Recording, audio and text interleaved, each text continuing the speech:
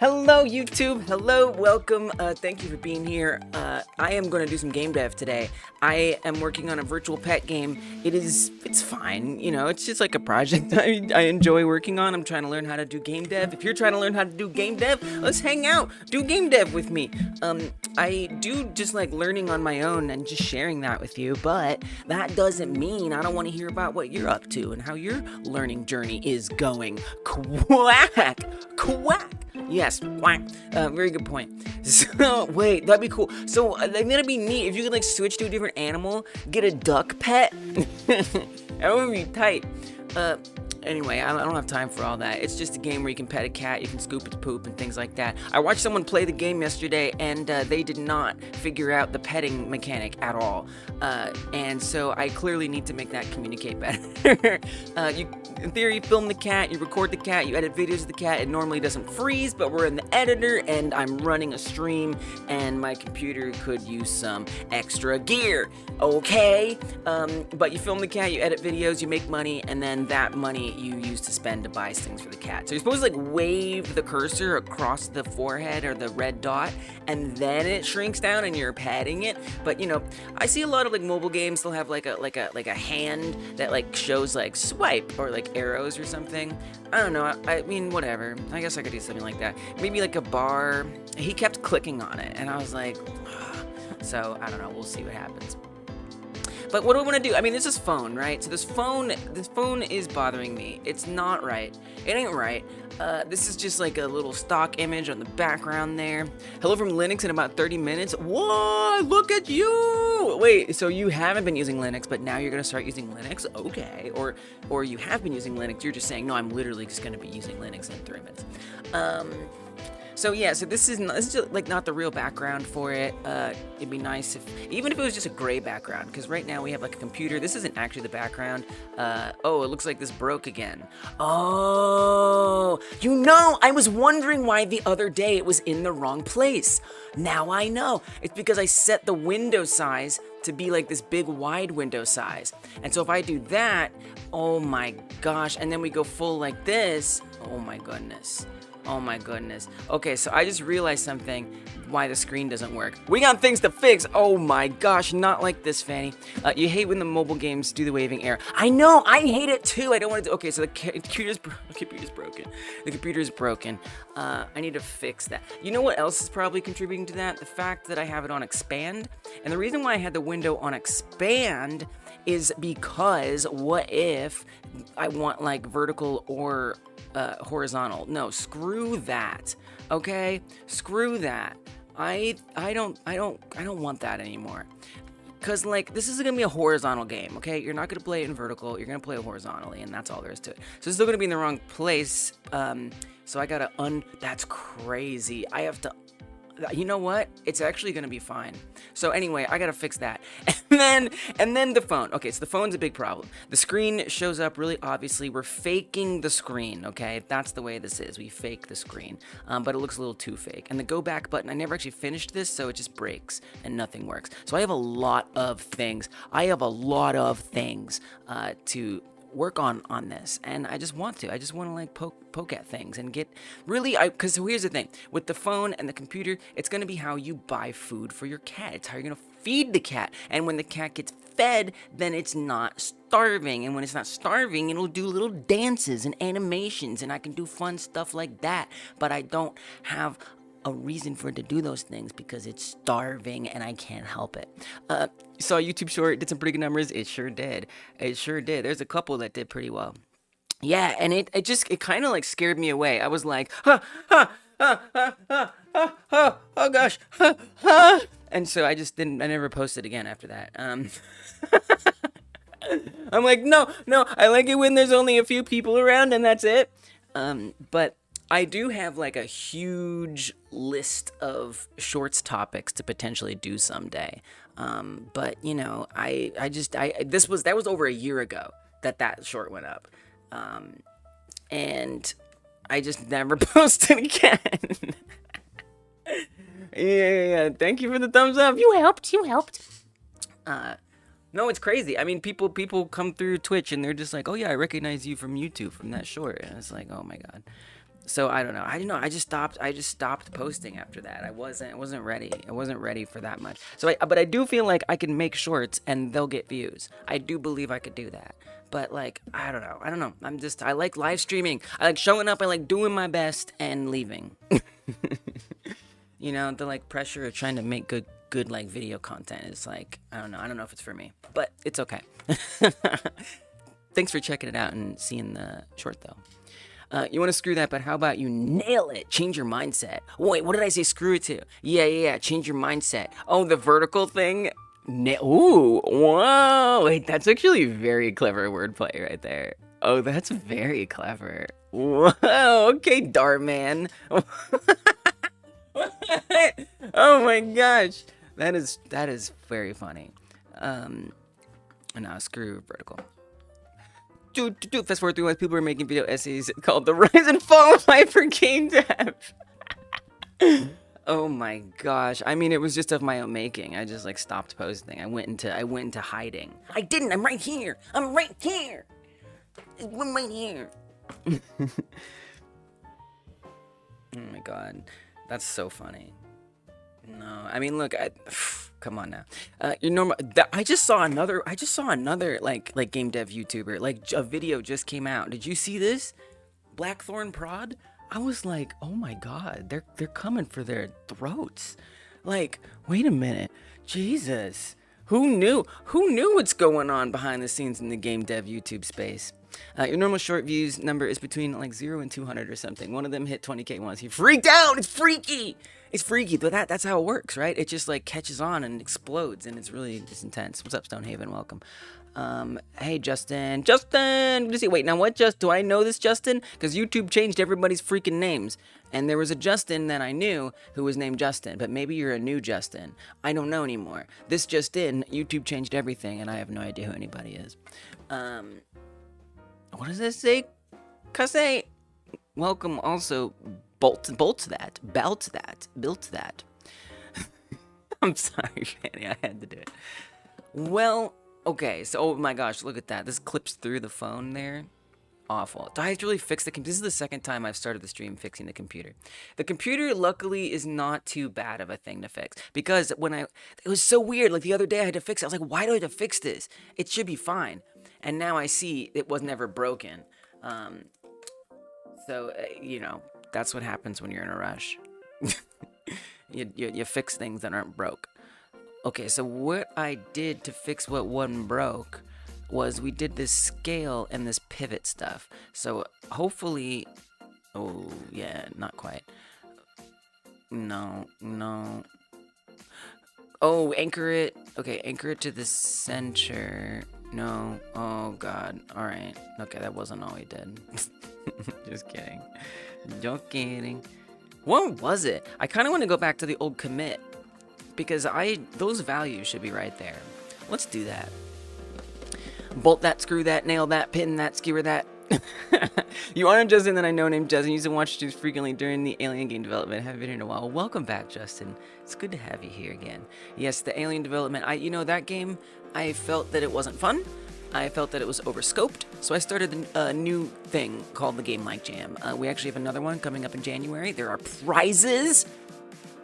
This is the 7th one we've done, and the Alien Harvest Earth game, it was hugely overscoped and not a fun game. Yeah, we got prizes.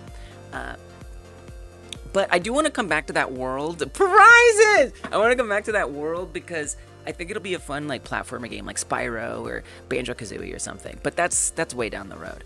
Yeah, there's prizes. We got a sponsor for the jam, and the sponsor is Craft Picks. You may have even heard of them. They do game assets, 2D, mostly like 99% 2D graphics. There's like a couple music assets, and then there's like a handful of 3D assets. But for the most part, it's 2D art assets. And I know like most of you be doing 2D art. So the prize is going to be for the top 3 winners of the jam. Up to 4 people per team will each get a 1-year membership to Craft Picks Premium, which is cool because I read their license, or there's even a link here on the jam page. I read their license and it is good. It is a good license. So if you get that 1-year membership, let's say you win it, okay?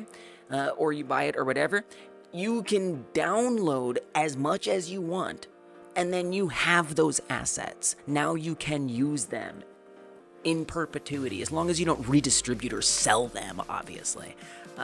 So really, really nice license and so many assets. You can check out some of the assets. I spent a lot of time making this layout where you can see some of the assets. I just went through and picked. I like they're cool. I kind of want to use some of their assets for the next Game Like Jam game, which will be announced soon. If you hit that join button up here, you will be notified. So it's not there. Okay, let me leave and then I'll join. If you press that join button right there, you will be notified when the theme is announced. You'll know first. And let me tell you, here's the hint. I've got 2 hints. I've got a new hint. Number 1 hint, or blessing. It's a blessing. We're a blessing. One hint that you guys already know is that this will be the most iconic Game Like Jam game we could ever possibly do. Okay, it's the kind of game we're gonna look back on and be like, did we ever actually do that game as a Game Like Jam? And it's like, yeah, we did, and now we can't do it ever again. It was one time only. It's like the pinnacle of a Game Like Jam game. This is the one, and it is the next one. I figure we should start January. The new 2nd season of the Game Like Jam started out big. The other new hint that you haven't gotten is that there are clues in the assets that I've picked here to show you about what CraftPix has to offer. Yeah, these assets are a clue. Believe it or not. Not all of them. Some of them are throwing you off. Okay? But when the theme is announced, okay, and you come down here and you look at these assets, you're going to be like, oh. So there is a clue buried in these assets that I chose for what the next theme game is going to be. You're nervous to join? Because you're afraid you won't be able to finish it. I mean, I haven't finished the last 2. The first 4 Game Like Jams, I finished all my games, which is part of why I started the Game Like Jam, right? Like Justin, with Harvest Earth, I knew I was gonna be working on that for years. For what? For a game that wasn't that good? No, thank you. But this Game Like Jam helped me finish games for once, which was super nice.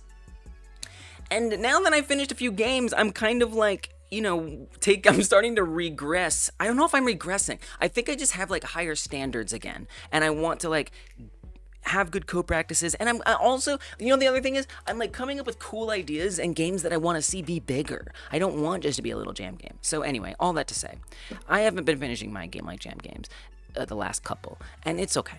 Because you know what, like the real truth is you've done something, you've tried something, and that's what counts. Like because here's the thing, look, okay, what's important? Finishing games. You know what else is important? Starting games. You can't finish a game you never started. Come on, think about it. You got this, Fanny, you got this. But no pressure, obviously. So just hit the join button, okay, because then you'll get notified and you can decide. You can stay joined in the jam and not submit anything. And it'll give you, I'll be sending out emails all throughout the month, not spammy, just letting you know, hey, there's 2 weeks left, hey, there's 1 week left, hey, you gotta turn in tomorrow. Stuff like that. So maybe each step along the way you can be like, maybe I'll start something. It might help. Did Alien Harvester? Yes, it did. It sure did, Justin. I mean, it was like my first big attempt at making a game project. I'm super proud of it. Absolutely. I guess I have to give context for anyone who's like, what in the hell is being talked about? I always forget which version of Godot. Was it 4.4 or was it 4.3? Oh, I never remember. And then I feel like I always open the wrong one first. Let's see if I can guess the right Godot this time. I feel like I should just have like a note to myself about it for the future. But yeah, it did teach me a lot. It taught me a whole lot. I still harvest code from Harvest Earth, actually. Every other month, Duck. Every other month.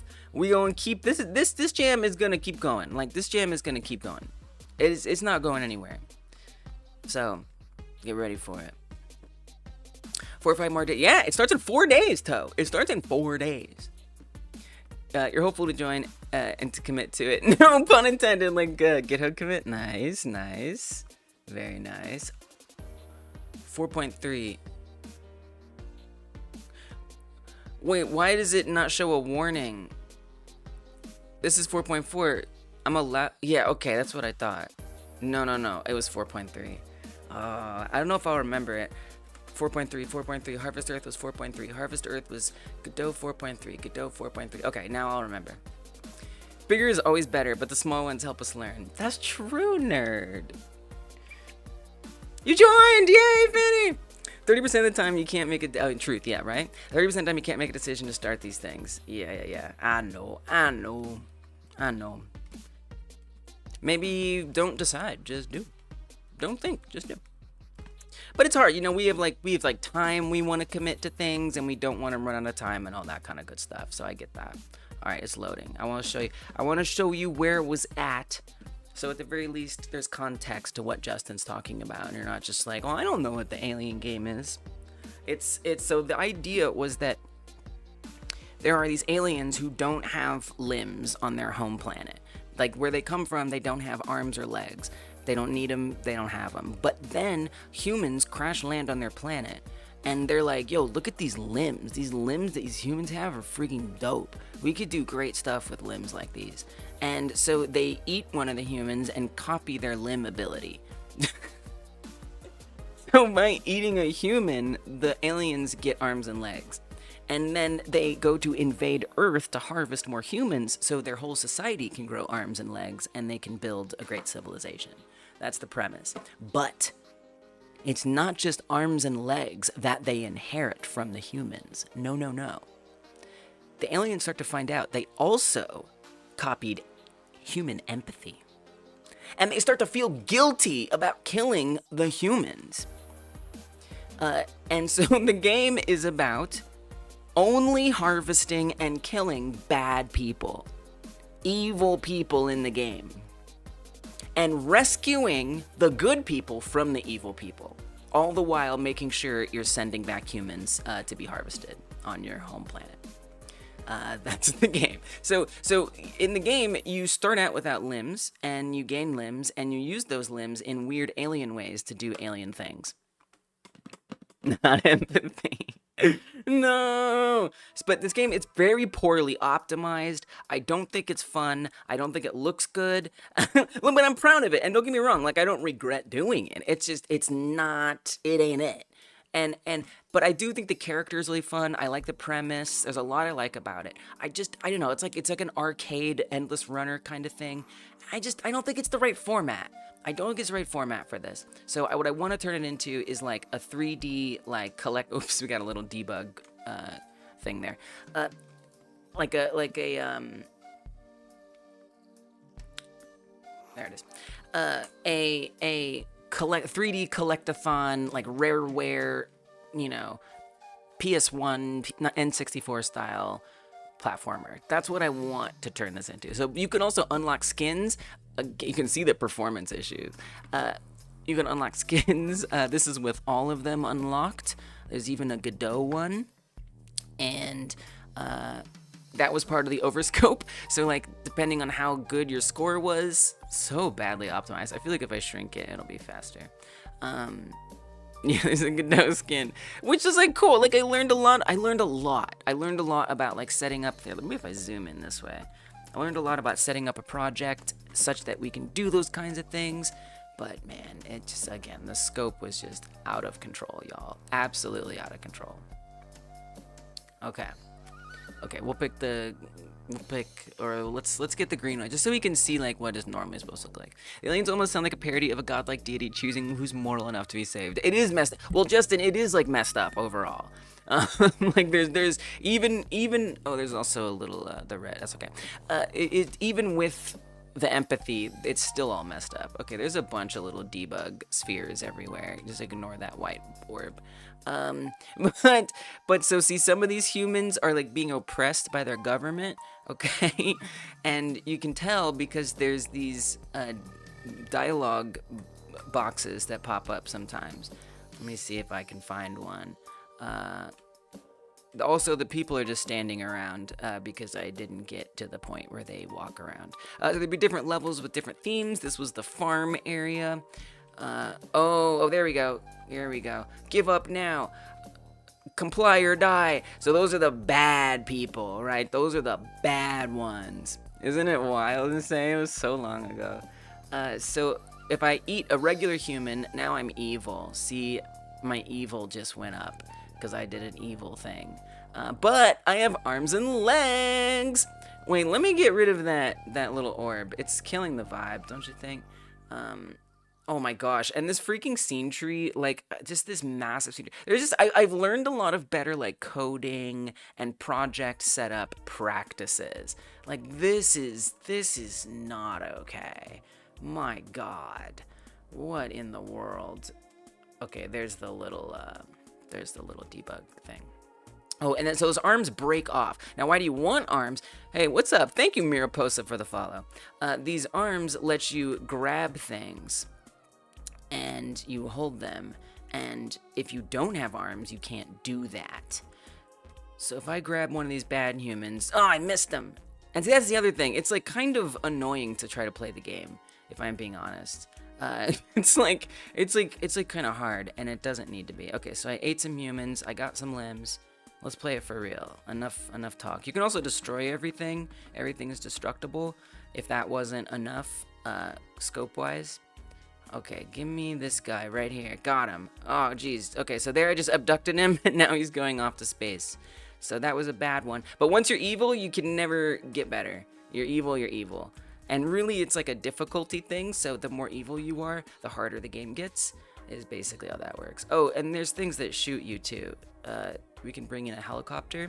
It's very dangerous, and they will shoot you, and they will kill you. You can destroy them by smacking them out of the air. And then, oh, in the end, then a little guy comes out. Oh, whoops. Whoops. Bugs. We got bugs, baby. Hey, thanks for peeking in, Fallen Lime. Someone just invoked this old game I used to be working on, and so I wanted to make sure everyone knew what it was so people have the context. Yay, welcome, Ruff.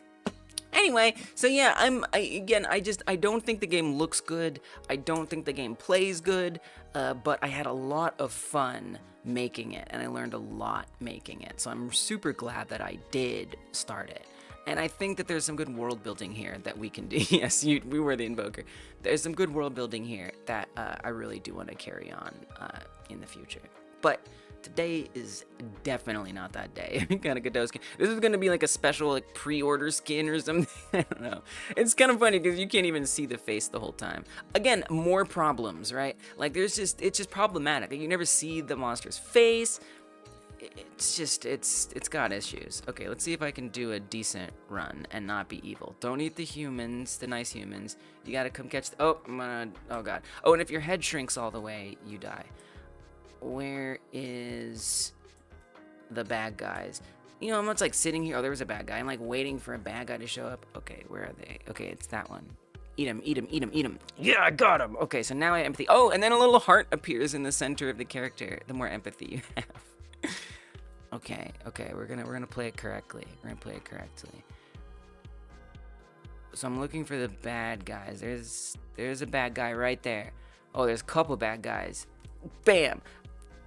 1 out of 10 abductions. Alright, that's the game.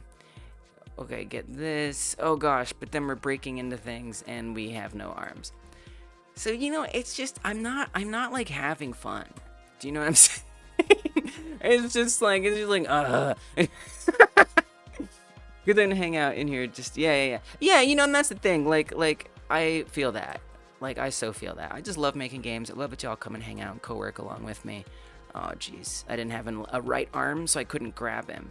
So, see how that, like, green circle, it, like, represents what I can grab and what I can't grab? Oh, yeah, you can jump. I forgot about that. Ugh! I feel like jump was something that I was considering not leaving in. Like, it's a little too OP. Ugh! Oh, alright, I hate this game. So, anyway, that's the game. I don't want to play anymore. It's not that fun. Well, good thing games aren't about having... I mean, you could argue that they don't have to be about fun, but, you know. I'd like to make a game a little fun. You got the live USB set up and booted. Nice. Good job. One day I'll be there. Oh, yeah, so I was pulling up GitHub. So I could go back. Oh, yeah, let me actually do a quick save.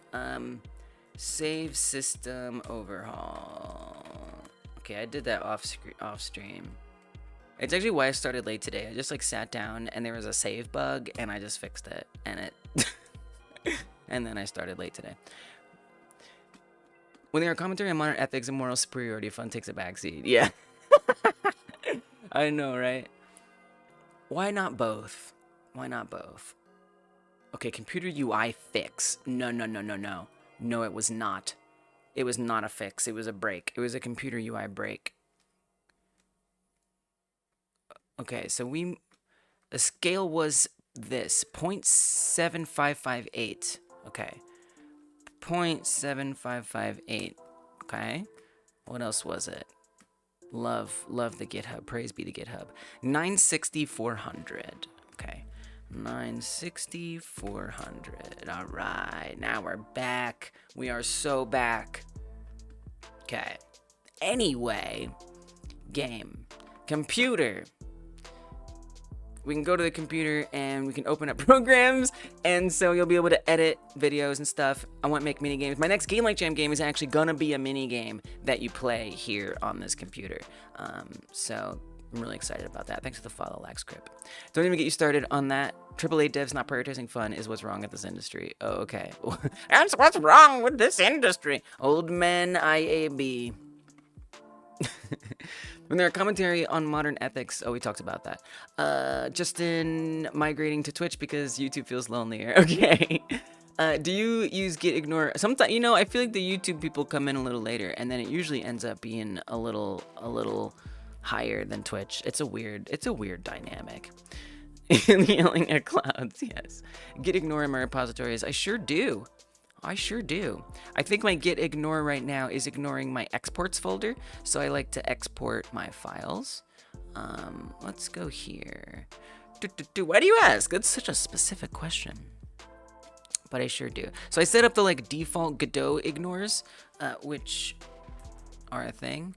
So whenever you set it up, at least on GitHub desktop, it'll ask, do you want like a default? I think you can do it on GitHub website too. Do you want a default Godot, you know, ignore thing? And so I do, and then I add the export folder as well, which is where I often put like, you know, my builds and stuff, and I don't want those to be, you know, I don't want those to be committed. So yeah, it's super useful. Oh, that's git ignore. You said GD ignore. Oh no, you said git ignore. Yeah, you said there's also GD ignore, which is useful. I think I have that in export too. No? No. But it's also useful. If you put a file that just is .gd ignore, it won't, actually that won't work, because then I can't export things there. Anyway, it's just a file you put in there, then it won't show up in Godot. Alright, let me say this. Unbroke the unfixed computer UI in a good way. Let's say this. Took away expanding screen so UI could be gooder. Probably another way we could handle that too. Engine rules. No engine rules. The only thing to keep in mind is your submission has to be embeddable in the browser. So the rules, again, we got any rule you could imagine covered here, which is a little overwhelming, I know, but the main thing there is rule number 4. Your game must be playable in the browser or it will be disqualified. So that's the main thing. A lot of people get tripped up on that from the engine perspective, but technically you could use any engine you want. Yeah, you got it. Yeah, you got it. Totally. Tomb Raider was your all-time favorite? Being a Vernon computer is strictly based on your guilt of not working on projects that you should be working on. Relatable.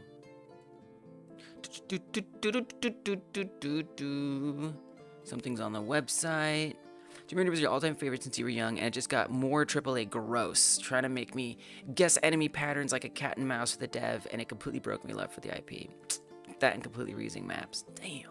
Why are they doing this? Why are they doing this? Yes, so I have a new hint for you, Rorik. The hint that you have already gotten is that it will be the most iconic game like Jam game we could ever do. We can literally never do a more iconic game like Jam game than this.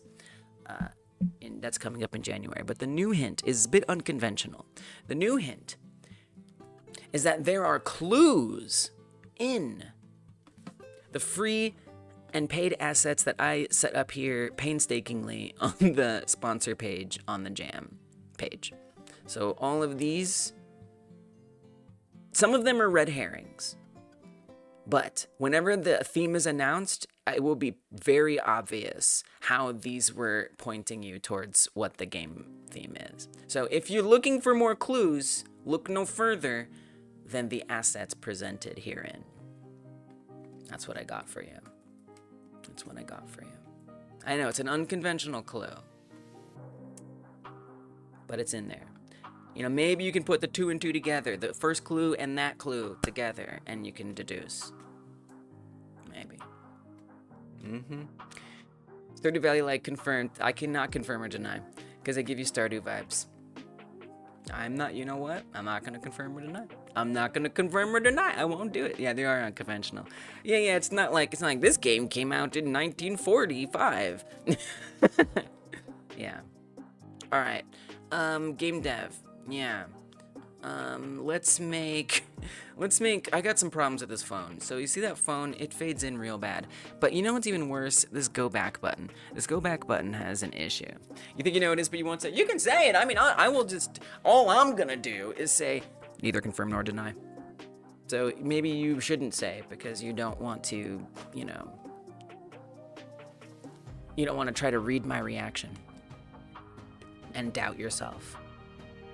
You went to, I thought that said second grade. You went to 2D Zelda, but you're not going with Nintendo. Yeah, exactly. Not mainline Nintendo, yeah. You can rule those out. Okay, this go back button is broken. I need to find out why. So there's a go back button. Basically, I classify a lot of things as minigame. We're about to get deep into game dev, y'all. It's about to get game dev time. So if you're co-working, this is a great time to start co-working. I apologize if you expected this not to be hardcore game dev, but we're about to do it. It either is or is not a Stardew like. That's true! Oh, I like that. That's such a fun way to neither confirm nor deny. Yes, it either is or is not your guess. Exactly. One of your favorite games came out in 1984, and you doubt many people even remember it. Okay, wow. You're just not gonna tell us what it is? You're just gonna say that? You're co-driving, playing Euro Truck Sim. I thought you were like literally playing a game while you were driving. Euro Truck Sim. Wow, that's so specific. Sounds kind of fun though. So there's a back button when we open up the poop scoop. There's a back button right there. When we go to pet the cat, there's a back button right there. And when we go to film the cat, there's a back button right there, because these are classed as mini games. And so this will be kind of like a Pokemon Snap mini game. That's how this is a mini game. And so the phone as well, I am classing as a mini game. So a go back button appears, but when I click it, the go back button vanishes, but the phone glitches all over the place. So I need to figure out what's going on there, why it's not working, and stuff like that. It's like a new game? Wow. Hello, Linux. Linux ain't scary. No errors. It just works. Let's go. What? Yeah. Good question. Insane. That was my next question as well. Okay. So here's what I'm going to do. First, I just want to observe a well-behaved back button. So we've loaded the minigame. I hovered the back button. I click back. Let me pause and look at my logs. Let me just have a look. I started opening up the Godot console, which is actually kind of cool. Do I like this better as a way to read my logs? I mean, kind of, yeah. Look at that. It's like green. And I can zoom. It's kind of nice. It doesn't have all the characters, which is kind of annoying, but it's okay. I kind of like it, though. And no, I don't like it. It's weird. Okay, we're going back down here. It's too weird. I don't like it. It's not normal. It's not how it's supposed to be.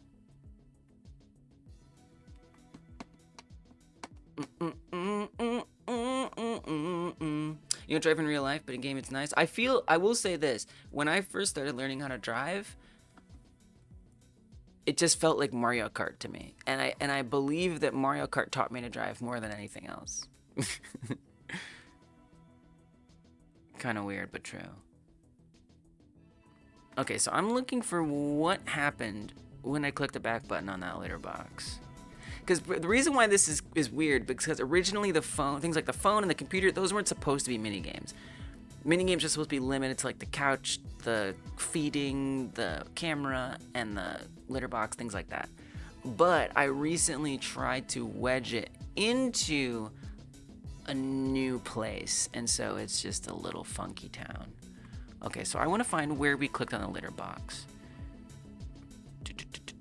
Tween camera, rotation, tween began.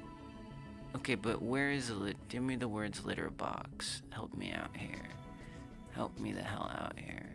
Litter box. Camera tween and litter box has ended. Okay, we're getting somewhere here. Camera tween and litter box has ended. Tween has begun on the litter box camera. Okay, good, good, good. Litter box has begun. On hover object. Litter box is hovered. Good. I kind of want to like copy it even, so I just have it. Flexible area litter box instance is creating a tween. Bound to that. Input detected while hovered. Oh, speaking of input, if y'all are watching on YouTube, if you could input a like on the live stream, I'd really appreciate it. Just input a thumbs up. Thank you if you could do that. It means a lot. If you want, I'm just trying to remind you. Input detected while hovered. Input is action just pressed. Okay, that's when I clicked on it. Litter box is selected. Thank you. Selectable blocking enabled, so we can't click on anything else. Camera tween on litter box began. Now, was there a back button? Well, no, the back button isn't going to say anything here. So that's kind of where it's a little tricky. I'd almost want to know like how the back button is setting itself up at this point. Would be nice. Input detected while hovered. Litter box ended. Back button. Okay, there. That's when it gets set up. So whenever it arrives, whenever the camera, when that tween ends, whenever the camera arrives, I think it's going to arrive twice because there's two different animations. There's the position that the camera goes to get to the litter box or wherever it's going, and there's the rotation that it takes to get there. So it does two, and that's why two tweens end. When the first tween ends, the back button gets set to handle the mini game. So it knows when I get pressed, I am going to exit us from the litter scoop mini game. Okay, so this is very important. Back button is set, so it sets it twice. Double check just to be sure. A bit sloppy, but that's okay. Okay, then it knows the back button is hovered. The back button gets pressed, and it starts tweening the camera back to normal. So default is where we're at now, the normal position. Back button gets pressed, and it starts that tween. Camera switch begins. We don't actually have a camera switch happening, so that's quite different from when we're doing the phone versus the litter scoop. Back button tried ending litter scoop minigame. Okay, ending petting minigame. What? I think that's a typo. I think that's not a real problem. Ending. Oops. Yeah. Ending petting. Yeah. That's not a real bug.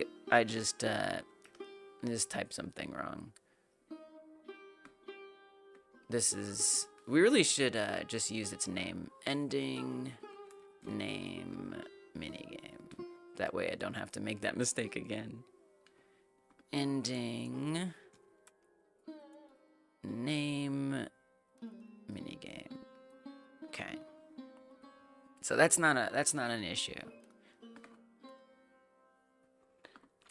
Tries ending the minigame. Does end the minigame. then the back button is set to handle nothing. So when it gets pressed, even though it's gone, nothing will happen. Okay. All right, so I think that's the end of the back button loop.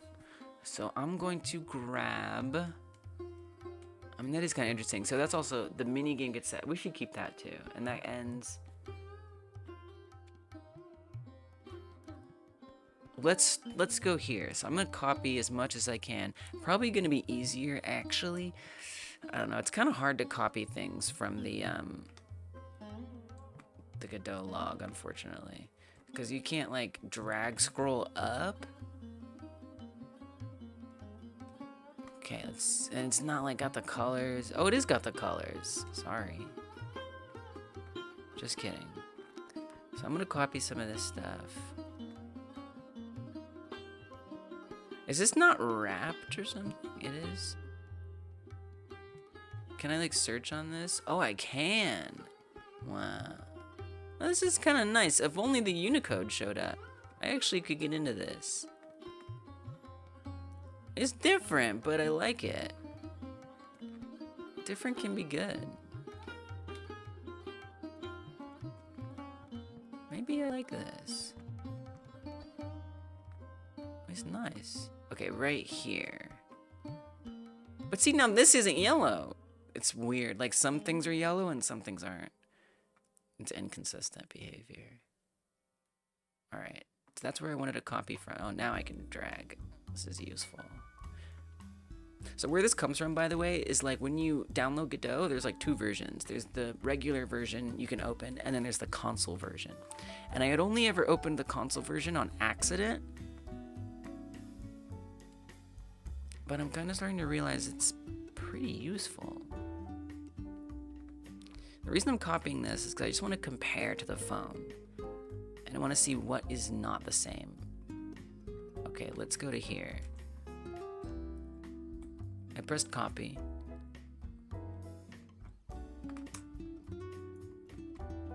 Paste. Can you do it in like something nicer, like what if we do Notepad++? That way at least I have side by side. Hey, see you later, Fallen Lime. Oh, you never told us what your game was, did you? It was one of the first, oh, I just forgot to read it. It was one of the first open world games made for Commodore 64 and was the canon sequel to a children's book. The game was called Below the Root. Whoa.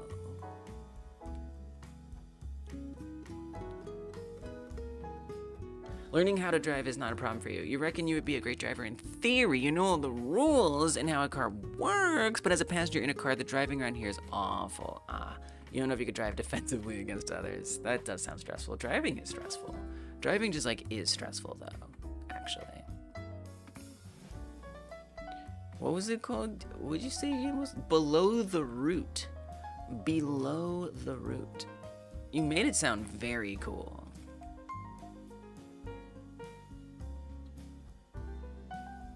Show me some gameplay.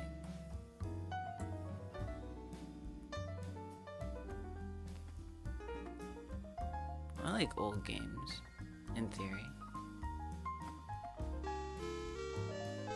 Whoa. It's got some emotional music. Whoa, this looks awesome. Yo, in 1984, okay, this would go hard. There's like a whole adventure. You have like a body, like a person. The pitter, you guys hear the pitter patter, right? The pitter patter is giving me life.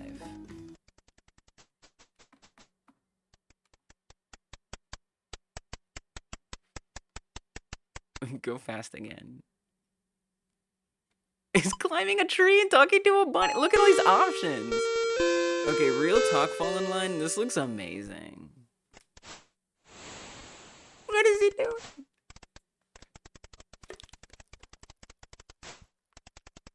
The pitter patter. I love the graphics. I love the houses, the representational like trees and stuff. This looks like a banger, Fallen Lime. Not gonna lie.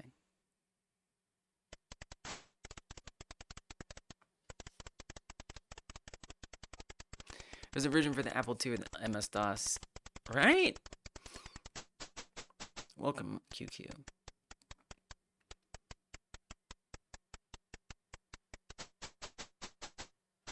This looks fun. Nice. Love some old games. But see you later, Fall in Line. Thank you for coming through and for voicing the cat in our game.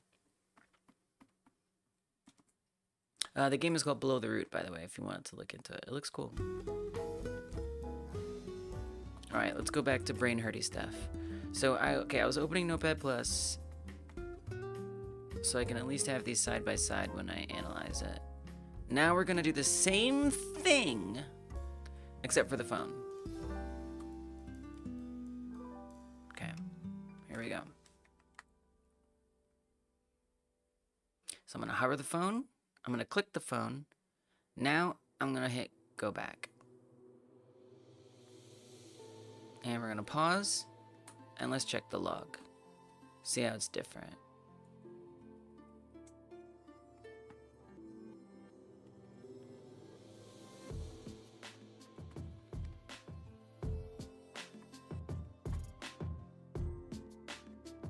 Why is there a bunch of empty space? It's probably fine, right? It probably doesn't matter. Yeah, it looks like we did phone stuff. Camera switch begin. Camera tween begins. Phone selected. Okay.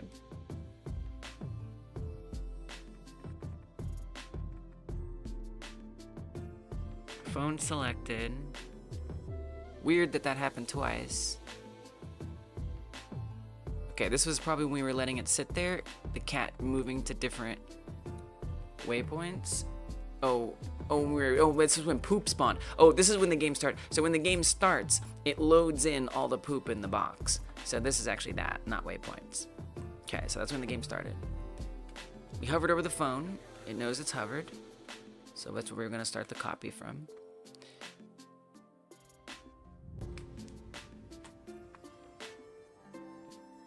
We select it, presumably. Input detected while hovered. Phone is selected. Don't let other things be selectable.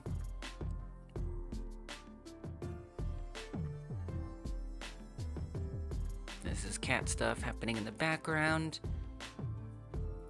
Back button is set to handle phone for hand. It's like the phone in hand. That's what that means.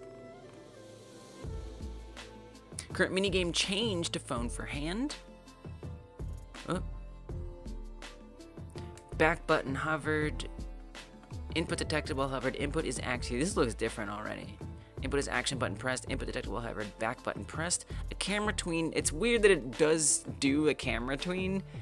It doesn't need to. As long as it's not going anywhere, it kind of doesn't matter. But technically, there shouldn't be any kind of camera tweening occurring because there's no place the camera needs to go. So, whatever, as long as it's not doing anything. But it's interesting. Okay, camera switch begins. The phone is considered unselected.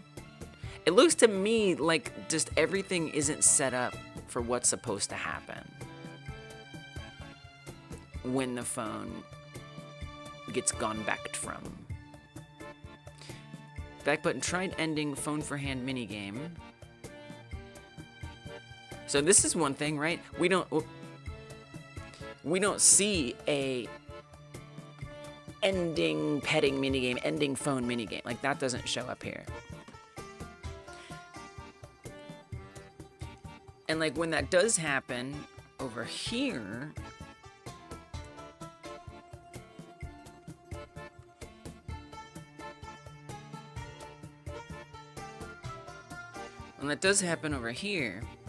we run this end minigame instance, which is handling all the things that are supposed to occur when a minigame ends. So I just wonder if there isn't an equivalent on the phone. And so there's nothing, it's not cleaning up all the things it needs to clean up or something.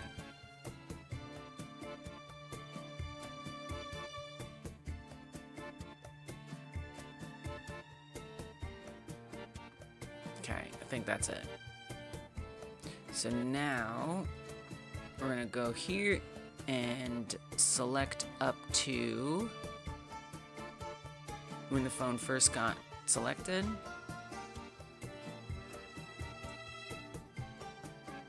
we'll say here, copy, come over there, paste it in, and now compare side by side. Why is one side longer than the other? I kind of hate that. Twitch is saying it's on an unsupported browser on Chrome. Oh, on your Linux right now? You're better off without Chrome anyway.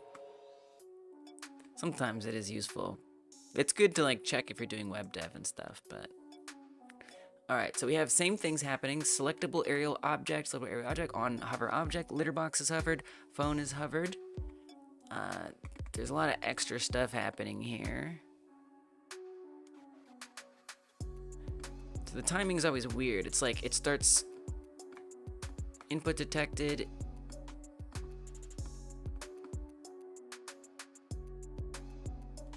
Oh, this is reporting back. On here, the litter box isn't reporting back that it's hovered. But I would have set this up because I was testing the phone being able to like lift itself up.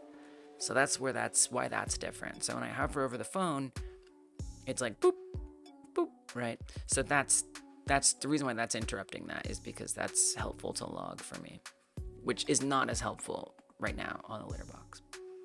Okay, creating a tween, there's the same thing. Animating true, I don't see, okay, there's input stuff right there. Okay, there it is, yeah, it's all there. Looks the same to me. It's interesting, I don't see manage camera. Phone is selected, litter box is selected, blocking enabled, selectable area phone. Knows it's selected, great. Selectable area object, on camera switch begin.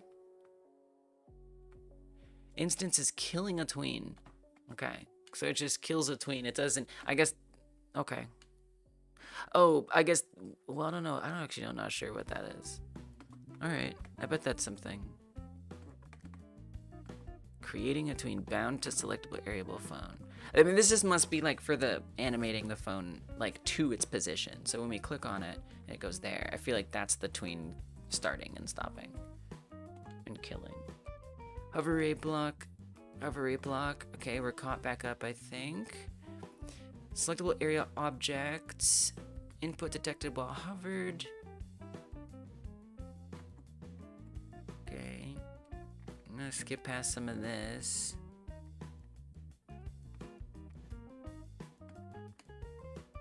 Animation finished, so I'm guessing it arrived when we clicked on it. Getting a little lost, but it's okay. Okay, here's some similarity. Manage minigame. Current minigame change to phone for hand, litter scoop. Nice, nice. We have the backtrace, so we can see that when the, I presume, camera tween ends, the litter box, a selectable area litter box says, oh, I just noticed that ended, so I'll start the minigame. Over here on the phone, use phone in, so the animation where the phone moves to the center, when that's finished, it starts its minigame, and that's on the minigame base class. So they both share the same base class, minigame.gd. So we run start minigame on both of them. Okay. Set current minigame. That's on manage minigames, so that's good. We change the minigame, and then we get our print that allows this to appear. Current minigame is changed. Good. Looks good. Looks like it's initializing the phone correctly, as far as I can tell. Back button is set to handle litter scoop. Back button is set to handle phone for hand. Nice, nice, nice. Okay, all that looks fine. Current minigame changed. Yes, yes, yes. Dialogue, that's not relevant here. Okay, so this is looking like where the back button gets pressed. There's some other things happen with the cat. Back button hovered. Back button hovered. Okay, now we're caught back up here with the 2. Back button hovered. Okay.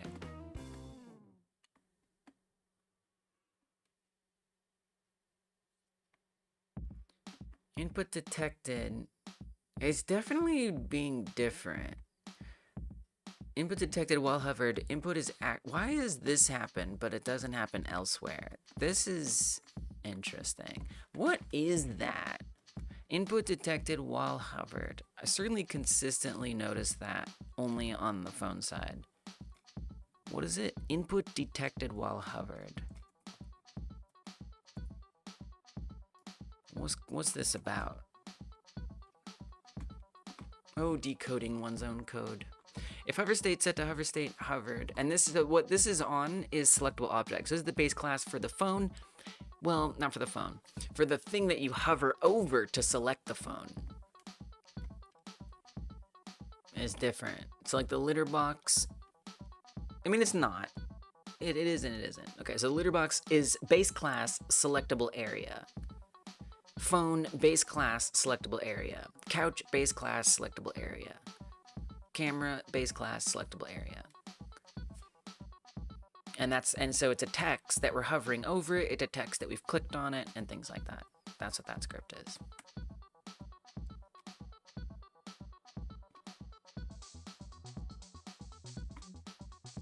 So when we do input, move the mouse, click the mouse. In this case, when we are hovering over that selectable object, so I've hovered over the phone, and we press a mouse button, then it's going to say input detected while hovered. Does that not happen over here? It does, doesn't it? It must. Okay, it does, it does, it does. All right. I'm sorry. So that's not different.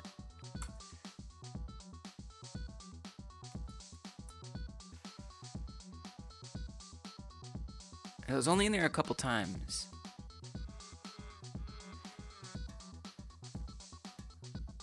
This is, I guess, when we first go to the litter box.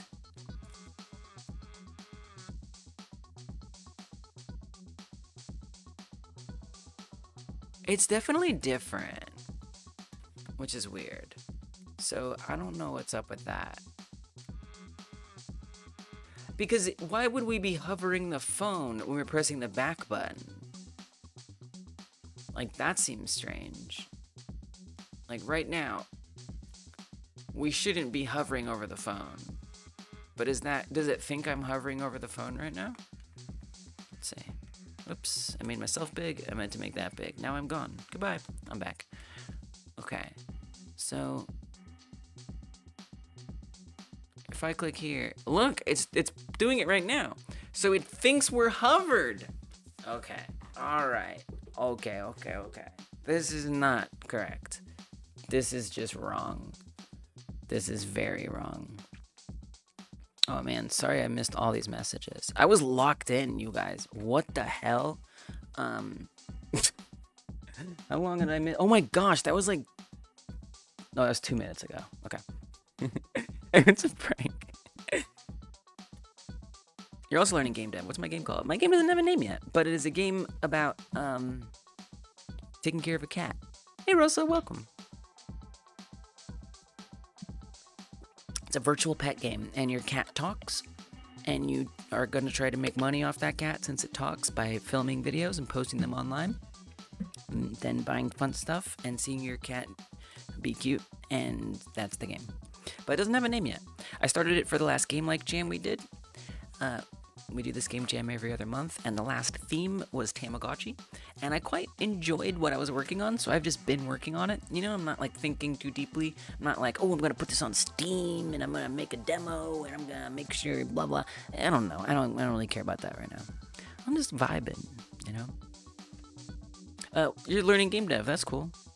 Godot, Unity, Unreal. What kind of game you making?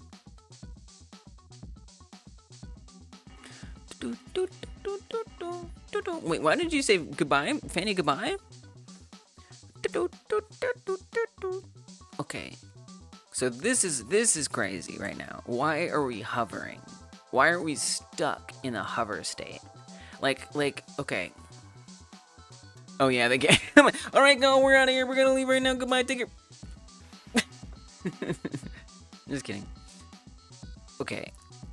Let's see if that same thing happens over here, though. Nope, I'm clicking and it's not showing up. Okay, so this is the problem. Peace stream. My people need me.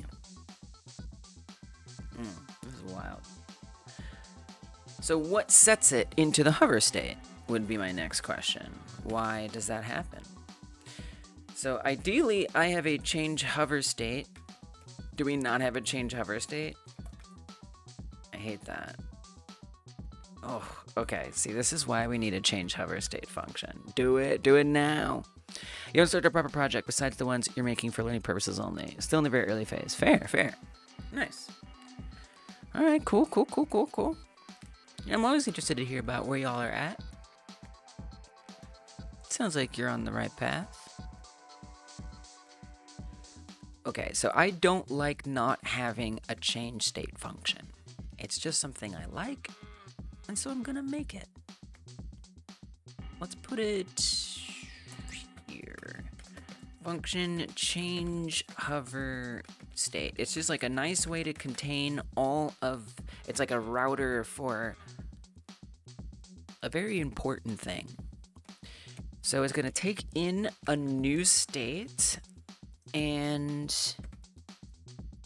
that state will be typed to hover states, naturally. And all it's gonna do is make hover state equal new state. Now, why is hover state not underscored? I don't think there's any good reason for that. So that bothers me. I'm very particular, you know. Let's do Control R. I'd like to replace it with underscore hover state, preferably. So I'm gonna look for every match. Yep, replace that. Don't replace that. Replace. Yes. So all these assignments here, this would move to that function. Just to keep things a little more comprehensible. To me, it's already evident why this is a problem in the first place. You know, the fact that I didn't make this hover state function. We were operating messily. At least for me. So now what I'm going to do is we're going to look for everywhere there is a hover state equals. And instead of doing hover state equals, we will say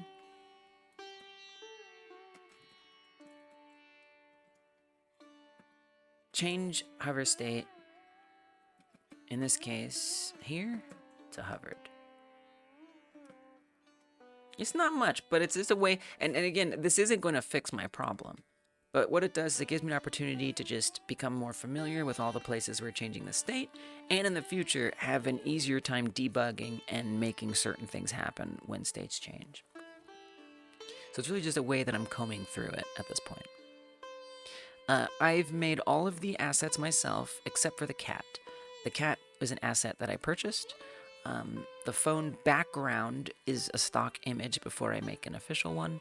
But other than that, I make all my assets myself, at least for this project, except for the cat. The cat I did purchase. I would have made it, but, you know, it was like, when I first started working on this game, I was under the impression I was going to finish it during the game jam. And so using an asset like that makes it a lot easier to finish things quickly. If I would have known I was going to work on it beyond the jam, I might have made it myself. Thank you, Frank. It's very nice of you. The lamps are placeholders. These are just primitives in Godot. So is the desk, but thank you. I love modeling. It's like one of my favorite things.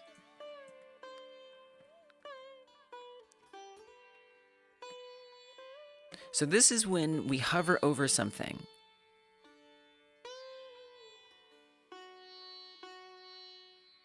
We keep track of whether what's hovered is itself. So this is coming from the raycast. It emits a signal, and we say, am I the thing that was hovered? If I am the thing that was hovered, That is to say, am I the litter box, and is the litter box what's being hovered? Am I the phone, and is the phone what's being hovered? Then it will set that object. Well, first it's going to check to see if it's the thing, and if it is not selected. If it's hovered and it's not selected, and it hasn't yet been hovered, it's going to let us know, update its state to hovered, set up the animation that shows when we hover it. Hey, what's up, dumb Sakai? I'm doing great. How are you? Thank you for asking. On hover object instance, stuff that happens per instance. So on the litter box, on the couch, on the phone, specific things that occur on hover. So that means that those things are probably occurring. There's weird stuff. There's definitely weird stuff going on with the phone. Okay, so if it is not the thing that is hovered, and it's set to the state hovered, we would want to make sure it's unhovered. So whenever the raycast sees the couch, the phone, if the phone was the last thing that was hovered, it's going to be like, oh wait, I'm not the thing that was hovered. Never mind. I'm out of here. Except it's sooner than that. It'll see the room before. So there's like, it'll detect anything that isn't one of the selectable objects, and that will also ping this, in which case it'll be like, oh, I'm not the thing that's hovered anymore. I'm pretty sure that's how it works. All right, so we're changing the hover state to unhovered here. And we do the same kind of stuff. Handle the hover animation. Print about it. It's kind of weird that we put it there. Let's at least be a little consistent. So my guess is we never... When does it get I'm not worry about it. But it would be interesting to know, when does it get to set to unhovered on the litter box? Actually, I'm kind of curious. Okay. Is that the first instance of it? I find this so confusing. Why don't you just tell me how many hits? How many hits there are? You can't just say that? Find all in current document. Whoa. Oh. Okay. Interesting. Okay, so it reruns one time? 5. 1 hit. What the hell is this? 1 hit in 1 file. Okay. So in one place.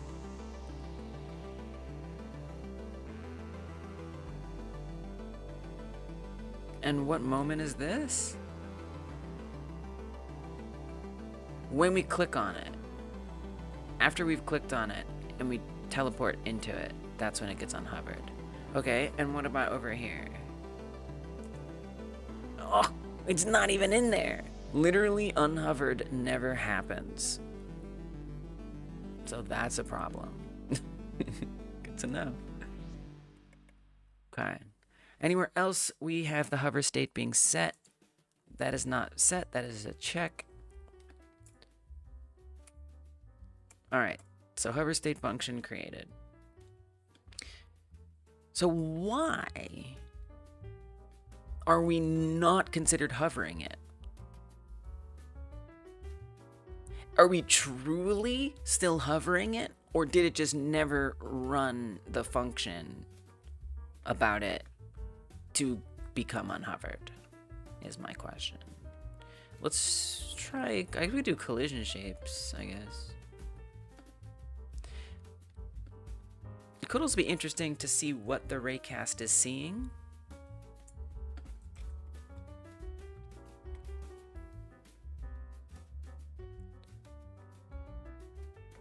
Which will be very verbose if I just have it printing every single time I see something. So I have to be a little thoughtful about that. You could just set like a variable. That could be nice. You should do that. Then you can just track the variable.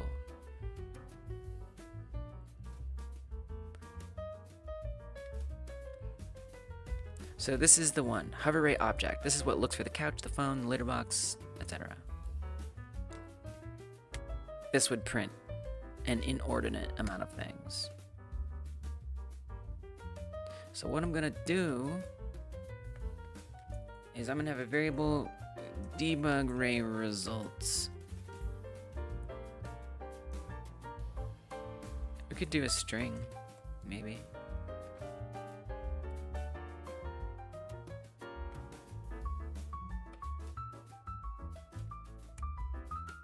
and have debug array result. Oops. Debug array result equal array result name. Okay. I'm just curious, like does the raycast actually still see the phone? So what I'll do is I'm gonna come and I'm gonna find that node. Thank you for the hydrate, Fanny. Cheers! I did it before I opened it. So I didn't actually spill it. Oh, fantastic. Everybody else, if you've got water near you, hydrate too, especially if you're co-working. Okay.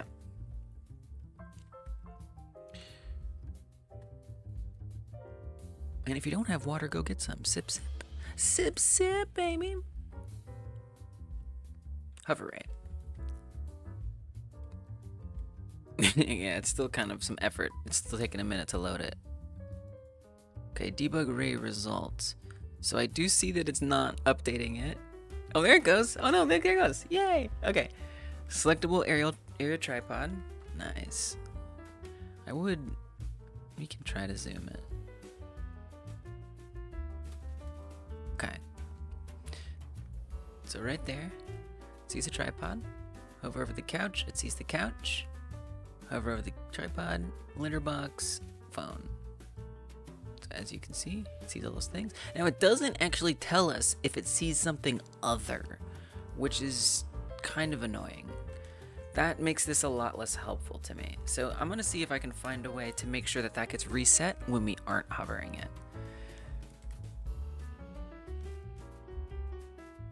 And so we should have this unping hoverable objects function. And we'll say that this sets it to empty. So that should put it back. Let's see if that worked.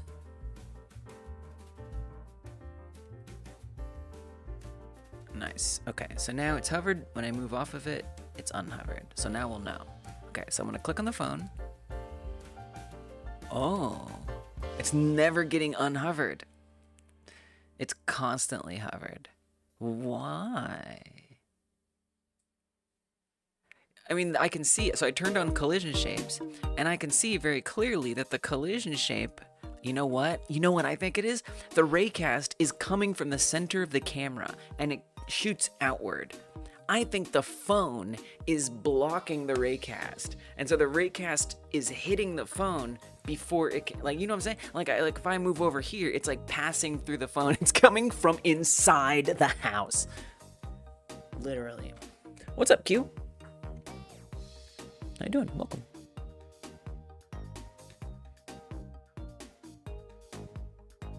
Huh. Okay. How do I want to deal with this? I mean,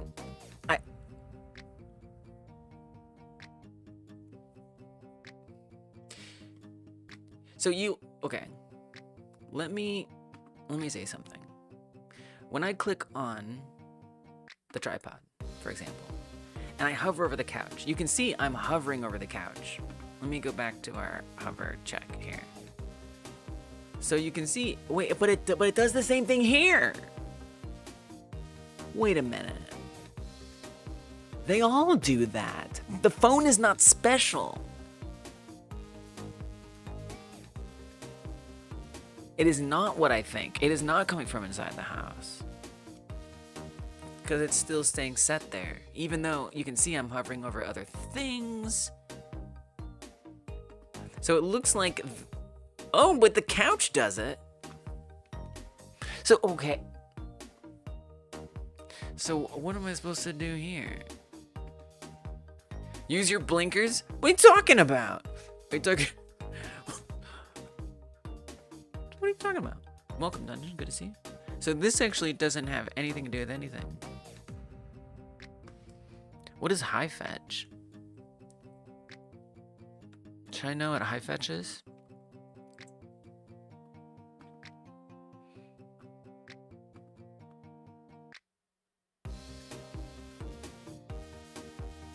High fetch. Speed limit is 60 here. Dungeon, are you okay? Why are you telling us that? Tool that gets system information and also your Linux stuff. Okay. Alright. Whoa. This game looks cool. Whoa. You're back. I see. Yes. Oh my gosh. Nice. Nice. Nice. Nice. I don't even have a single thought about this. I don't have a thought in my mind. I guess I'm thinking about, it's a cool ASCII art logo. I like the color test. It's pretty.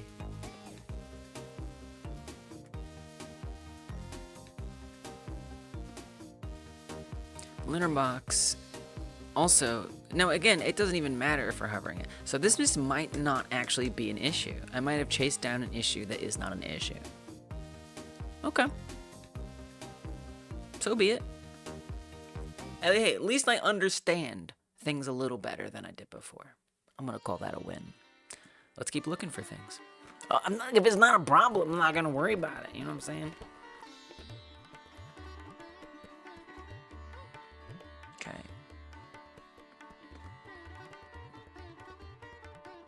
In the middle it says, okay.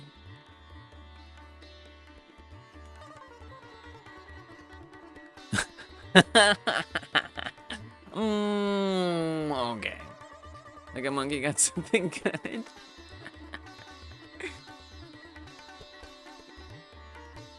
I can't believe you noticed that.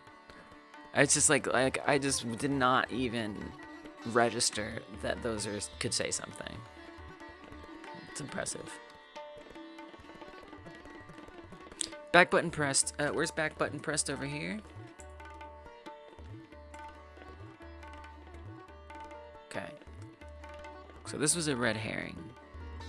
Is this gonna be a mobile game or PC focused? What exactly are you making? It's a virtual pet game. It is going to be all platforms, ideally. Yeah, web, PC. I mean, I'm not gonna make it for console. I'm not interested in that. But yeah, mobile. Yeah, all of them. It's just a virtual pet game. You have a pet and you take care of it. You feed it. You give it food. You make sure it eats the food, and you buy the food. You scoop its poop. Bling. There's the it doesn't here. Golden shapes.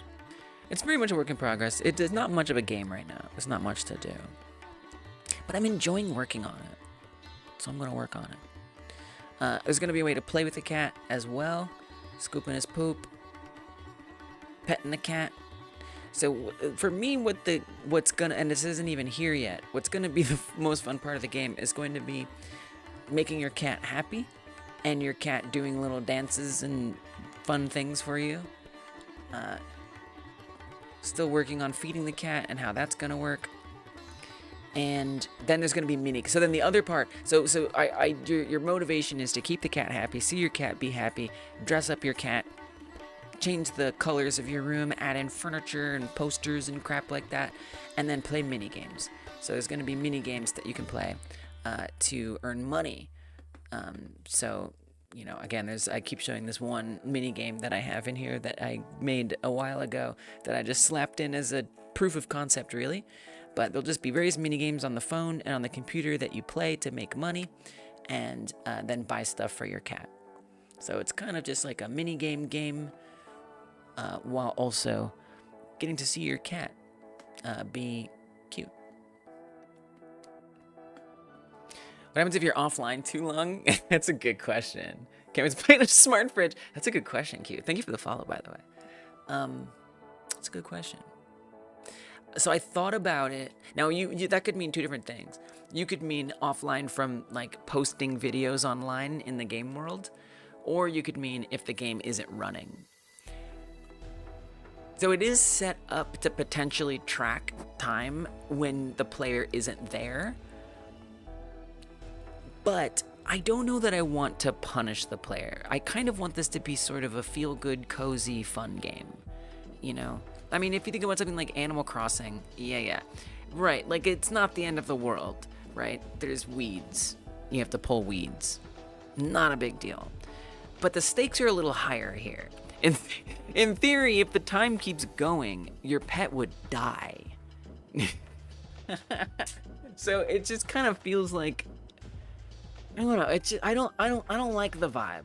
I don't like that. I don't think I want this to be a game where you're afraid of your cat dying.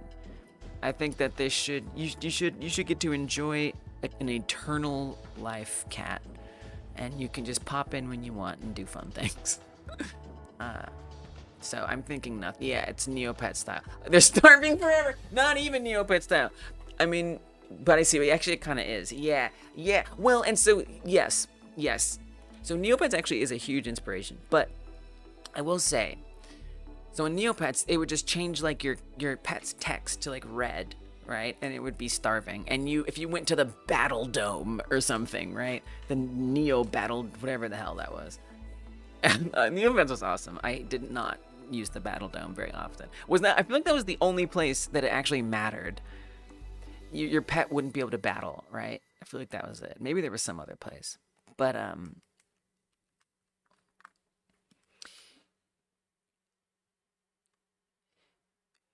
there was really no actual punishment. You did battle? I did it like a couple times, but not that much. Wow. I just like, all I did was just like play mini games, try to make Neo points, and get paintbrushes so I could have cool looking pets. And I would stay in the adoption pound and just refresh. That was like I think my main activity on Neopets was refreshing the adoption pound and trying to like catch Neopets, and then I would sell them for Neo points.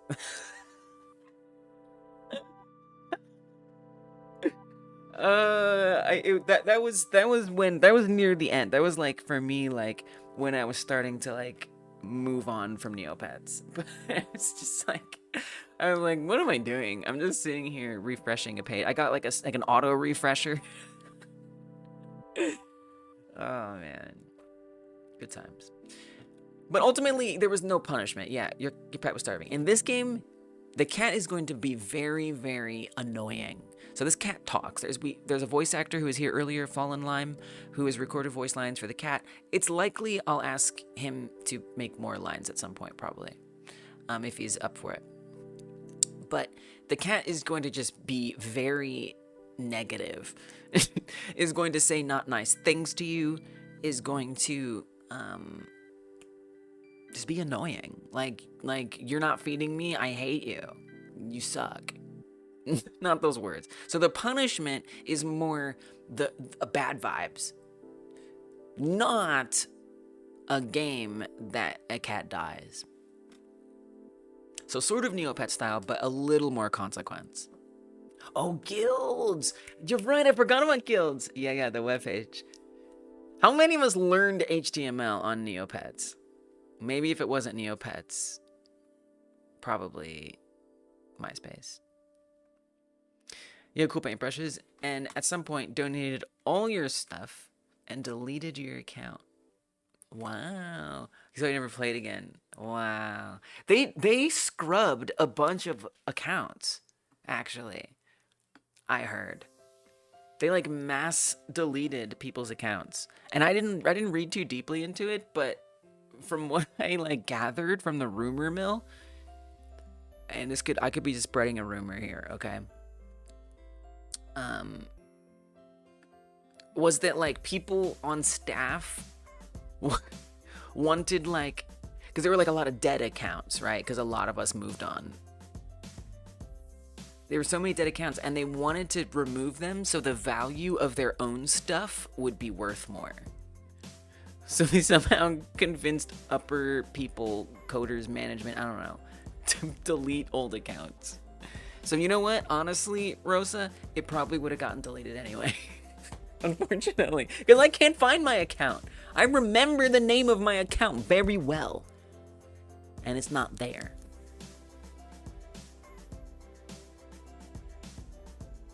Showing off your HTML and CSS skills. Yes, the pet page. Yeah, the pet page. The pet page was peak. Loved the pet page. So good, so good, so good, so good. Frank, why do I keep calling you Frank? I just realized your name is not Frank. Your name is Fran. Fran? I am so sorry. Dyslexia just kind of like took over. I only have it a little bit, but not much. Very, very small amount. To be clear. Best medium for storytelling in your opinion. Not to say that you don't enjoy more traditional ones like movies and books, you just think games do it best. Yeah. I agree. I mean, I think they're the ultimate art form. Because they include everything. Audio, sound effects, music, script, storytelling, right? Visual components, whether it's 2D, you can have art on the wall, 3D art. So many, user interface. To say nothing of the code and the design of the game. There's so much that goes into it. It like contains everything. So I actually agree with you 100%. And I mean, look, I love I will say television is my favorite. I love television so much. I like to watch it. With that said, games are interactive. You can be a part of the story, which is even cooler. I don't want no Black Mirror Bandersnatch. That was a game. That wasn't a TV show. Bandersnatch was a game. You learned it before Neopets. You got to show off. Nice. You did the right thing. Hey, what's up? You're a therapist. Welcome. You started game dev last 1 month and you're loving it. Currently, all your free time is on this fun. Let's go. What engine you using? What you game deving? That's awesome. It's fun, right? I'm completely addicted to game development. I'm just simply addicted to game dev. Like, bottom line, like, that's it. I love game mechanics, so you'll totally mute the game and listen to a show. So it's because you just want to play them. Fair. I'm actually very similar. I like game mechanics. I do. I really relate to that. Quite a bit. Was I still combing through these? I think I was. I believe I was combing through these. Welcome back with tea. Dried mango pieces dipped in yogurt. Oh, that sounds yummy. All I have is a baked potato dipped in chili.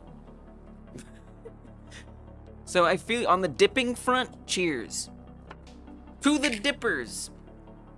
Which is us. Chili baked potato.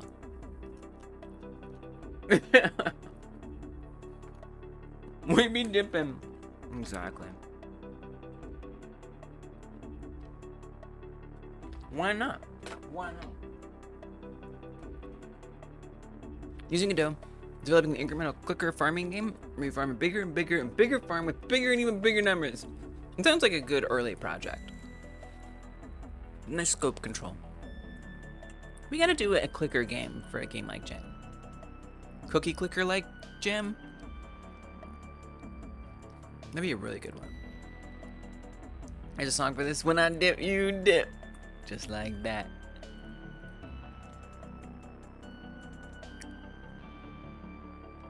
There's a song for everything, right?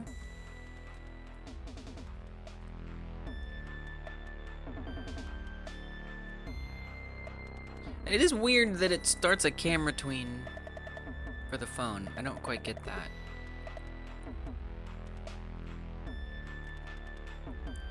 Back button pressed, it unselects, so that's the same. Nothing changes.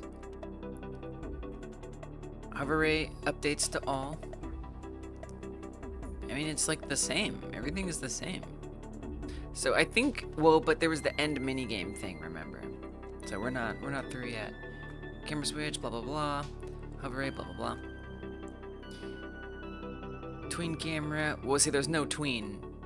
So again, kind of weird. Kind of weird that happens. Like, that concerns me a little bit. But okay. Back button tried ending litter scoop minigame. Back button tried ending phone for hand minigame. Now this is another important difference, probably the most important difference. The litter scoop minigame calls back and says, I am indeed ending the petting minigame. However, now this is supposed to say litter scoop. It's a typo. It's not actually a bug, it's a typo. So it ends the litter scoop minigame, but we get no such confirmation. So I feel like that is probably the most important thing. So let's go see why that's not happening. So why does it happen in the first place? Well, because end minigame gets called. What calls end minigame? Oh, what happens when end minigame gets called? When end minigame gets called, we tell it which minigame is the one that's ending. And so every minigame that exists checks to see, am I the one that is being ended? If I am not the one that's being ended, just get out of this function. We don't care anymore. So if it didn't get out and it makes it through, it is the one that's ending. And so it will on each instance. So again, whether it's the litter box, whether it's the litter scoop, or the phone, in theory, or the couch, it'll run each's own respective end minigame instance. It waits a frame. This is because at least one minigame gets buggy if I don't do that, so we do it. And then we update set current minigame. Now, the one thing I think is interesting here is this message isn't built in to this, which I feel like it should be. So I'm gonna put that in here. Let's put that here. Let's put that here. This is gonna print a bunch, but that's okay. I'm gonna say name is checking if it is an ending, if it is the minigame to end.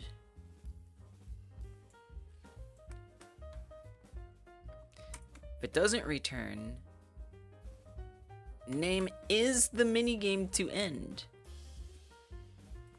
Ending the minigame. So I'd be curious if that much happens for the phone. I'm sure it does. We'll find out. So then it calls end minigame instance. End minigame instance is an abstract function, which means on all of the base or the inherited classes of this base class, this function must exist. So that means for the phone, that must exist.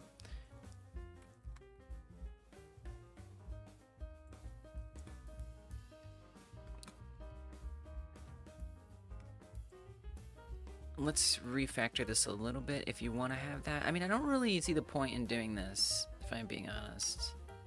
You know, we're going to have that for all of them. They don't have to type it for each one. Although it did help me find this problem, to be fair. So it kind of was useful to put it there. Nah. Let's look for the phone minigame. Minigame phone in hand. Okay. So it has an end minigame instance, and that does nothing. Hence why it wouldn't have printed anything. Now that does seem like a problem, that nothing happens. I wonder why the back button doesn't work on the phone. All that just to find that. But this, again, this wasn't just about finding that. It was about sort of familiarizing myself.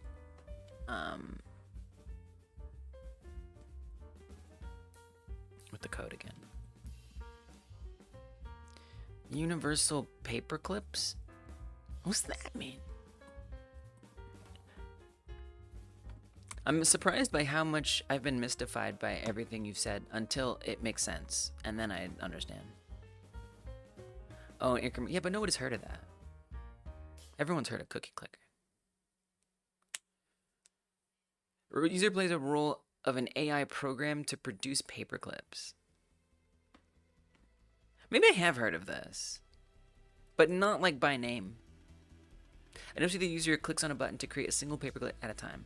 As the other options quickly open up, the user can sell paperclips to create money to finance machines that build paperclips automatically. It's pretty badass.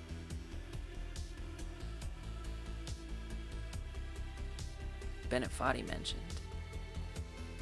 Wait, Bennett Foddy made something in this game? Space combat feature? In a paperclip game.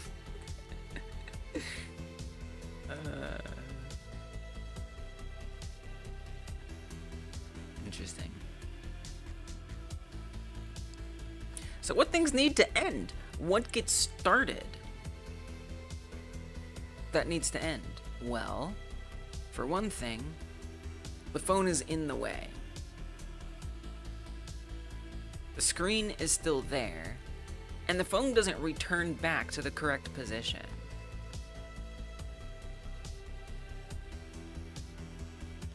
So where do we handle the phone tweening? Okay, paperclip name doesn't have space combat. True.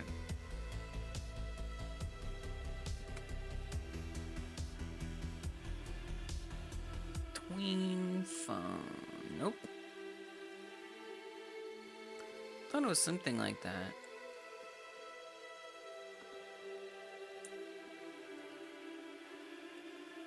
Hey, Frank. Yeah. That is a funny emote combo. That is very funny. Well done.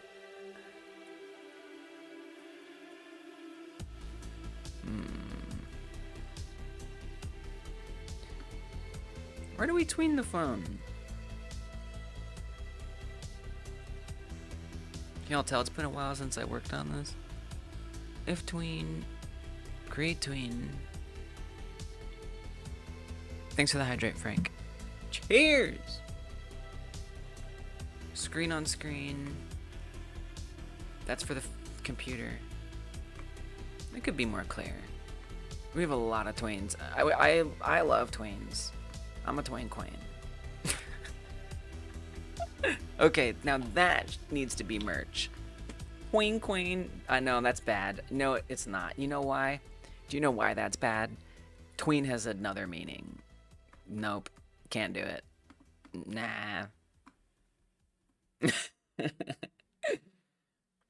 Well, it was almost a good idea. You weren't gonna say it. You were just gonna let me put that on like t-shirts and wear it.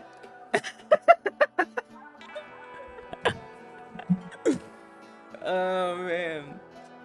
Oh my god. You know, somebody would have said it. Somebody would have said it.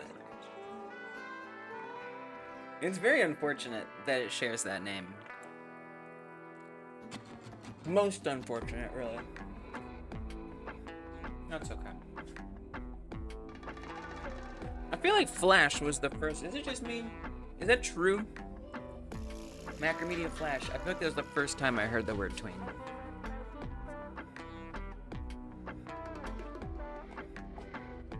I don't know if it coined it, but yeah, exactly.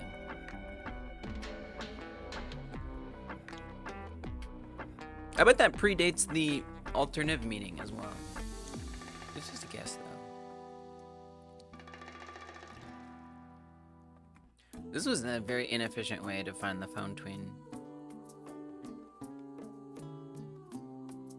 I'll admit it. Selectable area phone. Right, okay, so there's kind of like these two main areas that govern the phone in hand. One area, and really all the minigames. One, the selectable area, where we click on it. Two, the minigame class, where we manage what happens after it's been selected. So this seems indeed like the right place to put these things. So, there's a lot of things going on here.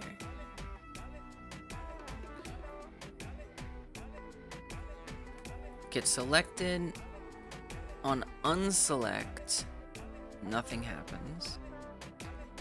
When we hover it, it animates the phone hover. So that is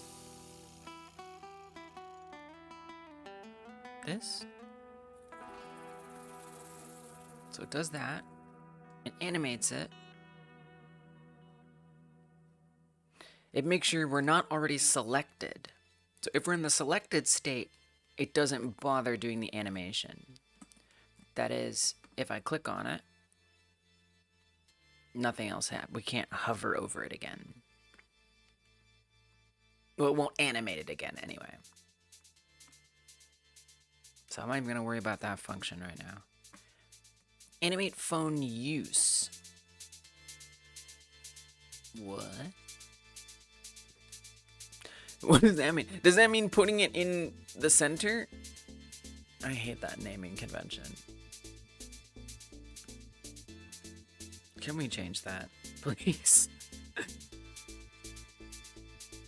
Animate phone to front to center. It's verbose, but it's not gonna confuse me. Okay. Instance is animating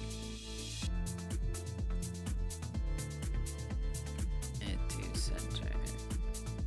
I wonder if I have that consistent. That's not a base class, is it? It's not a base function, right? Tell me it's not a base function. Okay, good. I didn't think so.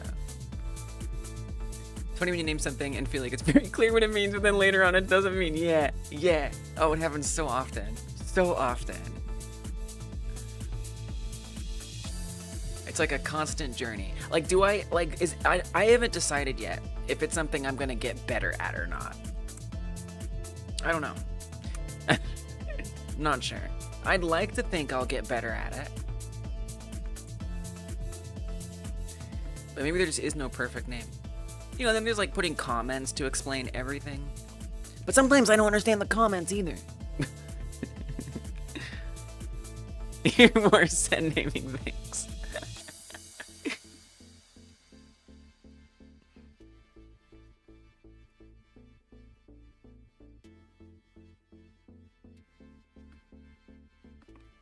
If use phone, what does that mean? Oh, from here. Yeah. All right, that's fine. So if we're animating it in,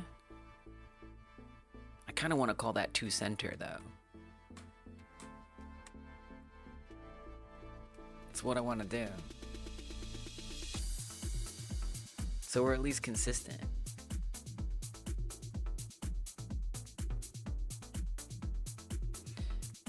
So this puts it in front of the camera.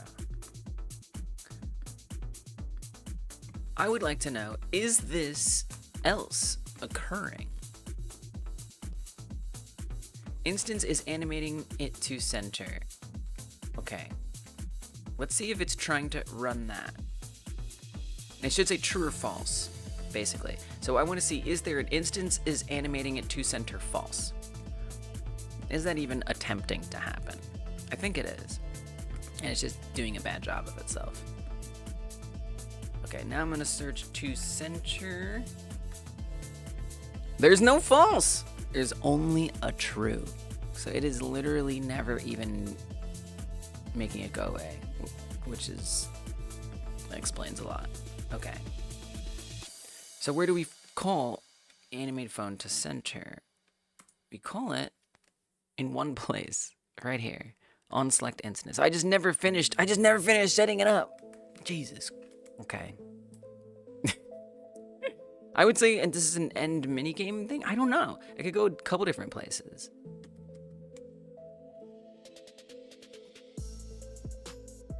I think end minigame is the best place. So that's where we should put it. Now, does that mean I want this to be a function that gets called externally? I'm okay with that.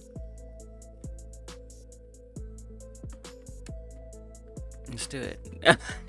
Twerk song.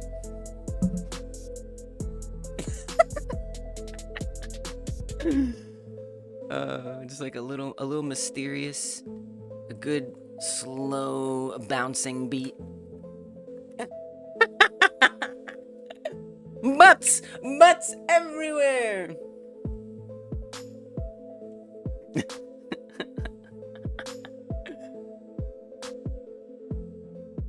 Oops. Okay, I did some things wrong there. We love butts. We love butts. We love butts. And butts love us. Butts. Butts. Yes, use it. Like y'all don't spam who have access to the screen emojis, y'all don't spam it enough. Like, there's nothing stopping it. Okay. Minigame, phone in hand, yes. So when the minigame ends, we're gonna say selectable phone. I would love, you know what? I would love to not do it this way. We can do better than this. Can we go back to the phone, selectable phone, please?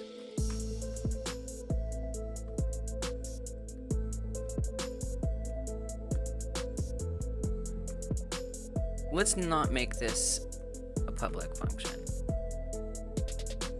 Let's not do that. Yes! Let's go!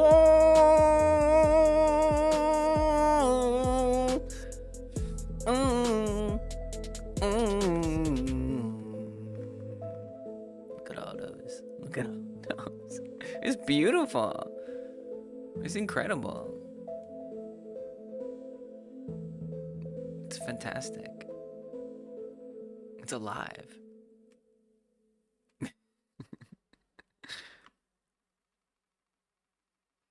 I think I'd rather have a function here that gets called that handles putting the phone away. So let's do that. Func put phone away.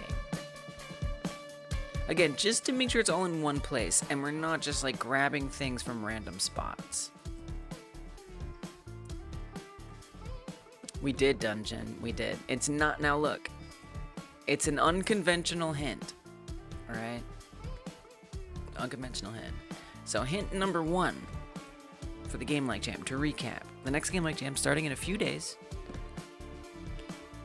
The big hint, first one, is this will be the most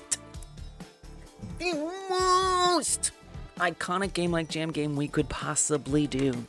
We will look back on this month coming up, January, and we'll always say that's when we actually finally did that Game Like Jam game. People will be like, have you ever done this game for the Game Like Jam? You have to do that game for the Game Like Jam. And we'll be like, yeah, we did do it already. That's your hint number 1. Hint number 2. Like I said, it's unconventional. Craftpicks.net is sponsoring the jam, and winners of the jam will get 1 year premium membership to their asset library, which is a big deal. It's a nice library. And I wanted to show off that nice library by hand-picking some assets that I thought were kind of neat and cool and useful. And let's just say, when I was picking those assets, some of them I was picking keeping in mind what the theme game is going to be. So that is to say, some, but not all, of these assets are incredibly strong hints as to what the next theme game will be. So somewhere in here, one might be able to deduce, putting the first clue and the second clue together, which game it's going to be. It's a good one, honestly. It's such a good one.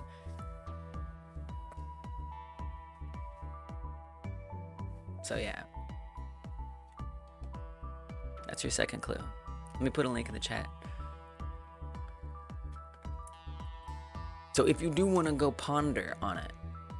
Plus, I spent like probably 24 hours total worth of time making this layout that zooms in. So, you know, I might as well show it off.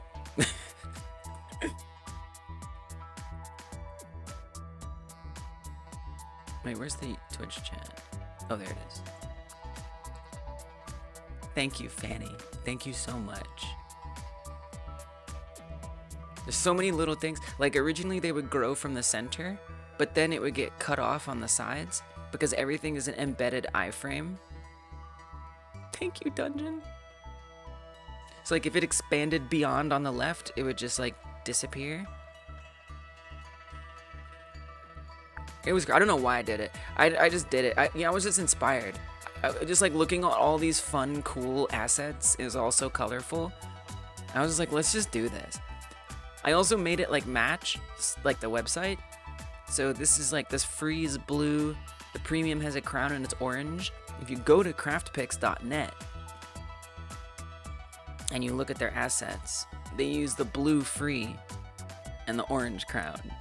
So I was like, I became a self-expression. Yeah, and it was also very inspiring just to like look at these different assets and to think about like, oh, what kind of game could I make? Like, I'm thinking I'm gonna use one of these sets when I make mine in the next Jamon in January. And yeah, I'm gonna make a 2D game. I think I'm gonna do it. I think it's time. I could make the next one in 3D. But since it's going to be a mini game for the cat game, I'd kind of rather it be 2D. I don't know. It just seems like correct.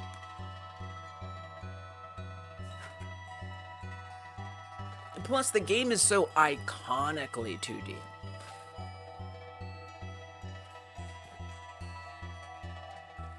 It's plenty of Ds. Now, when you have hoods, 3 hoods, optimal. 2 hoods, not enough hoods. But 2 Ds, plenty. Welcome, 3 hoods. Triple D greater than double D. Well, look. I do prefer 3D myself. You're right, it is optional. You at least have to have 2Ds. At a minimum. Very good point. But I want to do a 2D game just because I think it'll be more... So something else too, like I finished the first 4 Game Like Jam games that I made. The last 2 I have not finished. And I'm getting a little sick of that trend. So I really want to like keep as absolutely true to the theme game. I don't want to get creative. I don't want to branch out and reimagine it. I just want to make it. I want to make what it's supposed to be. So that's another reason I want to stick to 2D. Is that I want to think about, oh, now that it's in 3D, how is it different? What other things do I... No, don't think about new things. Let's do what the Game Jam is best designed to allow you to do.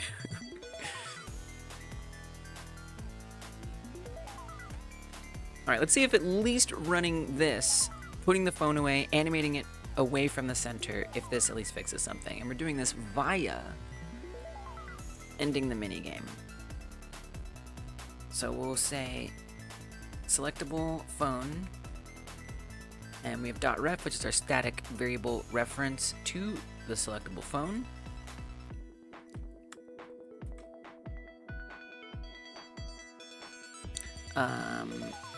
Is there a reason you don't want to autocomplete? Oh! It doesn't even... Oh my gosh. I never even gave it a static variable. Was I even? I must have... Yo, I must have just, like, at the end of a stream a couple weeks ago, just been like, let's add a phone! And, like, didn't finish it or anything. Oh my gosh.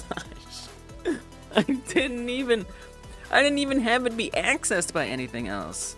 Oh my gosh. Okay, selectable phone. I think that there wasn't a bug. I think it was just an incomplete feature. I believe is what I'm realizing. You're gonna go for similarity too, Kase? I think it's a good idea for me. Like, I love getting creative. I do. but getting creative, it can slow me down a little bit. Not necessarily, but it just depends. It depends what kind of muscle I want to flex, you know? Yeah, right? I was doing long streams, and I think just like at the end of that stream, I just decided to do the phone and just like was sloppy. Yeah, I'm trying to go back. So there was a period where I was doing 4 to 6 hour streams regularly. There was like probably like a good month where I managed to not stream for 12 hours. And then I just freaking relapsed. Like I started streaming 8 to 12 hours again. We're trying to get back on track. And not do that so I can stream more. Because here's the thing, like I added an extra stream day, right? Why? Because I was streaming less often. So it's not taxing. Okay, well, if I start streaming 12 hours again and I have an extra stream day, I'm going to literally die. So hopefully that self-correction will, it'll like correct itself. Like, okay, well, I must stream less because I'm passing away.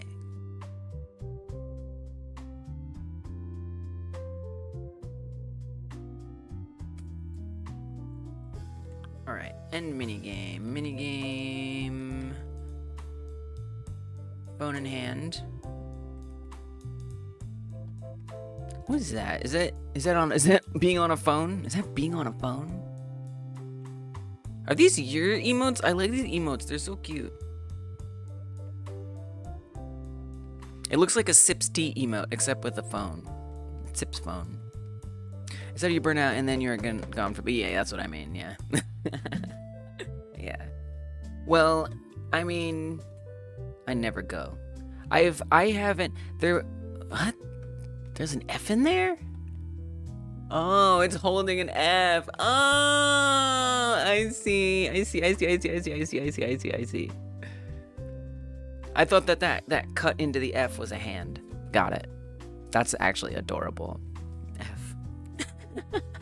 Here you go, chat. Here's your F. The only time I ever missed streaming for a long period was when I had surgery on my shoulder. That was the only time. Other than that, I've always showed up every week.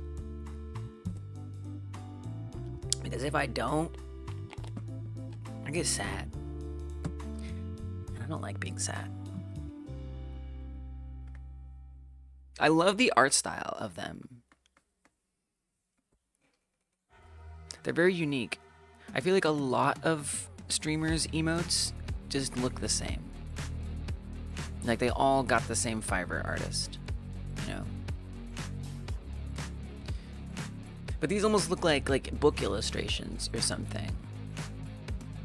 They're really nice.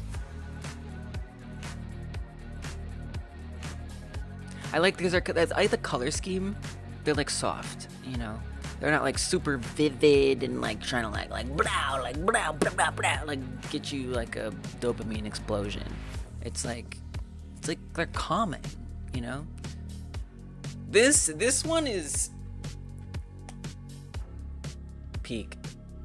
I love the omegalo. Very nice. Lots of good ones. The artist is an IRL friend, and they love to put cursed in everything they make. What? like something cursed about it? They're so cute. Wait, why is... I hate when Control Z stops working. Okay, here we go. OBS, why are you so janky? You record... This is... Wait, that's... Rotoscoping? This is rotoscoped? That's badass. That's some game dev behavior, honestly. To mocap it.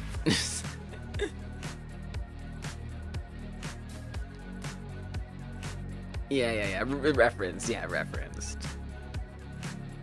Phone, go away. Nice. Oh, great. Oh. Great. Obviously the phone screen looks bad when it fades in, but Good. That was it. That was it. And then you can see there's a weird layering thing where the eyes of the cat are like on top of the phone. And then also the tripod hover renders on top of the phone. But that's it. That's what I wanted to do right now. Oh, we still have that problem potentially. Let me see. It's Cheshire. Oh my gosh, it is Cheshire coded. Oh no, I guess that's fixed too. There are definitely some weird things between pressing the back button and the litter box and... Oh yeah, you're not supposed to be able to spam the back button. That's not supposed to be a thing you can do.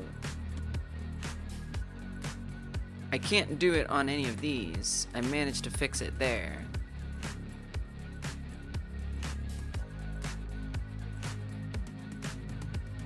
Yeah, it doesn't like it. The game starts to get upset. Why is that possible?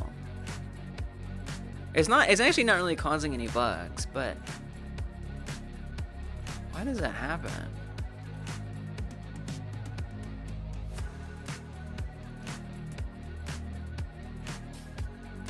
I think we must be clicking the phone again.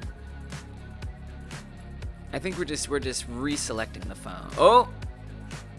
I was able to click on the litter box while I had this clicked on. This is what happens when you try to wedge in something new to an existing system that wasn't meant to handle it.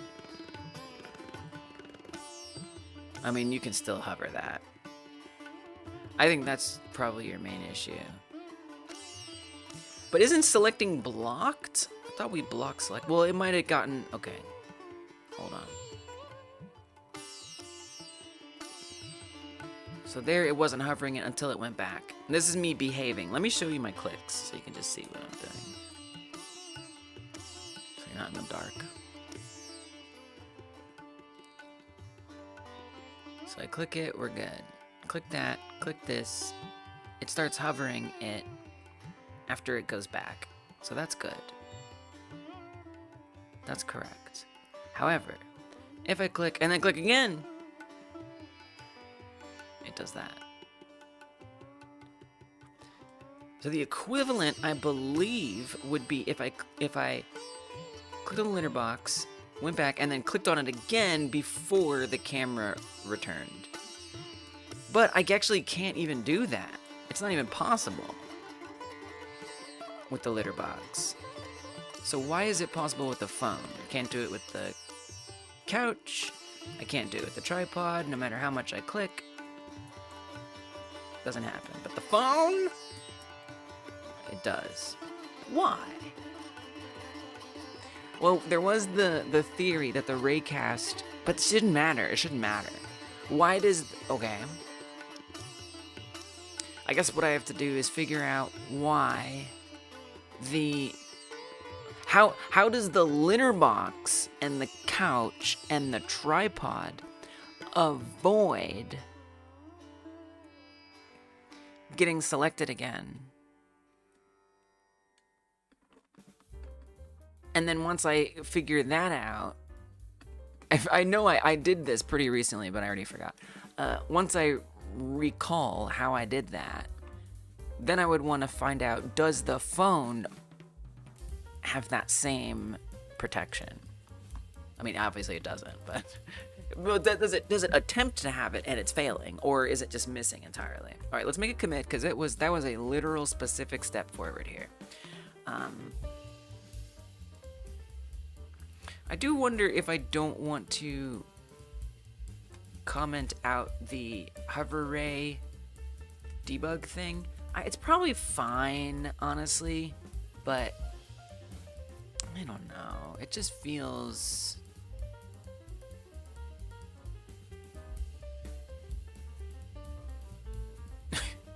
What if I say no? Works if yes. No, say this. Make it empty, and we'll say works if yes. I don't know, it just feels weird to be updating it all the time, and then I don't need it. You know? It just makes me uncomfortable. Check yes or no, exactly. Oh my gosh, passing a note in class. Oh my gosh.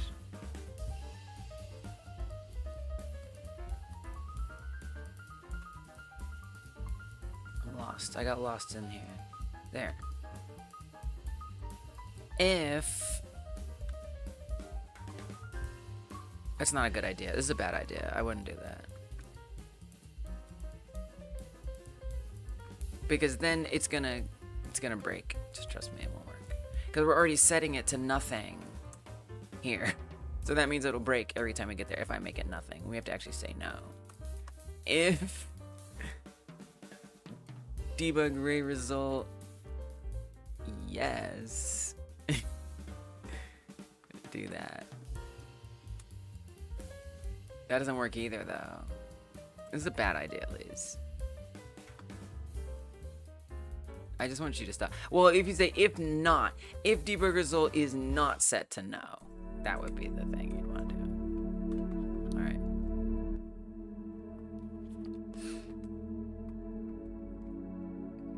Now I'm gonna commit it. I don't want that running. It's because it's gonna run very often. I don't want it to be running all the time in the background. Someone wants to do it.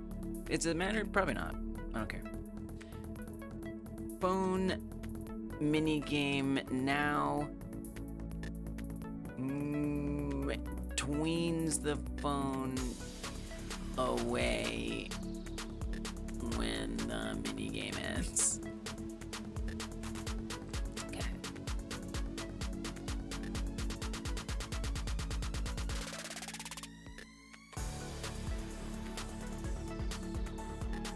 Alright, push origin. Now, let's find out what's making that click not be able to happen. So on the selectable area, I have a feeling, is probably where we're gonna find how this works. We have hover states. We have select states. You don't have a change select state? All right, make it. Well, yeah, make it. Make the change. Do it right now. I command you. Clean it up. Clean it up. Oh, cute frogs. Oh, these are such cute frogs.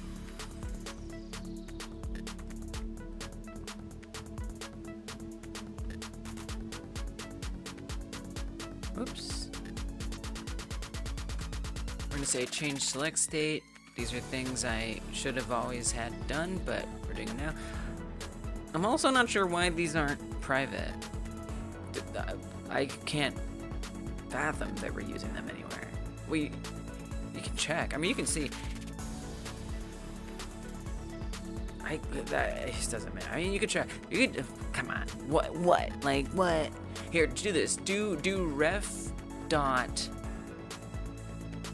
hover states. See if that exists. It doesn't. I'm refactoring. I can't help myself. This is why I wasn't finishing jam games, right? Because I was just like trying to make everything the best they could be and clean them up and learn best practices. Game jams, I feel like no matter what, basically inherently teach you bad coding practices. Unless you keep the scope small. So that's why I'm trying to keep the scope small in the next one. Okay, hover states. But I kind of have not been doing that effectively. Wait, you should check each one. Yes, replace. Yes, replace. Yes, replace. Yep. Yep. Yep. Yep. Yep. Yep. And absolutely, yeah. I would say so. Actually, yes, that would be another good. Okay, and then select states too. You're gonna just get people asking me. So, do you reference yourself doing this? At least yours are kind of like I don't see any booty in those ones. These are just cute, right? Is that frog dancing in a way I don't realize? No, it's just doing this. But you mean for the twerking? You mean for the twerking? Do you? I guess there's plenty of twerking videos out there, right? You could just find one.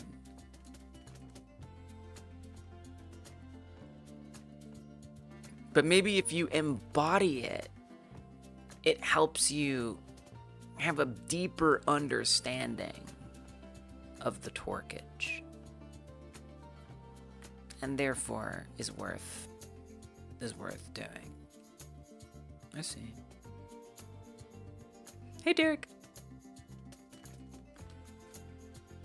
Okay. Well, no, that's true.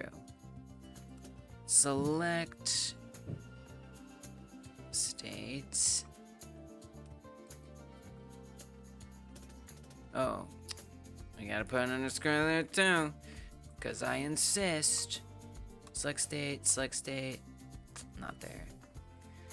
Okay, Control R, replace it with underscore select state. I care about these things. What can I say? Pop it on, thanks for popping on. Pop it on, pop it on. You do reference yourself to some degree, but you can't do the exaggerated stuff, obviously. Yeah, I was gonna say, like, you must be a very skilled twerker. Twerking is not easy. Whoa, please stop. Match case. Especially some of the twerks that you've got in your emotes. Those are difficult.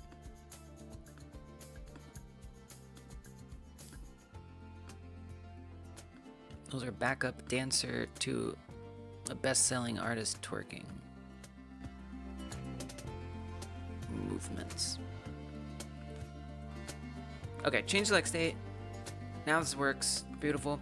And then I'm gonna find everywhere we have select state equals, and we're going to change it because I like to be consistent. Change select state. Okay. I'm gonna put this on the clipboard, and then we can just copy this and wrap it up. Okay, next place, right here. So I should actually review these while I do it, so I'm getting a better sense of what's going on. Wait, where was the first place? Did we just changed? When something is unselected, it changes the state to unselected. Okay, that's not really relevant to the problem I'm trying to solve, but it's good to know. When it receives input,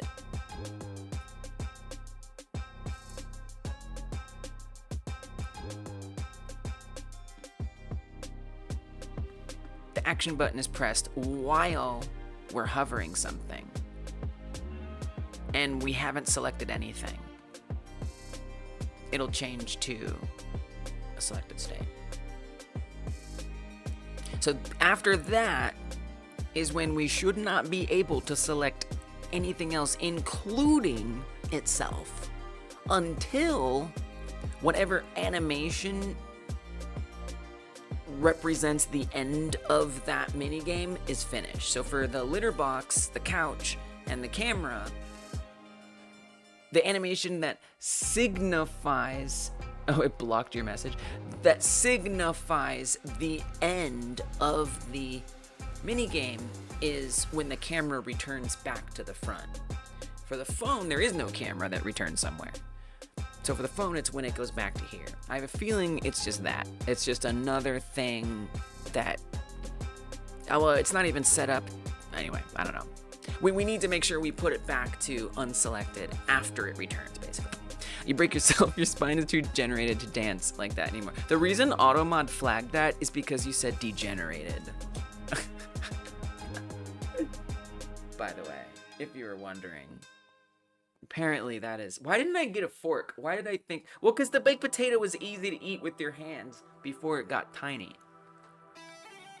But now it's very small.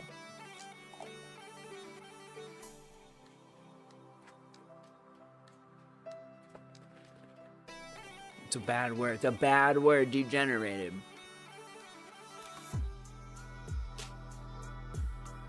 Like, it's not even degenerate. Degenerated.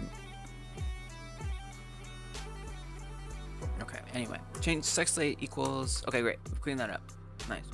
Now. Let's look at, let's say, the couch. When the couch is selected, literally nothing. We don't even do anything. We don't use any of those functions at all. It has been used in that manner? Ugh. They'll always find some way to be, well, degenerates. That's interesting. So it's not, so whatever it is that's doing that, this tells me that it's not handled in the instances. Whatever is protecting it from being clicked again at this moment is not handled here. So where is it handled then? Making a board game 3D for a game. That sounds fun. So Mario Party. 3D board games are pretty hype. I don't know why I said Mario Party. I just said what I said. I said what I said. Unselect any, select any. When we select anything, moves the camera to the object. If it has a target assigner, so that's like the cat going to the couch. Right, when we click on the cat on the couch, the cat teleports. Whoops. Oh. Oh, that's okay. You can put this here. Mario Party is great. This is great in the minigame section. The board took way too long. The minigames were the most fun part. Yeah, the board wasn't that fun. The minigames were so fun. So we click on the couch, the cat teleports there. The target assigner holds the information about where the cat is supposed to go. So that's what target assigner is.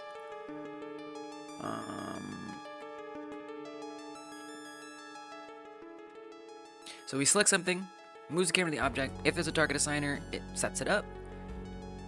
If there's an animation player, so for example, the litter box, when you click it, it opens. That's an animation. It checks to see if it has it and if it should play it. Stat name, if it has a stat. So when we click on this, there is no stat. If we click on the couch, the loneliness stat appears. So that's what it's checking for. Do I have a stat? If I do, show it. None of this feels like it's relevant to if we can click on it again. And then it runs its own instance of itself being selected. That's it. But perhaps the most important thing, where does unselect any get called? It kind of bothers me that this isn't in there. You know? Like, I feel like that should go in there. I don't know. So when any is selected, it changes select state. OnSelect any happens when the input happens. So I think this is the key moment. State selected. So what gets us back to unselected? We get back to unselected whenever unselect any gets called. Camera switch begin. Oh, I mean, that, to me, that explains it. Because there is no camera switch for the phone. That's why it works for all the rest of them except the phone. This is what happens when I try to add something that wasn't previously in a system to a system. Because again, the selectable object system was originally completely designed for things like the couch, for things like the litter box, where I could assume that they were all going to have a camera spot that it goes to and returns from. But the phone is not like that. So I think because there isn't that moment of the camera ever returning. Now it does actually do it, but I think the timing is different. So it will still do a camera tween, but it happens, I would guess, right away, instead of actually waiting for a tween to end. So I guess there's a couple things I could think about here. I could have some... No. Here's what I think. I think each... couple different ways. Okay. I don't know what's best. I could sort of like I have like the target assigner, if it has a target assigner, if it has an animation. We could say, if it doesn't end on a camera switch, let it know and tell it what it should be tracking for the unselect moment.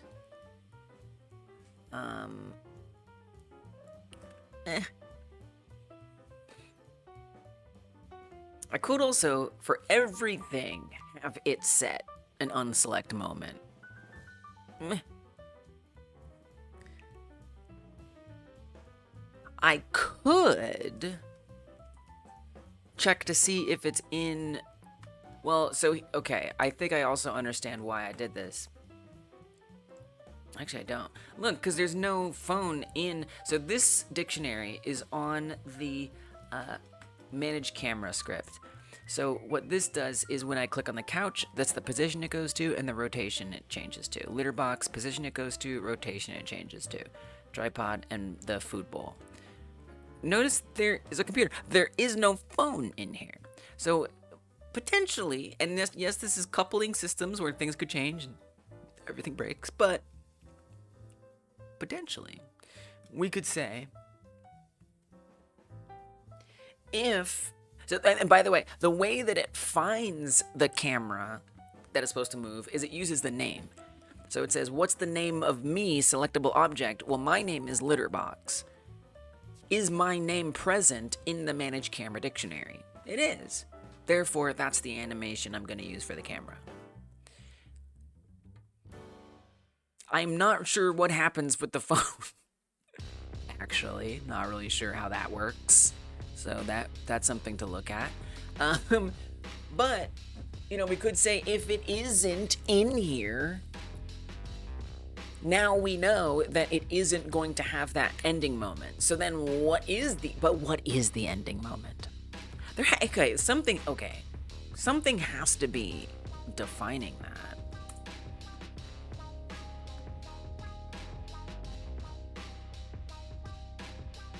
Has cat target, has animation player, has stat, unselect instance, unselect instance. Manage camera. In the ready function, we connect hover object, switch, okay.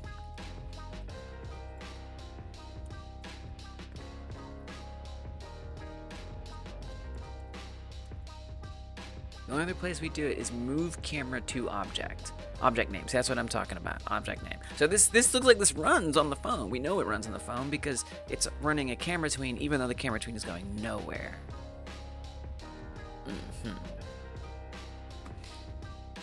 Move camera to object.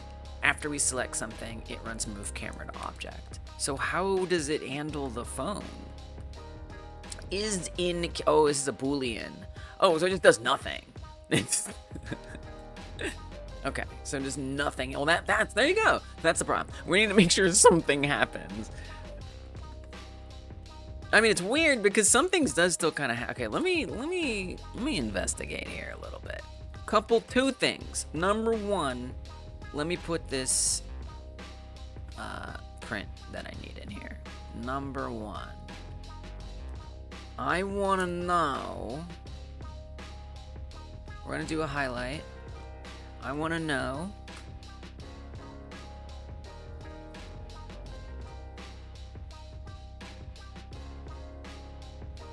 object name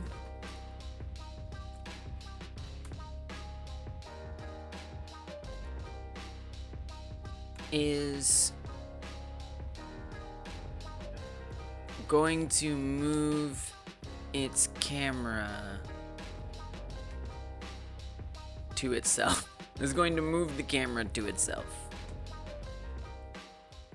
I'd be curious if this runs on the phone.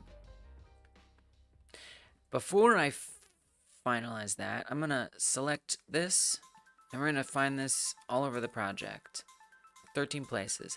To not water down the value of having this print effects here, I'm going to make sure I remove all the others. Let's actually do a replace.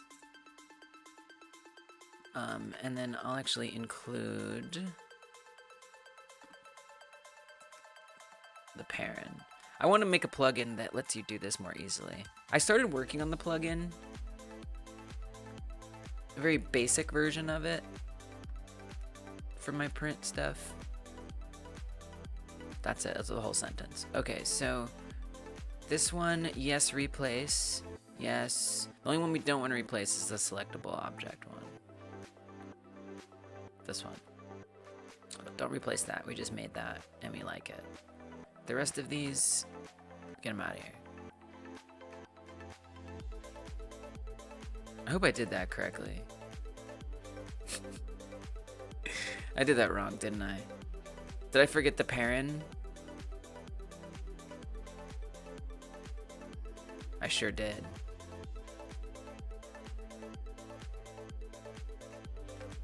Oops. Luckily, we still have the whole list here. Oops!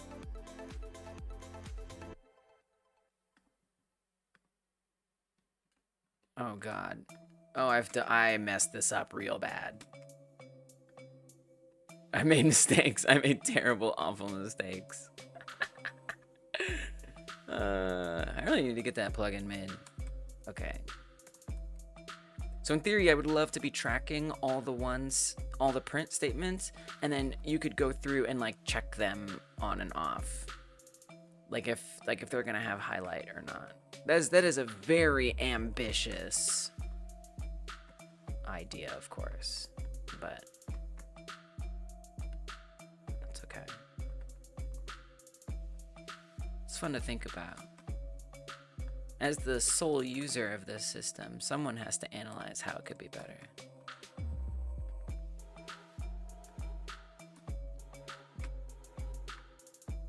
But what I meant to do when I replaced it was include a parent, and I needed to also have the comma in there, but I forgot. No problem. Just clean up a little mess. Your older sister was ruthless playing video games with? Oh no. I mean, that makes sense. Especially like with your siblings. Okay, I think I fixed it all. Let's find out if I did. I hope it wasn't too traumatizing. What the hell am I testing? Oh yeah, okay. So I'm gonna come down here to the output, and I wanna look, we're looking for the highlight. If I click on this, okay.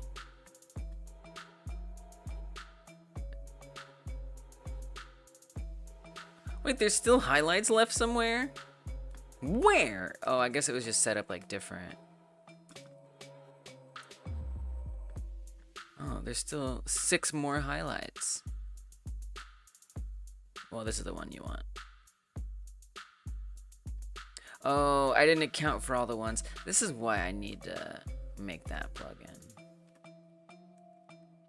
Some of the video games usually result in warfare. Right, I'm like, that sounds normal. Not that that's a good thing or an enjoyable thing, to be sure. You made your brother swear in front of your parents once as a result? Oh, you weren't supposed to swear in front of your, like a bad swear.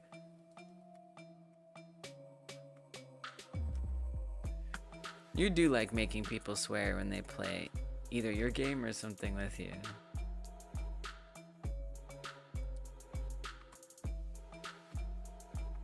Okay. You're playing Halo 3 and you killed him with a tank from across the map. That's badass.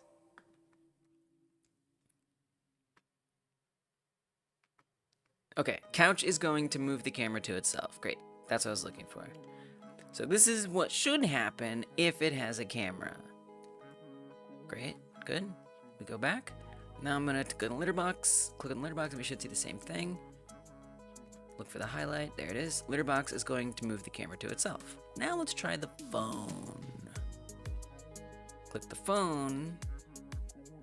I would like to see no such highlight. And indeed, we don't.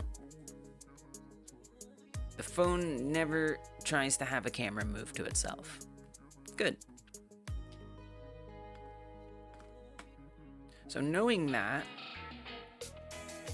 works, so I don't even need to do that check, right? I mean, that's what that, I must have already set that up, right? Is that what that does? Yeah, so this is literally doing exactly that. It's checking to see, is the name of the object even in that dictionary? Okay. So now that we know it's not, what's the consequence, right? because it's not in that dictionary, we miss out on all of the events that occur when the camera ends. I will say, it is weird though, because it still prints camera tween stuff. Camera tween on default has ended. But the camera isn't moving. Why would you do that? I'm gonna need a stack trace on that. Look, it's probably, again, it's not probably breaking anything, but it bothers me. I don't want things to be messy. Okay, so it looks like I have a debug here. Debug camera manager. Maybe that commented out anywhere here. That happens when the camera switch. Yeah, yes, let me see that. Does it begin with something obvious I can, or does it have like a term I can search for? Matched the property. Okay.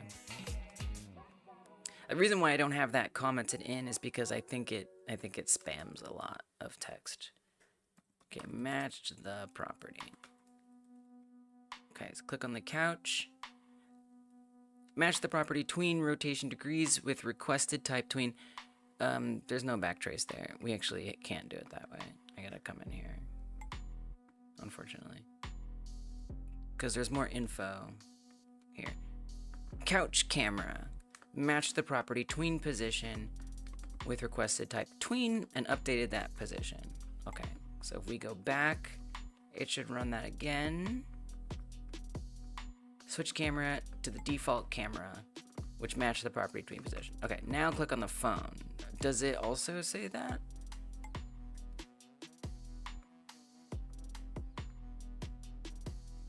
Doesn't look like it. What if we go back? It does. It does when we go back. So we're blocking, it seems like we're blocking the camera switch from happening when we click on the phone, but we're not blocking it when we go away from the phone, which, again, maybe it's not causing a problem now, but I could see that being a problem down the road. So, that print wasn't that bad. I say leave it in there. So, let's go to the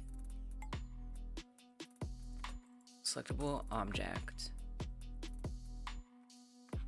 And we not only want to do this move camera check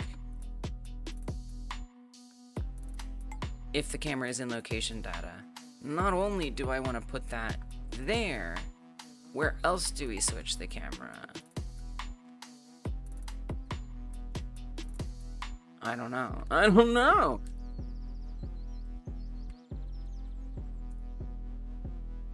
Five different places. So 3 of them are on the debug menu. Don't care about that. Back button. Okay, that makes sense. So when we press the back button, as long as the back button isn't disabled, it'll switch the camera to default. So no matter what blanket, it switches the camera to default. Meh. Meh. The back button does track the thing that it is currently working with, the what to go back from. It is basing that on minigames, though. Does that have the same name as the object name?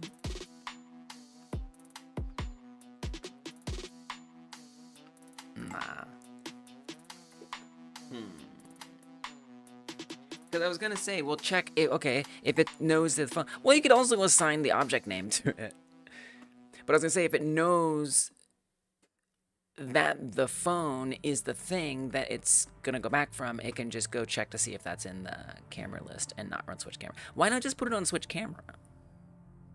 You know? Just put it on switch camera. Then you don't have to do all this weirdness. Okay, let's do that.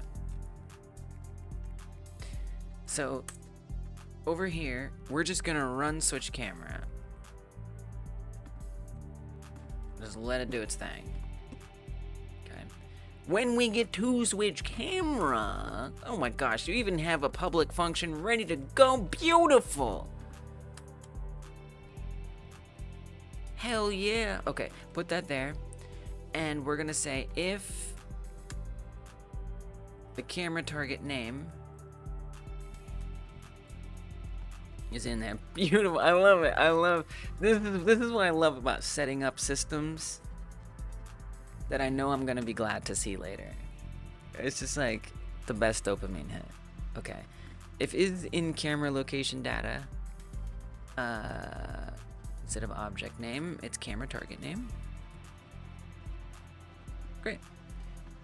Then we'll switch the camera. Come on.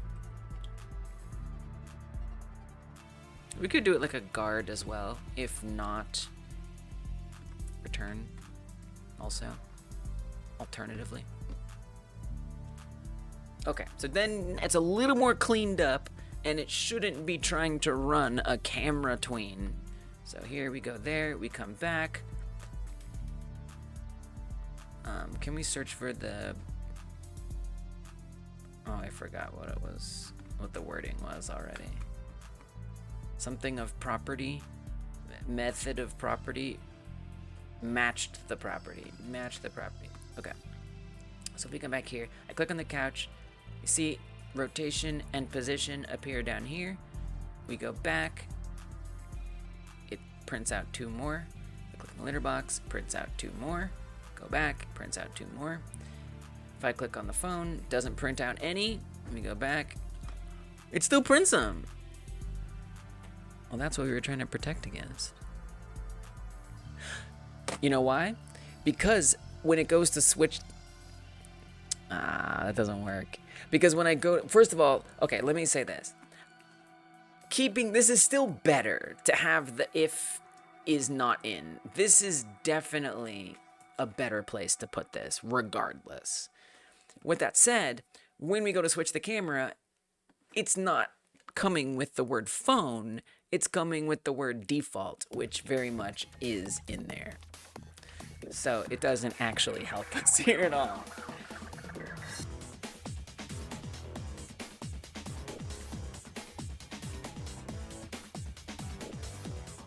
I could require, actually there's a couple different things you could, no, you could require that we pass in what the thing is that's requesting it somehow. I feel like there's not a way to do this, but I've definitely tried to do it. Did I ever get success to find out like what is the script that's calling a function? Like if I call a function, let me find out what it is that's calling it. I think the only way to do that is with backtraces, which, yeah, I don't have anything for that, which is just gonna be crazy town, very unreliable to track, I would think. Not necessarily. Okay, this is I want to let you know this is patently crazy town. Okay, and I should probably not be doing this, but some mistakes I want to make. So let's make some mistakes. Whenever switch camera runs, or even just is in camera, let's do it here. Print. How do you even do this? I don't even remember how to do the backtrace thing actually. Because I normally just use it this way. Get backtrace line. That's not it. Capture script backtraces. Oh, okay. So this is actually probably a pretty useful function here. But first let's just get this.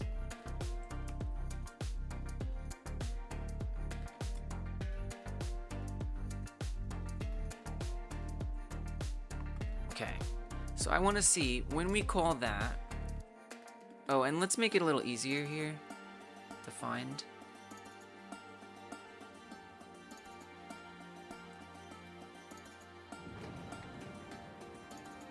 Say backtrace is, and then I'll just search that down here. Backtrace is. Okay. Now if we click that, oh, that didn't help because it got rid of everything. Blah.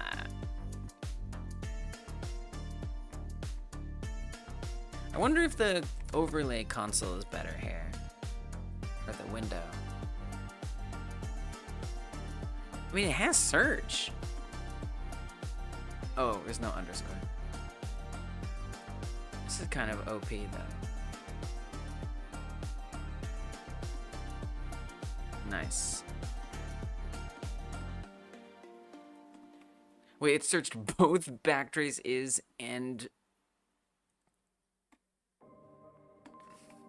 It's so weird. Let's say match case. Okay. So in this case, when we switch to the couch, it came from input, select any, move camera to object, switch camera is, well, here's the thing. It doesn't say which object. I was hoping it would say like couch in there or something. It didn't say nothing. Oh!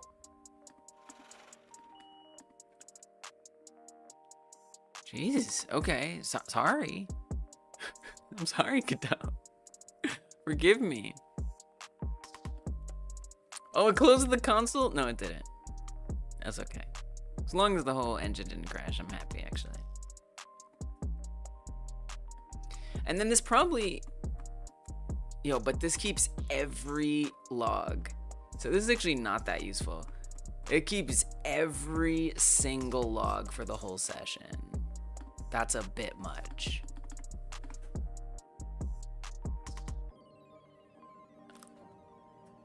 What? Where's the game? Wait, okay, where's the game?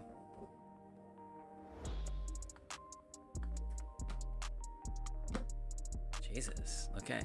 I guess it did crash. Well, the crazy thing that I was gonna try to do was see if I could find what called the function and use that as a way to check if it's in that dictionary. Apparently I've angered Godot very severely.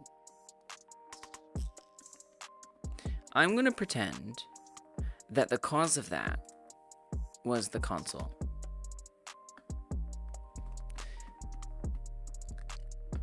And I'm gonna say let's not use this Godot console thing anymore. That's what I've decided. And if I'm wrong and it crashes again, then I don't know. Although you'd think the console would actually have logged that crash, right? Isn't that what a console's good for? Anyway. Okay. Old-fashioned way. Why don't you add a highlight? Just to make it a little bit easier for yourself.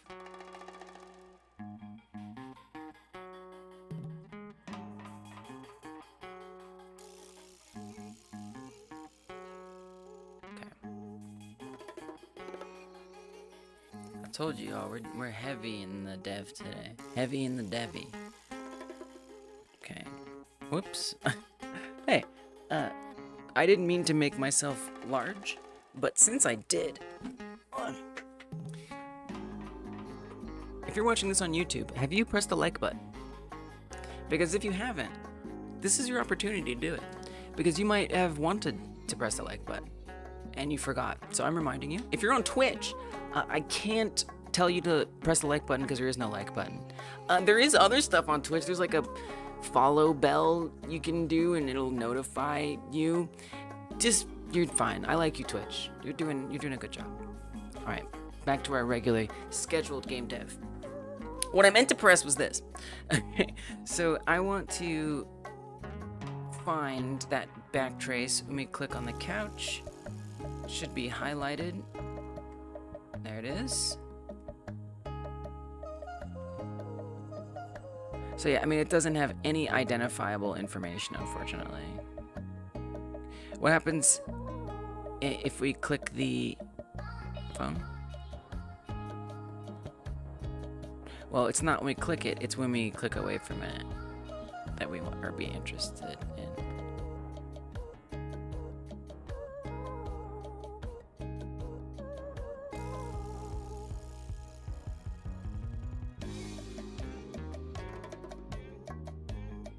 Is that for the phone too?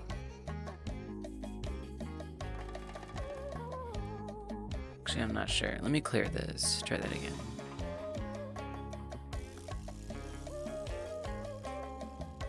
Right, so it should run that check. That makes perfect sense.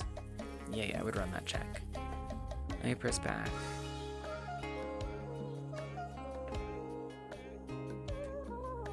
And that's the second time.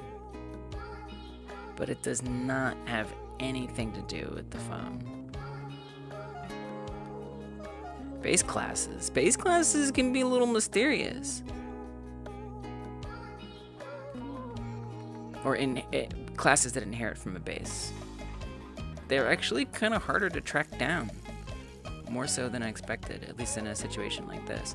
Because if I look through a stack trace, now it doesn't tell me. I don't know. I have no idea whether this was the... I mean, I know, but if I'm looking at this without knowing, I can't deduce, was that the litter box, was that the phone, was that the couch? It doesn't say that. It's kind of annoying. Okay, so how do I want to make sure it doesn't run that? This is really just tightening up some logic. Again, there's not really a bug that's happening because of this. But I would like to make sure that it doesn't try to tween the camera when it doesn't need to be tweened. I guess you could just do that. Is it already in the right spot? But what if you wanted to stay? What if it is in some other spot and you want it? So I was going to say I could make it be like, well, if it's already in the spot that it's trying to go to, don't try to make it go there again. But I don't know, what if someday there's some other place the camera can go?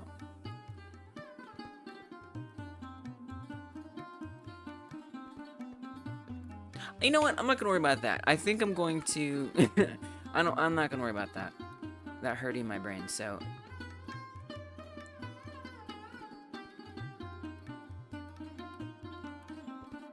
Let's refactor this a little bit to... Can switch camera. This is now local, by the way. Can switch camera returns true or false.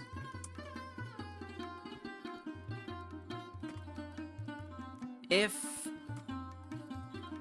current camera target is set to the object name, return false.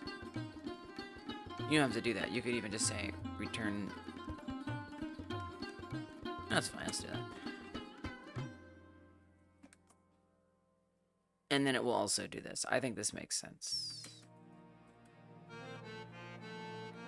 First, it checks, are we already at the place that we're trying to switch the camera to? If we are, don't try to switch the camera.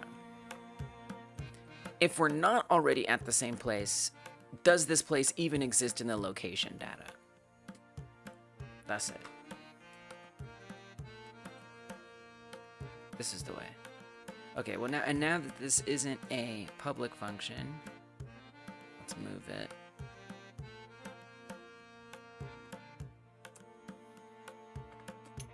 All right, great. I'm gonna make a commit after that. Well, you should run it. You should test it. That was like a change. I should test it. Everything is normal. Click on that. Click on that. And we should no longer see camera tween has ended. Camera tween on default has begun. So if we come here, it's begun, it ended. If we click go back, it's begun, it's ended. If I click on the phone, let's clear it. If I click on the phone, nothing begins. If we go back, nothing ends. Nice. All right. Cleaner. Phone no longer procs camera switching. Okay. So what was the whole reason I did all that? To get one step closer to making sure that we can't accidentally reactivate the phone while it's still selected. That is to say,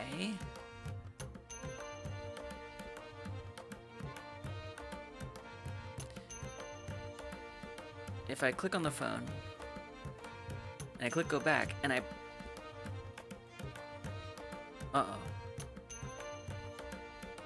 Oh, we got a problem. Oh, the go back button was depending on the camera switch ending. Well, this kind of goes back to what I was gonna do, which is if we're not tracking the end of the camera switch, what are we tracking? In this case, we'd want to be tracking the phone returning back to your hand, right? Use your phone twice at the same time. I mean, look, phone addiction is real. It's real. It's very serious. So I'm glad that you don't consider it a good thing. Step in the right direction to healing.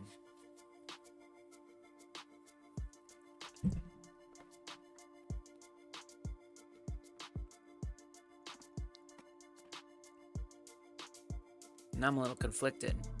Now I kind of wish I had kept this on the selectable area. You know why? Because over here,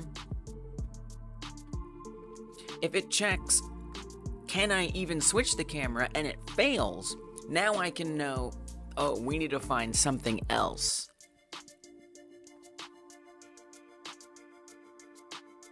You could have switch camera return a bool. Why not? Why not?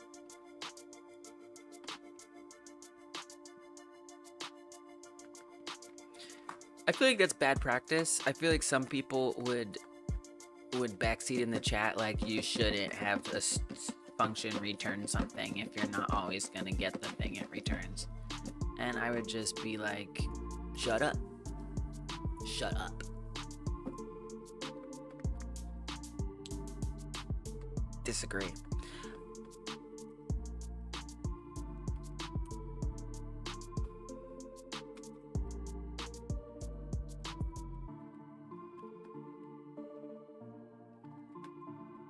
But it could be nice. It could be useful here.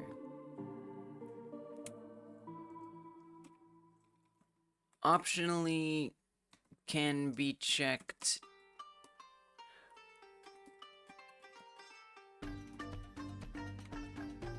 But that's so silly. Somebody definitely said that one time, and that's so silly. There are so many built-in Godot methods that do that return things, and the vast majority of the time,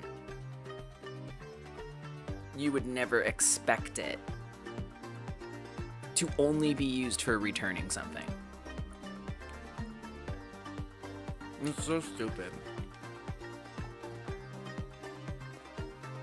Here's what it...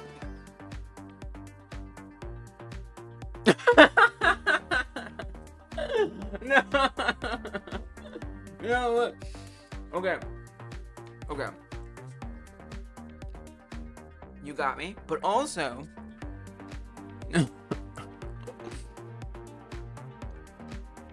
You see why I banned backseating? Because here's the thing, it's like... the way my neurodivergence goes,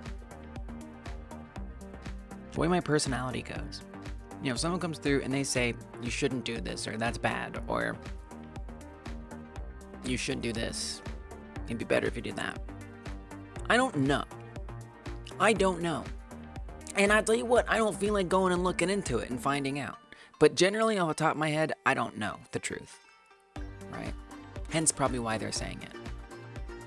And so now you're asking me to stop what I'm to either do one of two things. Number one, I take your word for it and I just do the thing you're telling me to do.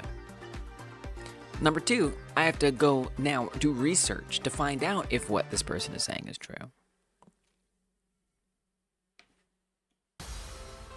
Or three, I ignore it. But, I mean, this is a small stream, right? There's not a ton of people chatting all the time. To ignore somebody is, like, heinous. You know? It's just rude. So I pretty much have to acknowledge to some extent. You want to take a breath? I just take a breath. An invisible chatter, and they're probably shocked you saw their message. Yeah, it's that one. Let's do box breathing. I like the box breathing one. That's my favorite.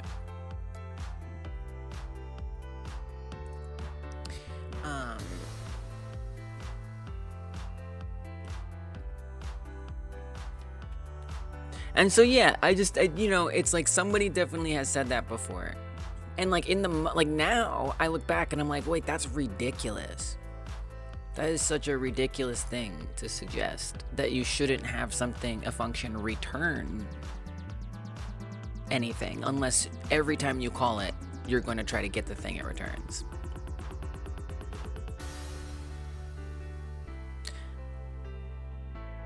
You like boxes? You like boxes? Are you a cat? All right, everybody, you're welcome to join. Insane Alpha Beta has redeemed. Take a breath. You don't have to if you don't want to. No pressure, but we're going to do some box breathing. We'll do a few of these. Okay, we're almost at breathe in. Here we go. Breathe in. Hold. Breathe out. Hold. Breathe in. Hold.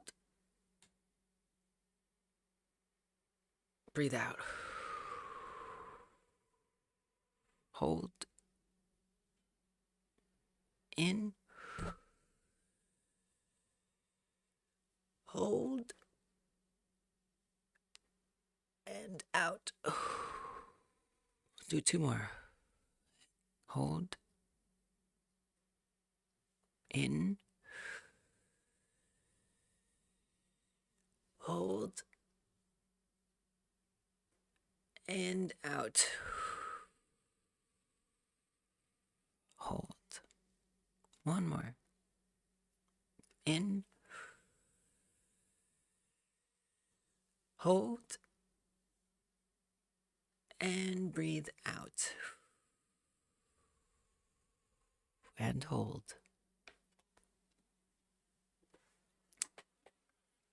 And now I am extremely relaxed. And this is not going to be a hyper game stream anymore. It's going to be a chill game dev stream. Thank you for the breathing exercise. Link in the chat if you want to try that yourself. Why are we breathing? Are we mad at somebody? Well, Insane Alpha Beta requested, redeemed it. You'll have to ask Insane Alpha Beta why they redeemed it.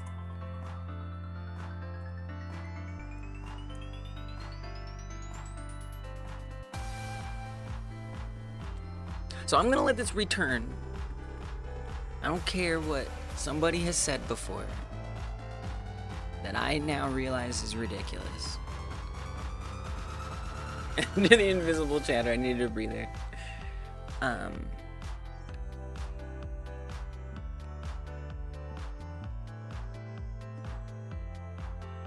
It'll return false if it can't switch the camera, either because the target is not something that it is supposed to be able to target, or if it's targeting itself. That is to say, if it's switching to the same thing it already is, then we don't need it to switch. So now that I have that, I can come back to selectable area object, and we say, if we manage to switch the camera, then, honestly, you know, they might have also meant like here, right? Like have something that lets you check it and then something that lets you run it. Whereas here, I am both checking it and running it at the same time. I have a feeling that's more what they meant, which is a fair point. But yeah.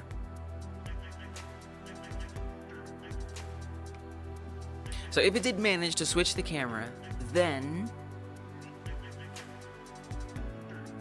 actually we want to say if not, if it doesn't manage to switch the camera, we need to assign what the thing that is going to signal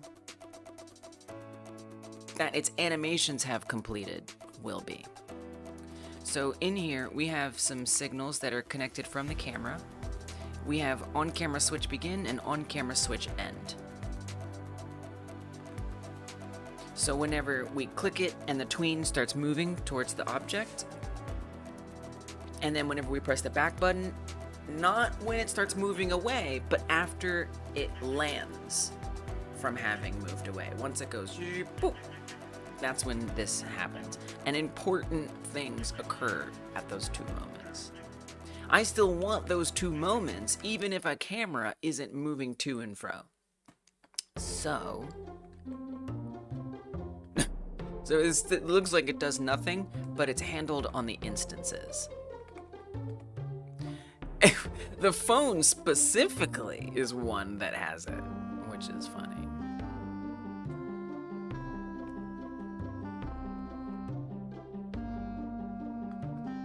And what happens when that goes down?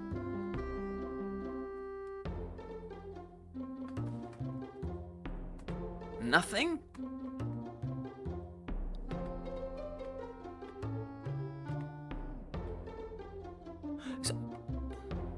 So I am confused. Is this being used anywhere or not? On camera switch end, manage camera ref, camera switch end connects on the UI back button, that's fine. Sizable area object, okay, that's very general. The litter, we're using it on the litter. I don't know why I said it's on the phone, it's on the litter. Right, so for the litter, there's actually a light when you click on it.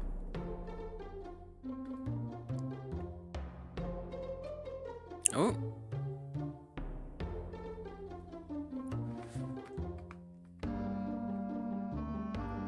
Oh yeah, here, just pass. So when you click on the litter box and you move to the litter box, a light shines. You can see it easiest when I click away. See how it gets darker over the poop? Boop. Go away, it's dark. Come here. Boop. So that light is controlled by the camera switch. Evidently. It doesn't really look like it though. That doesn't seem like when it ends.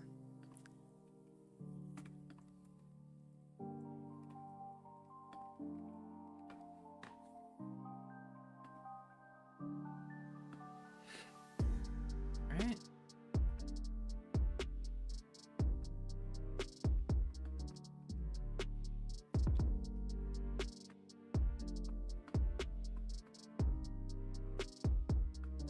That turns it on. Wait, what? Starts the minigame. Switch in. Oh, that doesn't choose when it goes off. I see. Okay. So that's like when the camera arrives. So it's ending when it arrives. So it goes, so the camera starts. Let's say it's at the main default spot. Camera starts. Signal goes out. On camera switch start. Starts moving. It gets to the litter box. On camera switch end. We exit the litter box. On camera switch start. It gets back. On camera switch end. This is not tracking that second one. This is tracking the first one. Because the active camera is going to be default when it starts here and goes back to the default. Okay. So that's what's using that. And that's it for right now. Okay.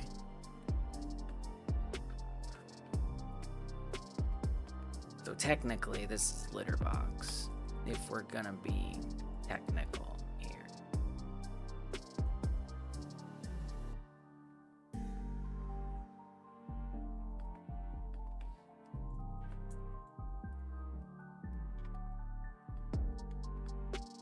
What's the underscore litter box? Got it. Okay.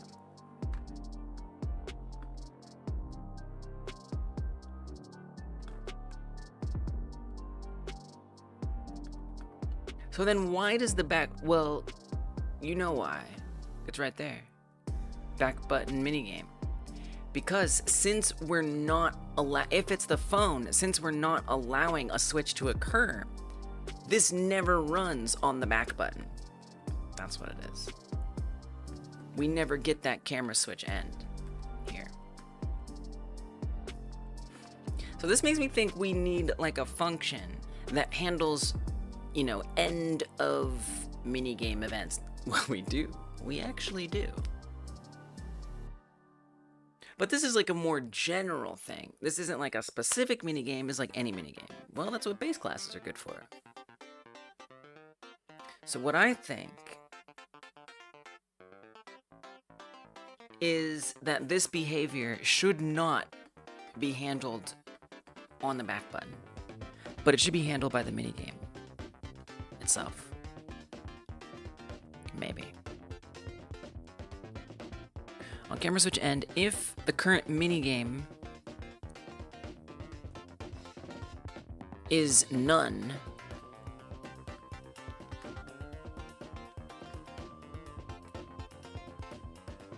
what? I see. If it's any minigame besides none, is what this is saying. So it'll return, that is to say, it won't allow this function to happen unless the minigame is something other than none. Thank you for the hydrate, Kase. I'm still trying to remember pronouncing your name right. Cheers. I got chilled out because someone redeemed Take a Breath, so it chilled me out. Thank you. I'm not saying that's why you did the hydrate, but I just noticed how much chill I feel. That's the thing about drinking water. It makes you very aware for a moment. It's nice. Okay, so if it's anything other than none, it shows the button. Similarly, when the camera switch begins, which is also not going to run if it's the phone, it will hide it, and that's what's not happening. So then how is it showing in the first place? How is it showing if this isn't happening? I really set this up sloppy style. This is why it's not, let this be a lesson in slapping something together, you know? I did not reveal the era, Rorik. I did not reveal the era. That was mostly intentional. I'm afraid it's too much of a clue. I did say pre-2000s. I did say pre-2000s. That I did say. I did say that. But I think it's too much of a clue. But really, that only leaves a few, like, what is it? It's not 1900. It doesn't really leave that many options. So it would either be 90 or 80 or 70 or 60. I mean, I guess if we're doing like chess, that could be an ancient That could be before 2000. But yeah, it's before 2000. But really, I feel like 70, 80, 90, like those are the decades before 2000, where games as we know them, that we're probably going to do in the Game Like Jam, were released. So, one of those three. Could be coming from a previous jam. What does that mean? Okay, but how is the button showing? We must be calling it separately. We are. I don't... Do we have to time this with the camera? Like, I'm starting to feel like the camera is a bad... Like, it was fine. But now that the camera isn't always moving for every minigame, it feels like not the best thing for basing on when things happen. So what else can be used that is more reliable? I made something in the previous jam and it got brought over somehow. Did you reuse anything? If I, Lise Lasad, made something in the previous jam, Tamagotchi, and something I made in the Tamagotchi, so what did I make? I made this script in the last jam. Did I bring it over? I don't understand the question. I don't understand the question. It could be coming from previous jam. Sorry. I'm sorry. I'm here to try to understand it. I promise. I got you.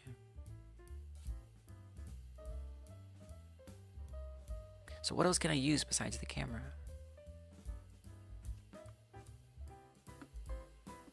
So this was already beginning to do that, where phone in, phone out. So this would have been the moment. So technically, this is where I would do hide button and things like that. There's something about it I don't like having to manually configure this for every single, like they're all mini games. So shouldn't every minigame handle that instead? So now the back button should go away. It doesn't go away soon enough, and it's not doing a lot of important things.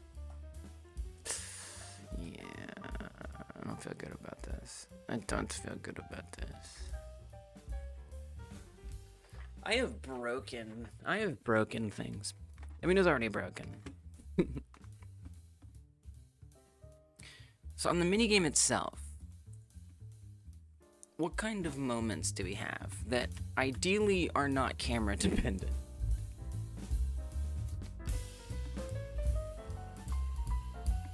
When does minigame start happen? Name is checking if it is the minigame to start. And can we highlight this?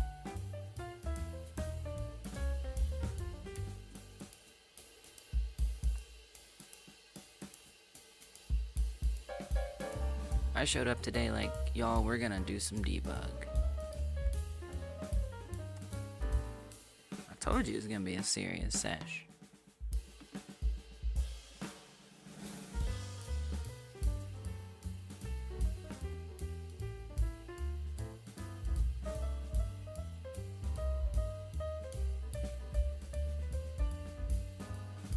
Oh, how did I miss that highlight? Oh my goodness.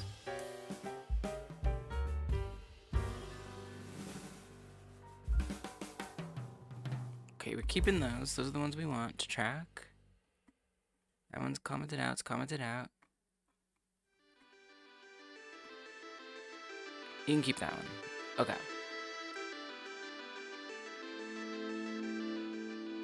The clue you had for the theme era was a hint from another previous jam. Oh. Yeah, you're saying that other jams. Or that you thought... It's okay. I see. Like... Yeah. Previously, I had given 1990s as a clue before. Yeah.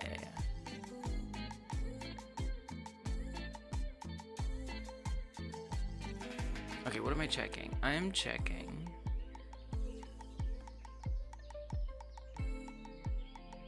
Back button stuff. Phone in hand is checking if it is the minigame to start. Go back. Phone in hand is checking if it is the minigame to end.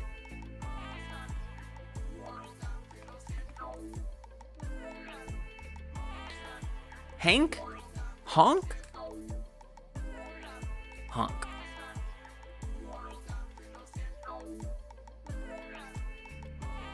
Honk. Hank?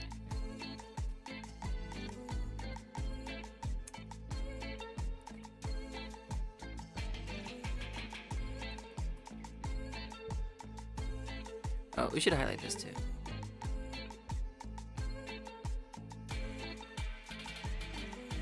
Okay.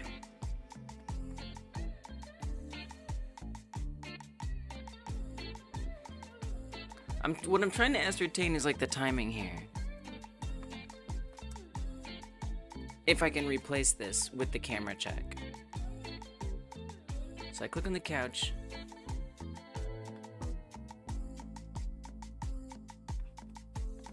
Oh. Sometimes it doesn't show the highlight, right? When you filter. Okay, so we click on this, it checks if it's the one to start.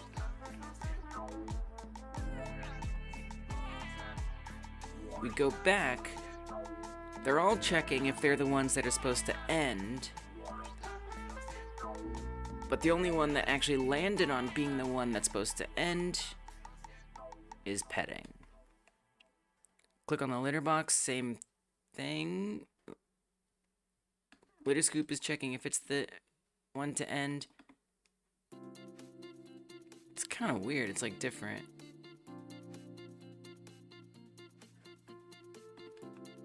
Oh, but that says collision area. Oh my.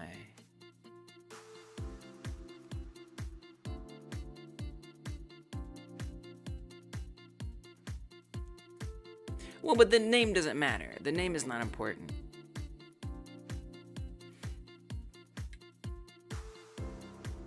Is this in the right place? Is checking if it is.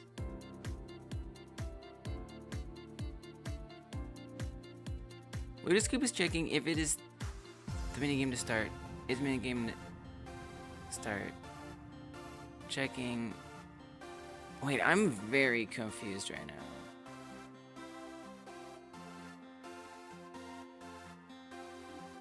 It never says that it is.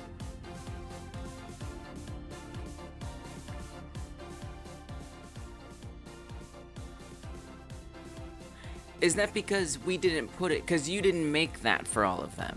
That's probably why. No, it's right. No, it's not. Oh, okay. Willing to the friend. Oh, okay.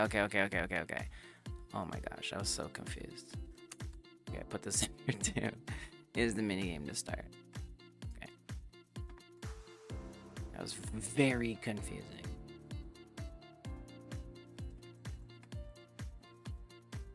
Okay. Excuse me. Okay, it starts. It is the one. We go back. It's checking if it's the one to end. It is the one to end.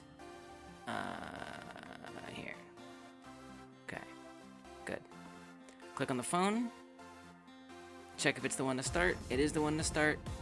We go back.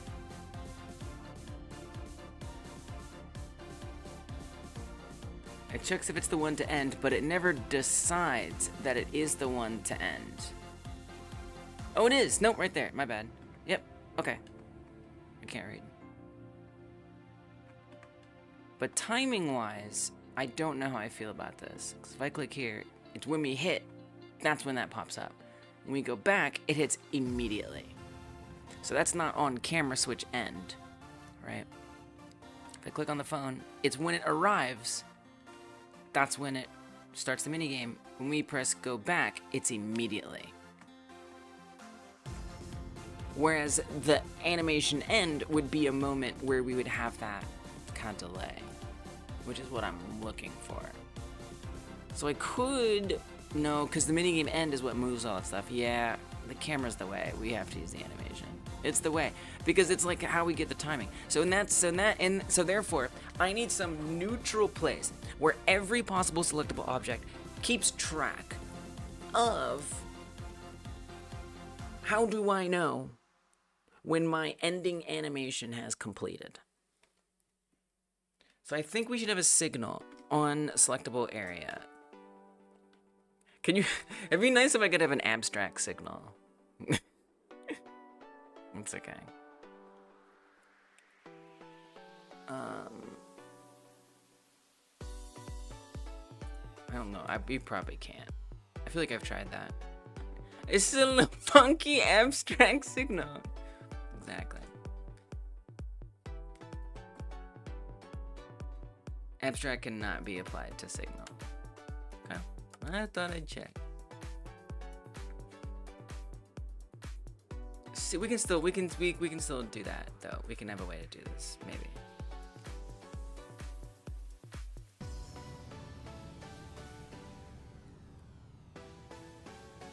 Ending animation ended.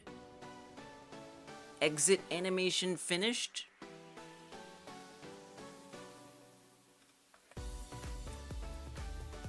Every selectable object will have an exit animation finished. As far as mandating that be handled, well, signals have to be emitted from somewhere.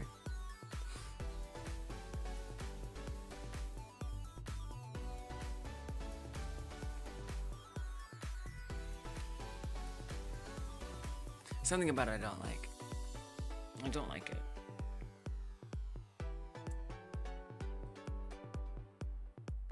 Instead of a signal, I feel like I'd rather just... Now, a signal is really useful here.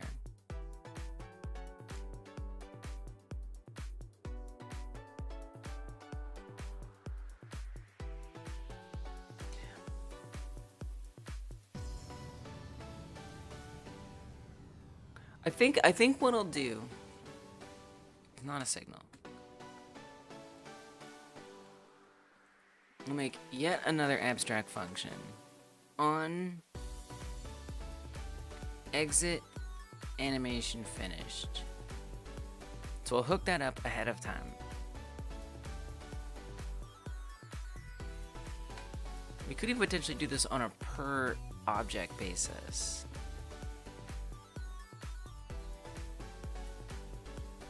But I don't know if I want that to be an abstract function.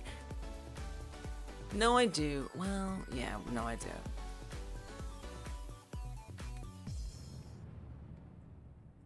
So on the phone, for example. Oh, let me go save. Oh. Save it. So that way it's going to get mad at me that it's not implemented. So it wants me to put that in. Func on exit animation finished. But what you want to do is you want to call this. You don't want to mandate that it be present. Func on. I love that it's called func. It brings me joy to be able to say func. Although, what language was it? Java? That has fun?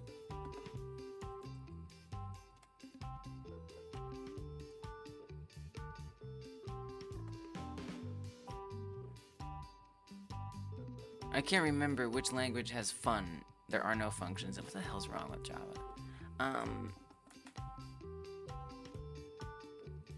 forget which language has fun as function. No. Yeah, Python has def. Does Kotlin have fun? Is Kotlin fun?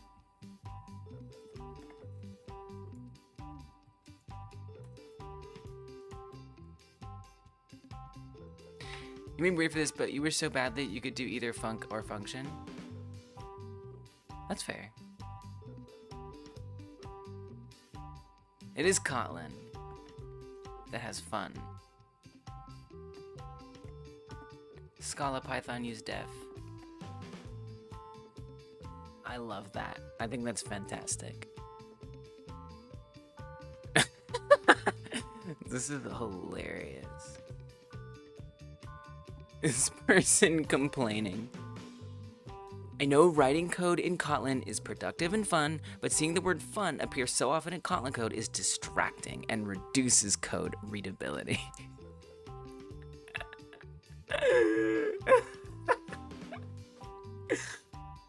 Stay mad.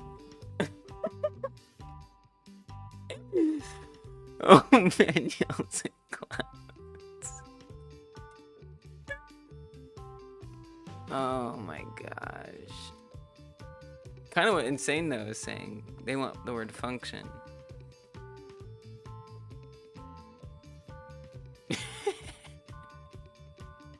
Her name is Werner. That feels like an old man name. Right? Like the language is already decided. What do you think you're gonna do? You're gonna change? I'm sorry, I don't mean to laugh at somebody.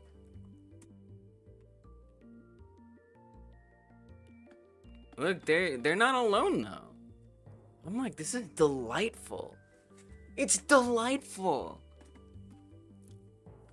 Anyway. In Godot, we're funky. No, but I want it to make sure that it's always called from here. We can't put abstract, but why would you want to do that? You can't put abstract function on here. That doesn't make any sense. Oh, how would I want to do this? Some kind of thing that mandates that we define what is that moment that its exit animation is finished. I guess I'm trying to avoid having to just remember to do it.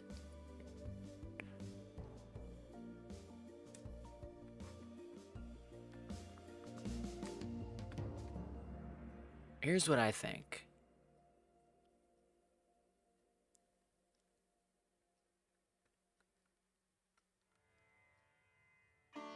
I feel like the best is a hook function.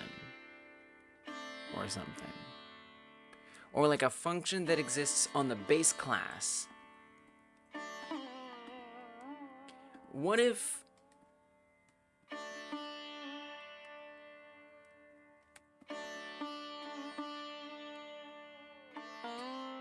Let me start building it. I'm not going to think about it. On exit animation finished. Okay.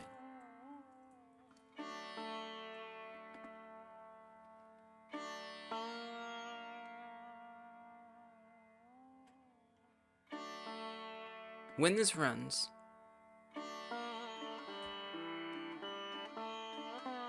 it needs to do some very specific things. Well, we have this on-camera switch end. That's a thing that happens. Because I'm trying to figure out what are we really replacing here. This has kind of got me messed up. Like, there was only one place. Nuh-uh. Okay. What about the camera? If I click on the camera, look at this. We're rotating all over the place. If I hit go back, it immediately snaps back. We do see the phone reappears. Click on the couch, we come back again immediately. So it's actually kind of an outlier thing to need to know when the camera has returned. For the litter box, it's only necessary in so much as when we arrive there, we want to know that we've arrived. Here, again, we don't care when we've arrived. It immediately starts the minigame. As soon as you click it, it begins. Same thing with this. As soon as you click it, it begins.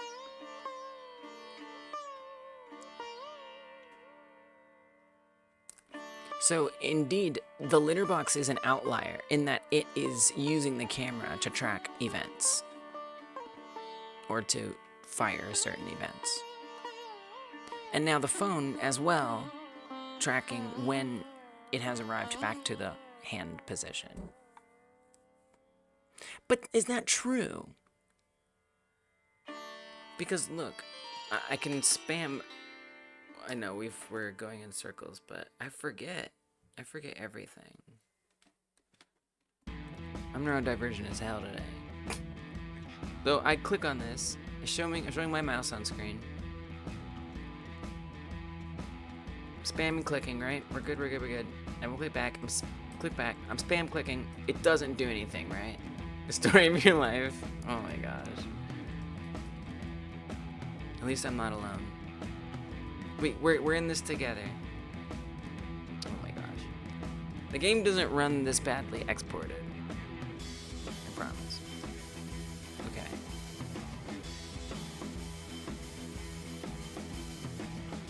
So you can see that it waits until it arrives at the camera.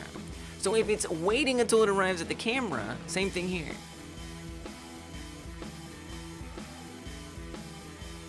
I think that's block. I feel like that's like blocking, selectable blocking. Handle hover animation, move camera to object, on select any. Wait, where's blocking enabled? It says blocking enabled, but I don't see like a blocking. Is this the blocking?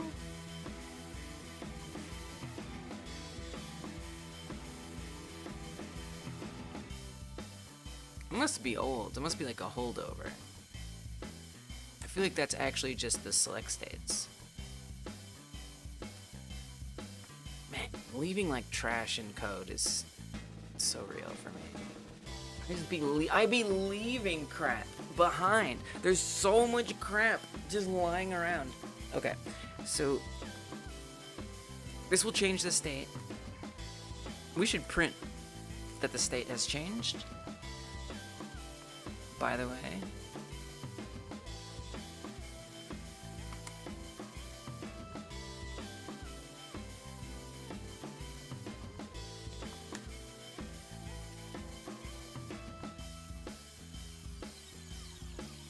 Select state change to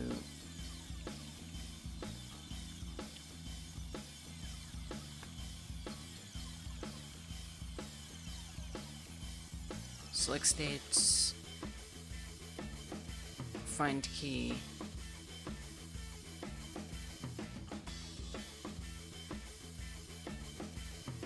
we'll say select state.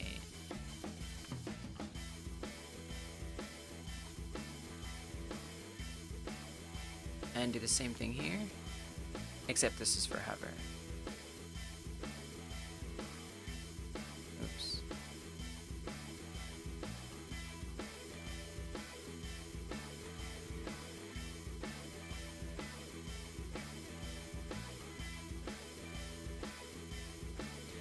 So again, going back to when it goes to unselected.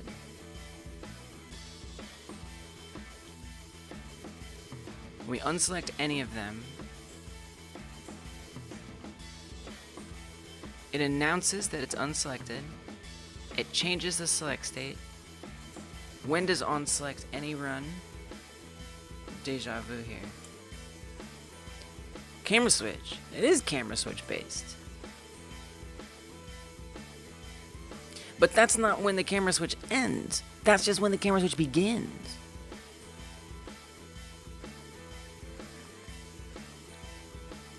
I'm confused.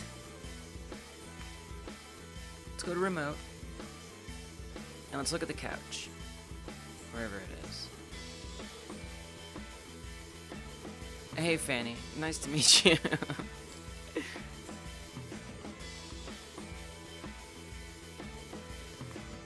It's just who I am.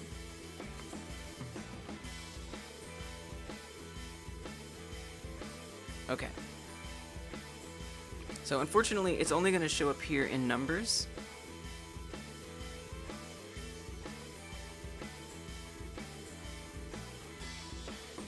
And not as convenient strings.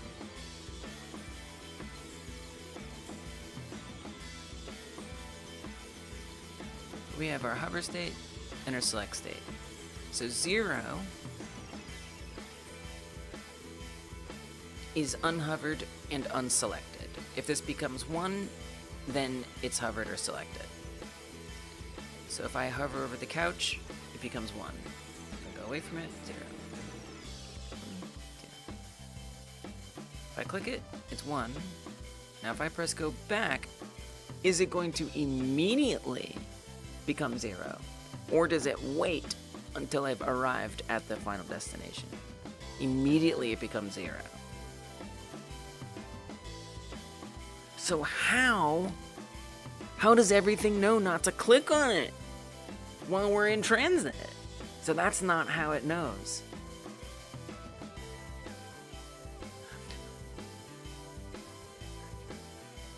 Okay.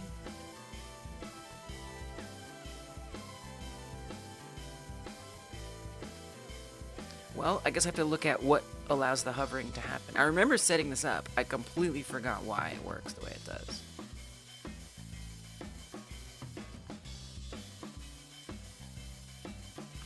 It is gone in my brain. On hover object. What sets off on hover objects?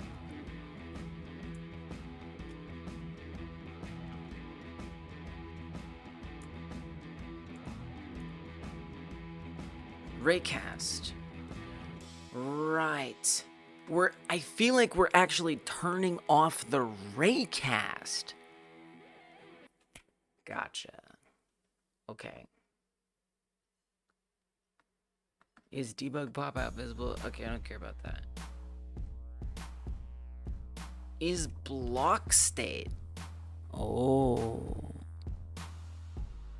If we're blocking clicking objects, return. Wow.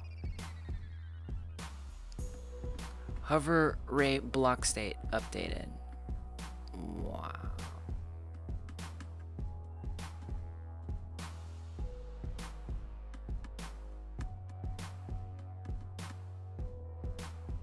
So what makes it change to set block? What called set block covering?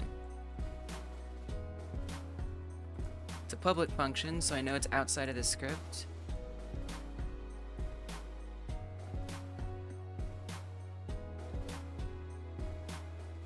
Okay. So on the camera manager, it manually is setting the block hovering to either be blocking anything, that is to say I can't click on anything at all, or I can click on anything because there's no block state. The other place it's being set is on the phone. The phone is doing the same thing that the camera would otherwise be doing. I don't like that. I don't like that. Tell me how this is being dealt with on the phone. When the object is selected,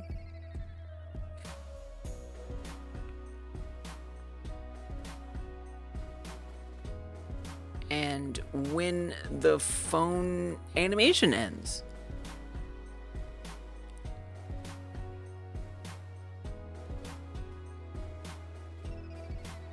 But we know it's not working. So that, I mean, it's just kind of annoying, right? So like, I just have to remember that. I just have to remember every time I set up something that doesn't have a camera. Don't forget.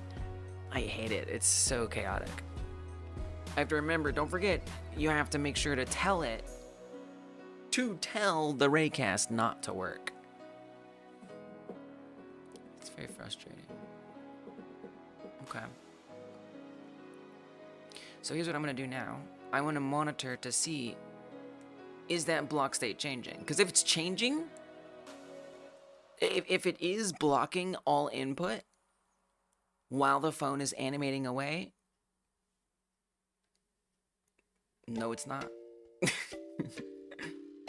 Okay, managers. Hover ray. Block state 0. Let's see what these block states are about. Here.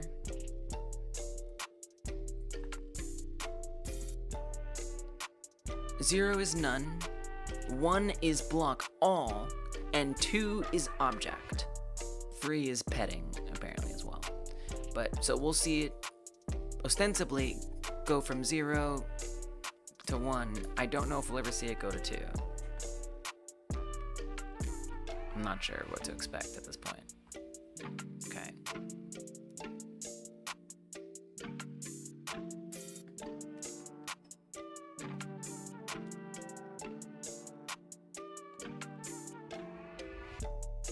Block state. Right there. So we click on the couch. Block state is 1. So it's blocking being able to click on anything at all. Now we can click on whatever we want. Let's block. We block. Right? Click go back.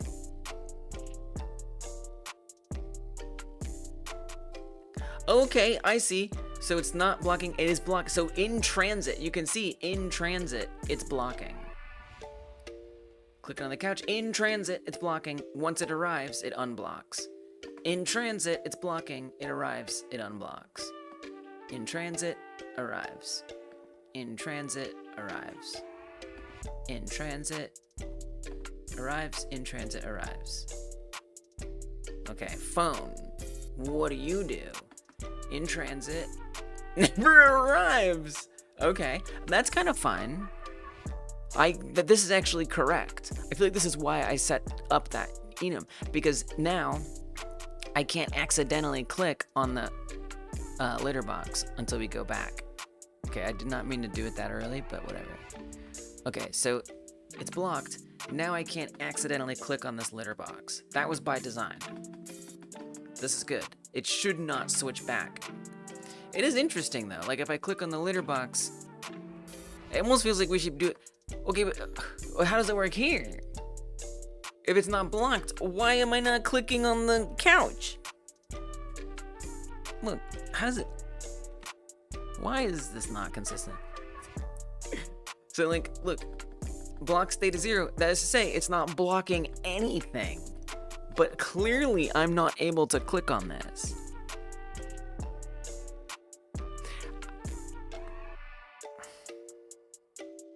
I don't know.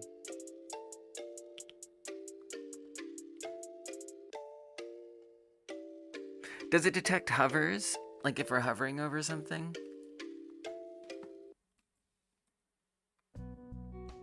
Wow.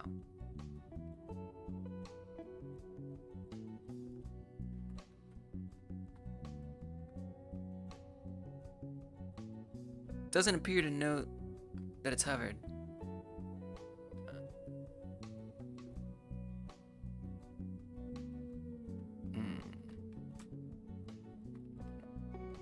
Is hovered. Okay. Couch is hovered, couch is hovered, couch is hovered. Oops, we've started. Those are lies. Don't tell lies, stream. Okay.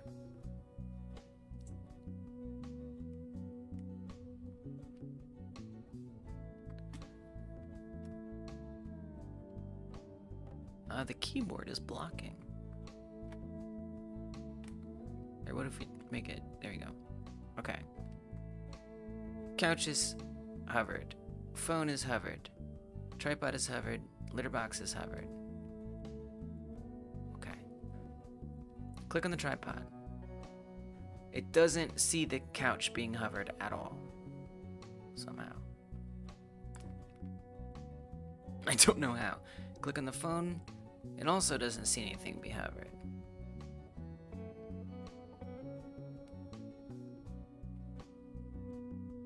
Now, interestingly, the phone is now blocked. I'm so confused.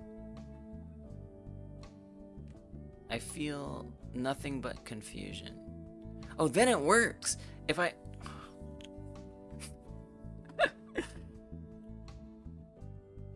If I click on the phone, and I press go back, and I try to hover over the phone, it doesn't work. If I click on this, and I go back, now I can hover over it. But that's not even the thing I'm trying to deal with. The thing I'm trying to deal with is that when I hover over the phone, or when I select the phone, and I press go back,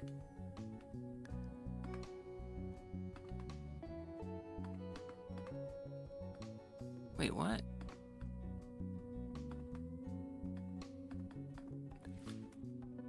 I used to be able to accidentally select it. Now I can't? Wait, something got fixed? And I don't remember fixing it? I don't believe you.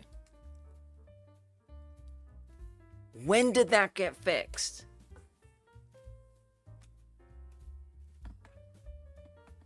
Great, I mean, it must have something to do with the camera stuff, like switching off the camera stuff.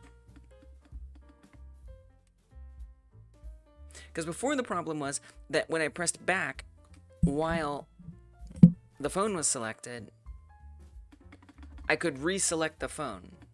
But now I can't. And it's actually functioning correctly. I hate that.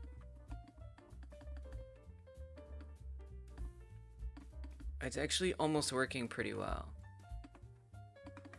But I don't want to just be happy with that. I don't want to be like, it's working well, good. No, I want to make sure it's working well and I understand why it's working. And in the future, I can come back and be like, that's why it's working. That makes sense. Now I'm making a new thing and I totally understand how to create that new thing.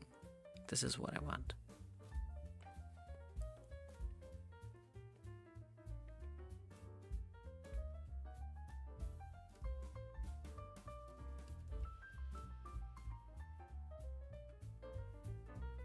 And I'm a little freaked out. Okay?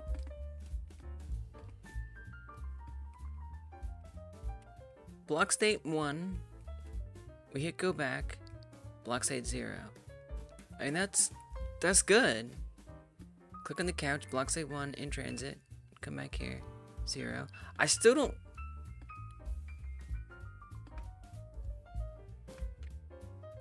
I guess at this point, the main thing that's bothering me is that it's split up.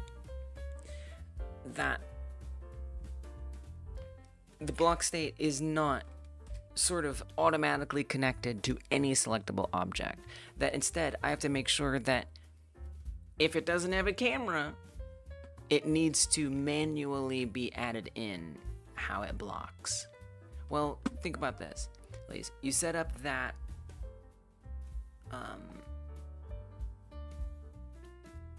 that switch camera check. And I think we just did a pass. I don't think I circled back to that yet. Yeah. So if it doesn't have a camera that it switched to, that we know now that also means that its block states need to be handled by the instance. Or, because this is what the camera does. The camera handles the block states, which I don't like. I don't think the camera should handle the block states. That's confusing. If I'm clicking on something and it's preventing other things from blocking, then I want to be able to go to the script that handles clicking on things to find out how stuff is being blocked. I don't want to have to do this, like, you know, digging through this and this and this and this and this to try to find, oh, it's the camera that handles it. I could comment it, but again, it just feels suboptimal to a system that's just built better in the first place.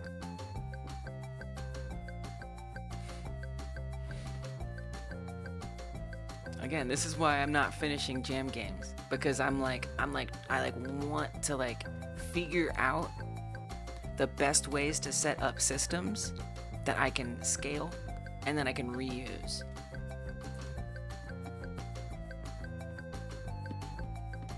Thanks. I mean, I think so. It's slow, and I'm only so able to wrap my head around these things. So I kind of just have to like struggle my way to figuring them out.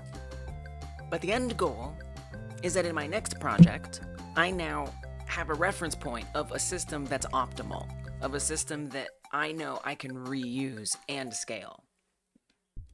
So for me, it's like growing pains, basically.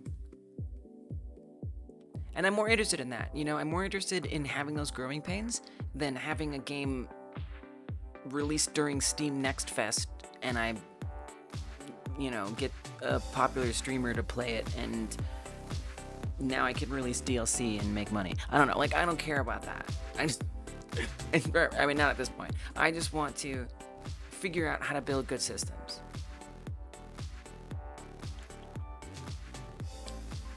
But I think there's often this idea, you know, like, I was feeling like I have to finish my game.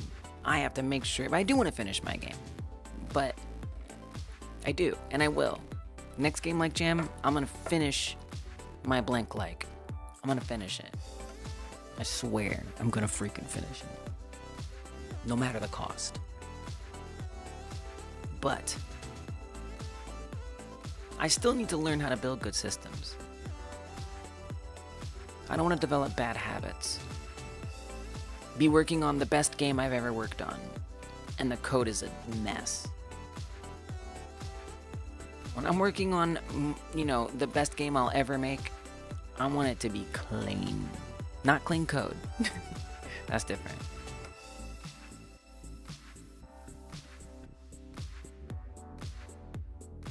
Okay. Sometimes I have to remind myself my motivation. And that I'm doing the right thing.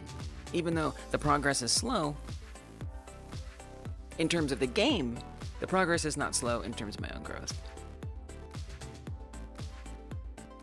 Right? Yeah.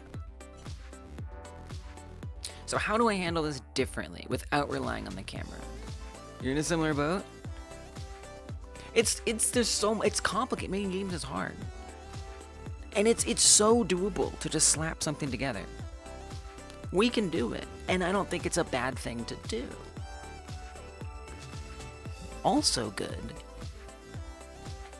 is building things neatly. And I think for some people, people can build things neatly. They have more of an intuitive ability to build their systems really neatly from the get-go. I don't have that intuitive ability.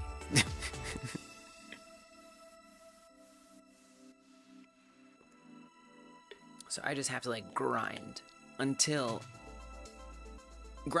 build up a repertoire of things that make sense to me that I can reuse.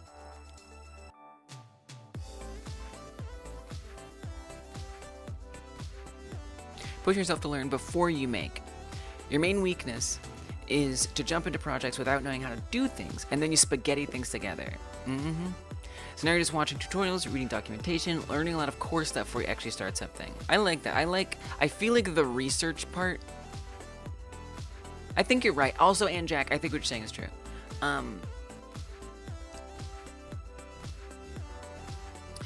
think the research stuff is something that is smart and good to do.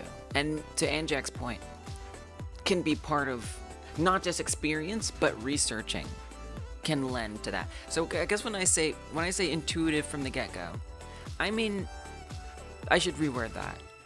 I mean, like, for whatever reason, has the type of approach to learning things, or at least setting up their games, making games, almost like a systematic approach. Like an ability to sort of think ahead. I don't think ahead very well. Or a likelihood to focus on research and understand certain best practices before diving in and making something. So more like maybe like personality traits and mental forward thinkingness. Those are the two things that I'm a part of what I'm implying when I said intuitive from get-go. But I agree. I totally agree with you. It's not like I think that's true with any skill, right? It's like, oh, you're so talented. Your drawing is so talented. It's like, well, yeah, they're talented, but that talent comes from somewhere. It comes from working hard. Yeah, and I guess I mean that, and I'm not trying to disparage myself at all. In fact, I'm trying to be aware of, it's just really not the way that I'm gonna grow, is being able to like sit down and draw, you know, a UML, right? So some people be UMLing.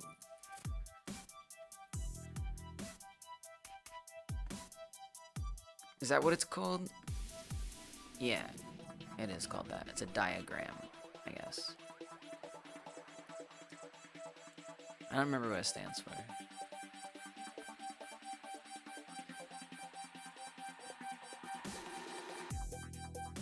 But some people will actually do these. I found a YouTuber who would do these, would live stream themselves, not coding, but just creating these diagrams, and that was it. Oh my god. Every freaking website trying to like do the absolute most. Like, just have things. Oh my god. I just want to look at the image. Oh my god. No, don't download something. Why is the internet like this? What have we done? I'm not mad. I'm not mad.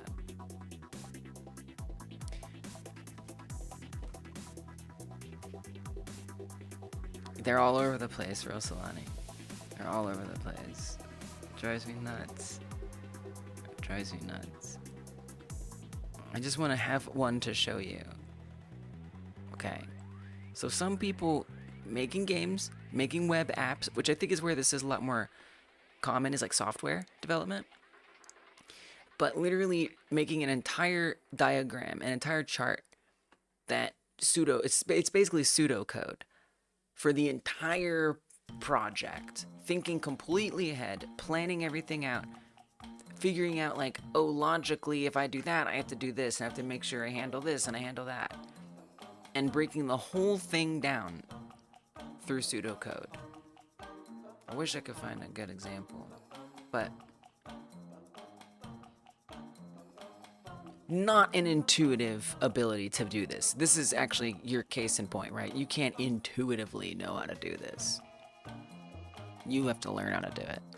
But what I do consider more on the, you know, not my personality type, is even being capable to approach anything this way. Like, I'm not gonna do it. I'm gonna be stressed. I'm gonna not have fun. I'm gonna be sad. I'm gonna procrastinate, and I'm never gonna make the game. I'm gonna stop making games, and I'm gonna go do something else with my life. Like, I don't think I can imagine something more boring than doing this. But I do quite enjoy sloppily making a system and refining it over time. I enjoy that. So that's what I mean. I think it's really interesting the different ways people approach things, for sure. But I appreciate you putting that out, Anjac, for sure. Familiarity you have with something easier to think ahead. That's true. I think that's true to an extent for me. I mean, look, literally, I just reviewed something an hour ago, and I forgot it.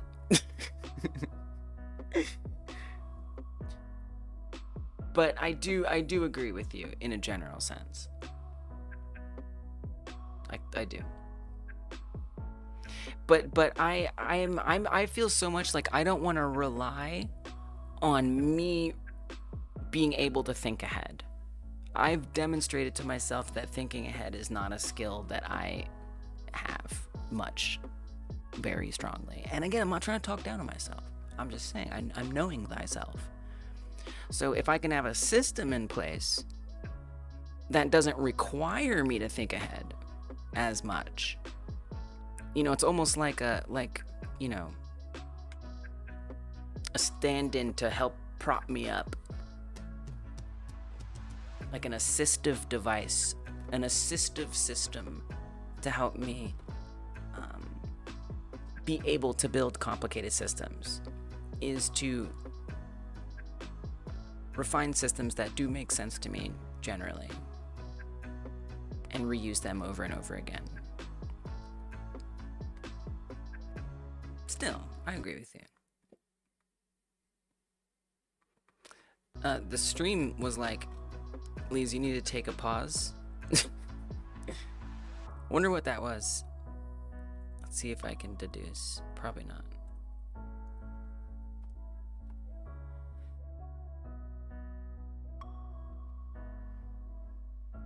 I'm never sure. When the GPU tanks like that, I'm like, is it that the GPU tanked and that was the problem?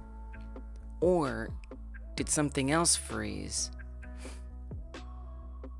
Why not you? And then the GPU tanks because there's nothing being rendered on screen. This is how much I'm uploading to the internet. Again, if that goes down, well, it makes sense that it would go down if the computer freezes because we're not uploading as much. So I don't know that I actually know what caused that. It's just one of those things. I need a new motherboard. You got a new app to help you plan your apps and game ideas, which is actually motivating you more. It's really neat. You got it off Steam. It's called Plan My Game. Neat. Literally neat. Love that.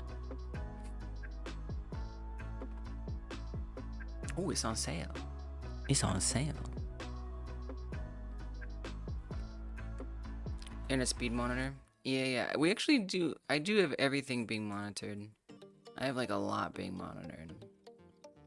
That's like what that is. So that's like the upload. That's really upload rate. It's not upload speed. But that wasn't the internet. To be clear, my whole computer. I should be clear. My whole computer stalled. So it wasn't the internet. But on your end, I could see how it was the internet. Yeah. No, but that's not even. This is hard to see. I know. But I've got like all the data here. Yeah, but you wouldn't have known that my whole computer stalled. Of course. CPU.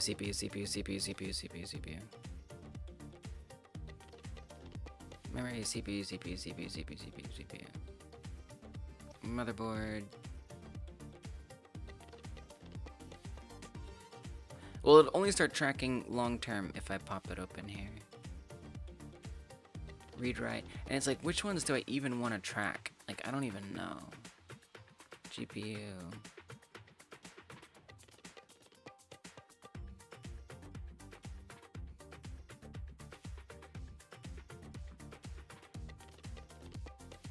Network.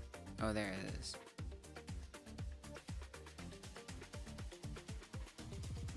I'm guessing this would be my up and my down here.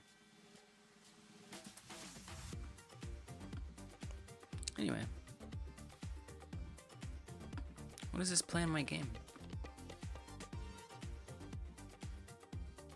A tool for creating hierarchical to-do lists on an endless desktop. Is a built-in Pomodoro timer and a handy project progress overview. This is neat.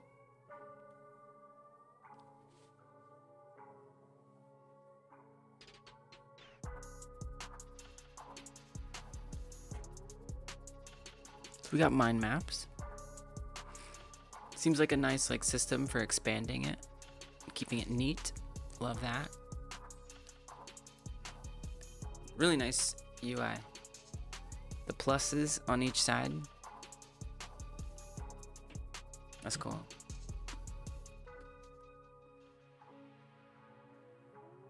Whoa.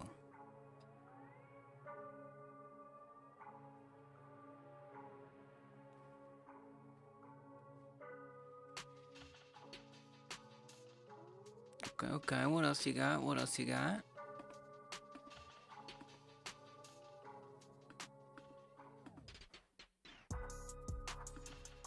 Oh, I was hoping to see the overview thing.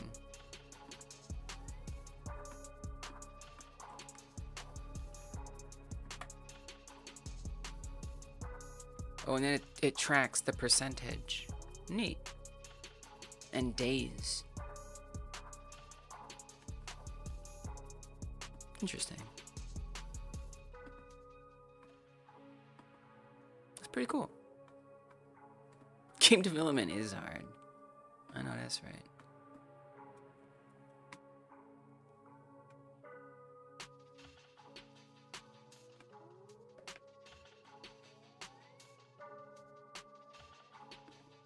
I feel like I live for feeling my way through. Angelic has tried many times to diagram out code before writing it, and you get stuck in the same premature optimization traps either way. Oh yeah, right. Oh my gosh, that's so real. Like, what do you even prioritize?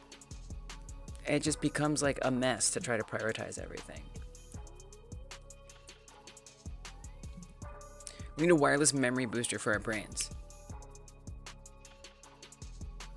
Thank you. I agree. Where are those? Actually, that's kind of scary. It actually sounds dangerous, but like theoretically, very useful. I like where you're going with that.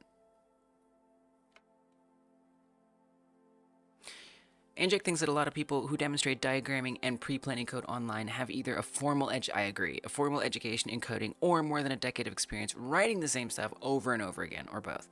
Yeah. That's true. We love a good... Is this the emoji?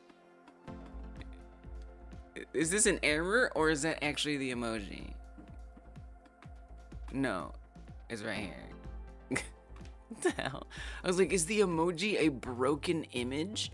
No, it's not. I don't know, StreamerBot, what is hard for you, but this should be pretty easy.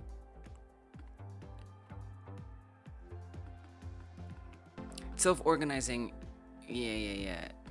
Nice. I love that. You like my mats, it does help break things down simpler. It's neat. You love my mats, but you try to get stuck in else. Yeah, an else for us. I feel like I also like just kind of start to resent it, because it just becomes like so much. It becomes this like sprawling to-do list. And I just start to avoid it, and I don't want to look at it because it makes me sad. And so it stresses me out, so I just avoid it, and I never go back to it. But I feel like for like an initial planning, I think something like that would be really useful for me for like an initial planning stage. But for maintaining, tracking a project throughout, I don't think I would be able to keep up with it. What I'm wanting to switch to is GitHub. Like, actually putting issues up on the repository, like creating issues, and that be how I keep track of bugs and what I need to do and what I need to fix. Since I already am using GitHub anyway, because then I could like, you know, check off things by actually committing something, and I could just be like, you know, whatever, fixes number, blah, blah, blah. And it would like, could automatically check off that. So it's like more like copacetic with what I'm already doing. But I don't know. It's hard to find what like works for us. So like that you found something that works for you like that. This is good. This is very good. Maybe we don't really need them. Yeah, maybe we don't really need them. It's overwhelmed. It's overwhelming. If you can break it all down into segments, it becomes, oh yeah, chunking things up. Very good. Yeah, breaking it down. True. That's some very solid ADHD management advice. Not that you have ADHD necessarily, but it's good advice that comes out of managing something like ADHD. Oh yeah, I was trying to come up with a system.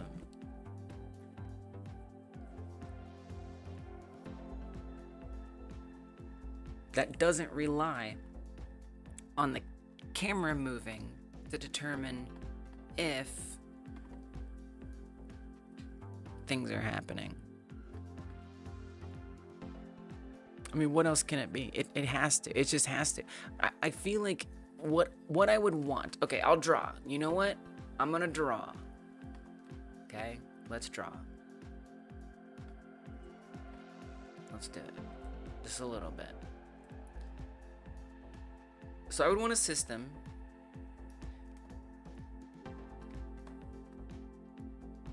Oh, you suspect that you have ADHD?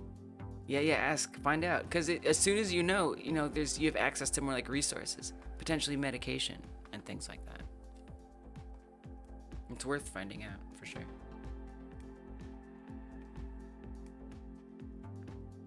I want a place where it holds, so there's like selectable objects, right? Selectable object, base. And on the selectable object base, I want it to have some place that keeps track of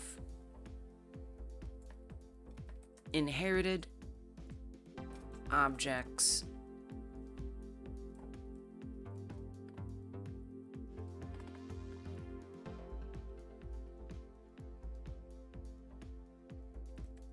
exit animation moment. Not even just that, but also the enter animation moment. I'd want it to be tracking both of those things, so it knows what to look for. For most of them, that moment is when the camera starts and the camera stops moving. That's the case for almost all of these. Camera starts, camera stops, camera starts, camera stops. So this is enter animation, exit animation. Enter animation, exit animation. I mean, kind of. That's not really true. It is true and it isn't true. It's weird because it's like different, because here we have enter animation, exit. So you can see the go back button appeared, right? When the go back button appeared, I guess it's almost like we'd want to know when enter animation starts and when enter animation finishes. When exit animation starts and when exit animation finishes. I would like to have that information for each of them. So I actually want even more of that. Inherited objects, enter animation, begin. Inherited objects, enter animation, end. This is really helpful. Inherited objects, exit animation, begin. And exit animation, end. That's what I want.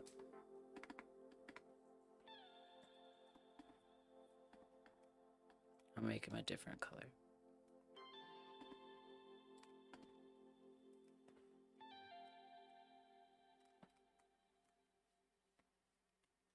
So something that knows. For some things, that's going to be, e.g., camera tween begin. Camera tween to object begin. E.g., camera tween to object end. Or camera tween away from object begin and end. So what kind of things would that be for? Well, litter box, couch, tripod, food bowl, computer.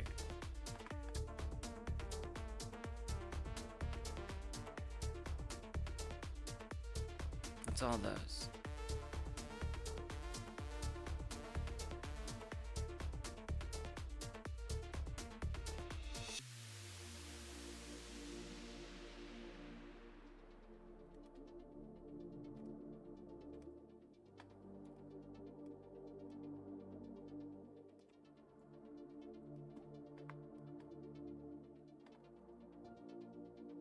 I guess I didn't really want to do that. Okay. Same with this. Same with this.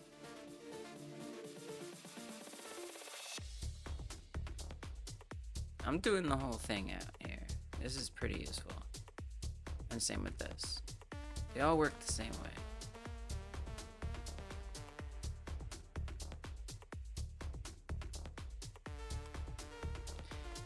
Except for the phone. The phone is different. So we would say object tween object visible object to center tween begin is the case for the phone. I don't know. I don't have anything else right now like that. But what if I do someday? I don't know.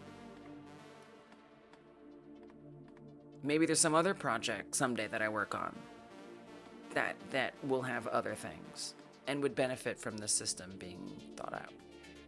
I don't know.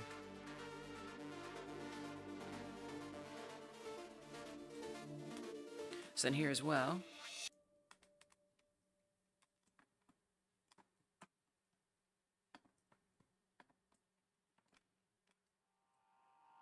Except in this case, it's when the object to center tween ends. Here it's when the object away from center ends.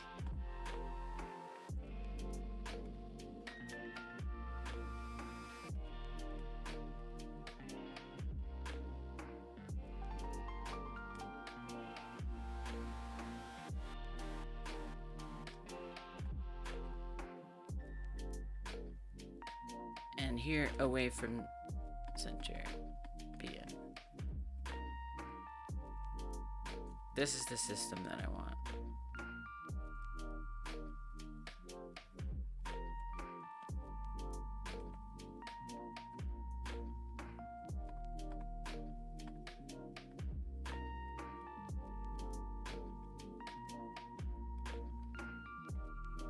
Now how do I make that system?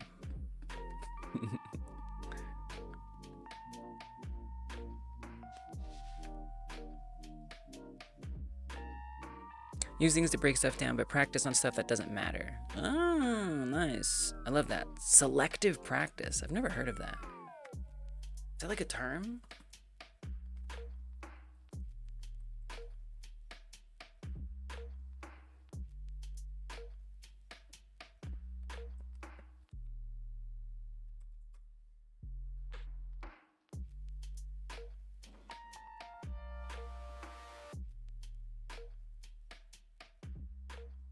I have no idea.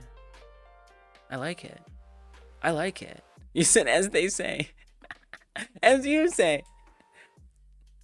I love it. It's a cool term. Write a book. Write a book.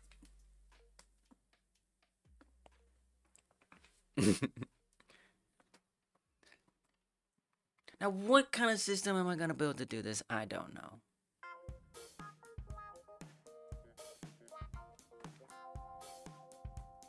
I'll have to think about it.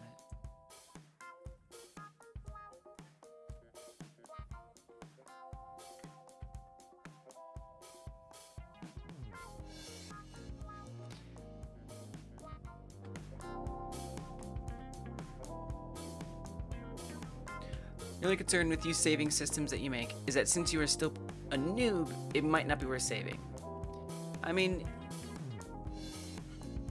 the way that I normally do things, I start a new game project and I just start feeling my way through it, right? And then I run into something, a system that I need to make, and I'm like, wait a minute, I've made this system before. I go to my GitHub, I try to remember which project was that? I scroll through, I open up that project, I dig through, find the code, I copy it and I paste it, and then I tweak it to fit that new project. So, you know, I mean, as long as you have all of your code backed up somewhere, you don't even have to, like, save the system. If you've got your code, you've already been saving the system, you know? But that's just me. And then what I've started doing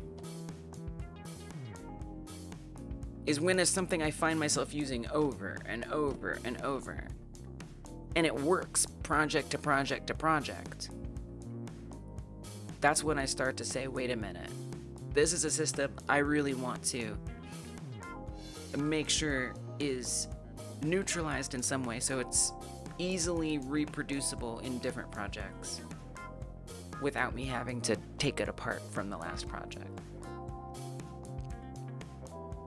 Yeah, exactly.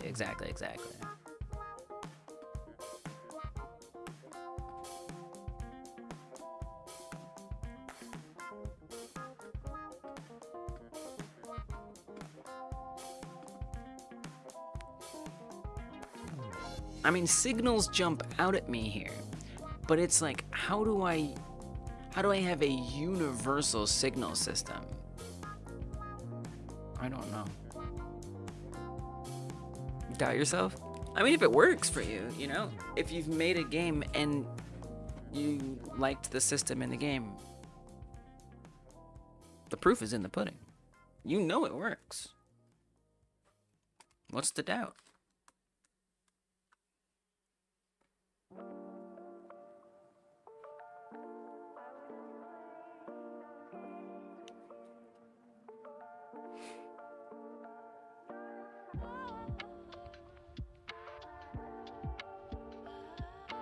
I'm going to think about this. This is a thinker. I'm not sure what the best way to handle this is, because the phone versus the other objects. So these boxes versus the top boxes.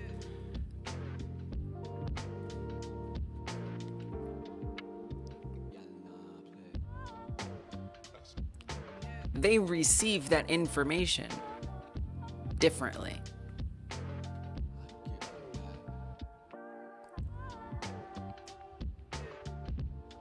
What do they point to?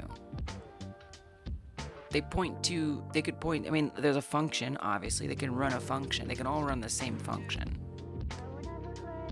But I guess I want to avoid having to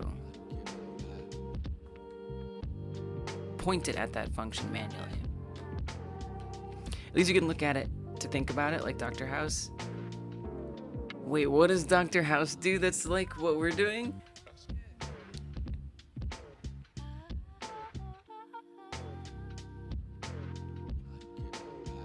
I could never get into House. I was like, this guy's mean.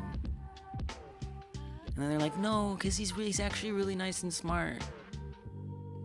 I'm like, no, he's mean. He's mean first, and then he's nice. That's abusive.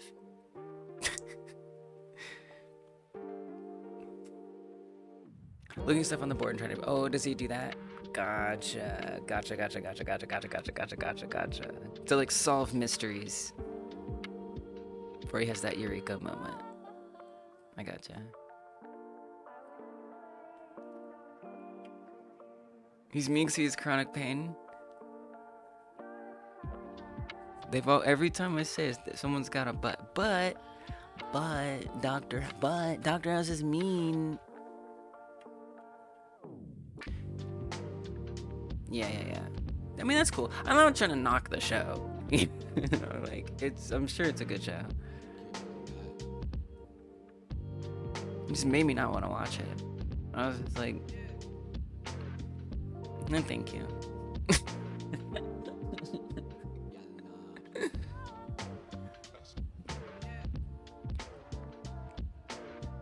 No, but I appreciate it because it's like, I know there's goodness. I know there's goodness there. And I know that, like, there's a reason to love him. Thank you. But also, I do appreciate hearing the perspectives on why he's lovable. I know there's some reason. There has to be.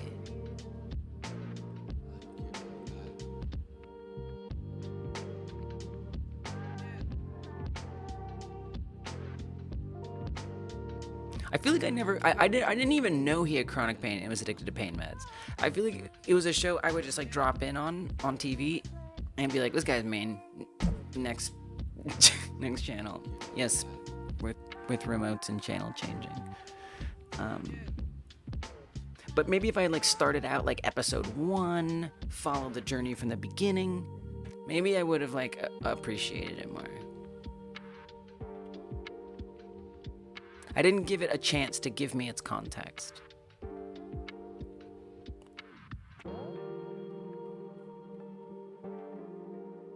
Fair, fair.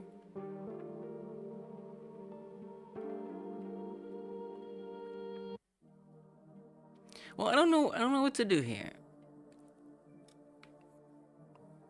I might just have to sit on this, you know, and like think about it and come back to it. But I need to sort it out.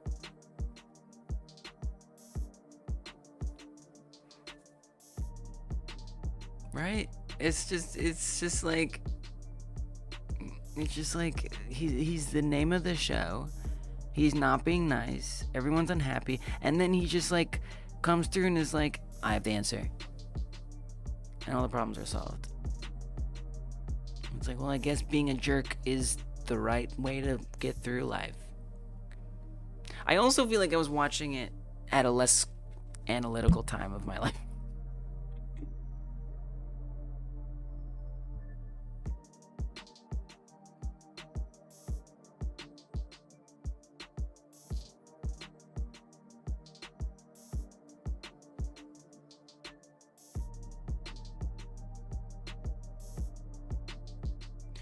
I guess I want some way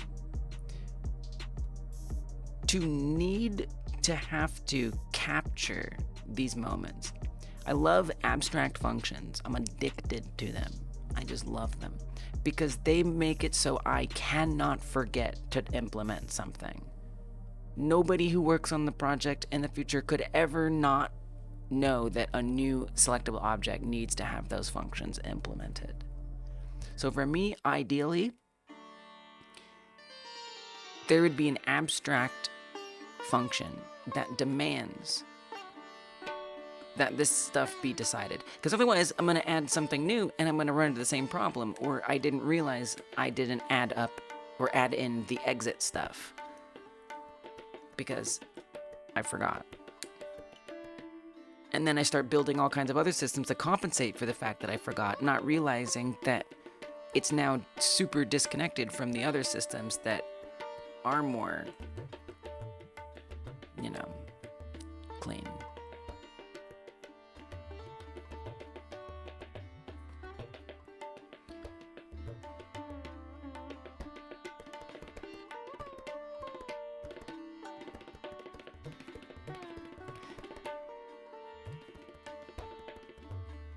I mean, here's what an abstract function can do. An abstract function can make sure that you define something. Make sure that something gets set. That we return a string, return a float, return whatever. Some kind of information that can be used by the base class reliably. So the base class can say, move the object 10.4 meters forward. And it knows that because an abstract function on the couch returns 10.4. Maybe that same function on the food bowl returns 6.5. So then the base class says, okay, I'm checking what this abstract function returned. It returned 6.5. Got it. I'll do it. So I want the base class to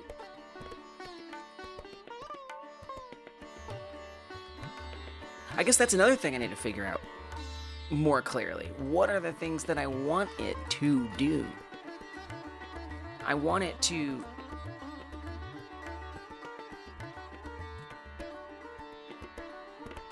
block the raycast, block or unblock the raycast.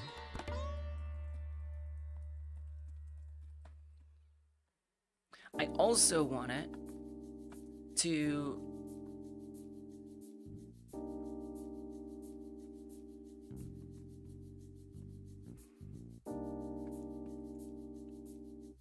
begin or end a minigame.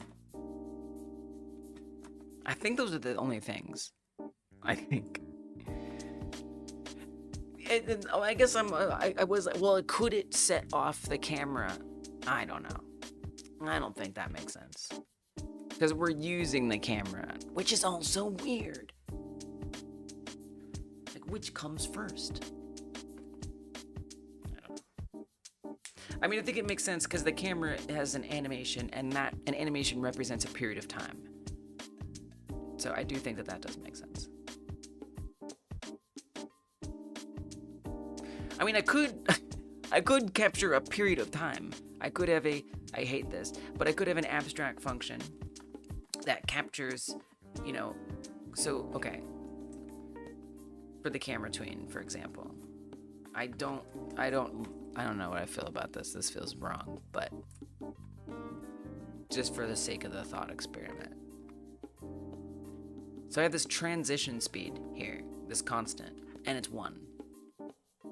That's how long it takes the camera to start from one place and go to another place, or back. It takes 1 second. As for the phone,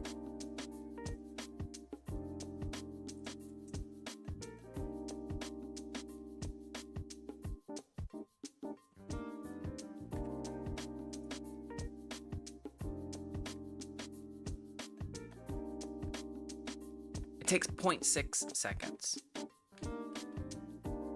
So the camera takes 1 second, the phone takes 0.6 seconds. So I could have it return its speed, or the length of time it takes. Speed isn't a great word for that. The length of time that it takes to get from point A to point B. And then feed that time into the camera tween. Feed that time into a timer that tracks, you know, when the camera or when the raycast should be blocked or not. A timer that sets when the minigame should start or not. Something about that bothers me. And I don't know if it's like logical or rational. But I like the idea of like an actual event that's occurring being the determining factor instead of, well, you could have the timer be the determining factor. Yeah, but the tween won't be based on a timer. That would have two separate things. You'd have the tween and the timer. So you'd be starting the timer, I'd be starting the tween. Let's say they both start at the same time, and they last for 0.6 seconds. In theory, they both end at the same time, but depending on how that code is set up,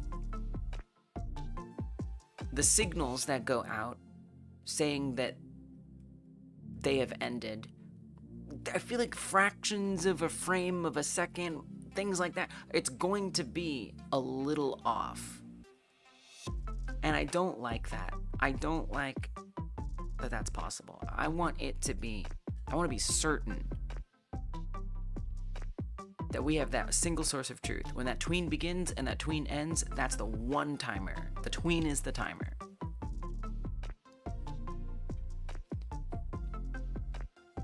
So I don't think I want that number to be the thing that is returned.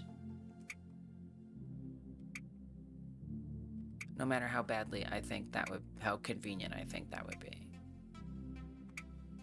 I think it would be not good.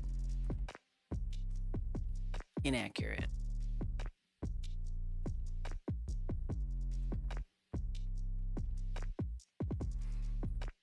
But then I wouldn't need to be managing two separate tweens. I wouldn't need to be thinking, okay, well, I need to make sure if it's some other object that isn't a camera, I need to find what is its tween and track it.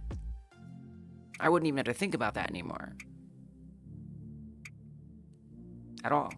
I could just set up the tweens, make sure it's based on that float value of how long it's supposed to last, and let it do its own thing. I think that that's better, Lise, because here's the thing. Don't use the tween being finished. Who cares if the animation isn't lined up? It doesn't matter. It doesn't matter. That's just visual. Now, what is not great about it is it means I have to refactor the litter box, the couch, the tripod, the food bowl, and the computer, since they're all based on the camera tween. I have to change how they all work. Really, the camera is the main thing. I actually think this is the best way to go about it, or at least it's the way I'm interested in going about it. Because if they're asynchronous, who cares? As long as I'm not basing the tween finishing or starting on, or basing any code on the tween ending, then asynchronicity just doesn't matter. And the timer becomes that source of truth.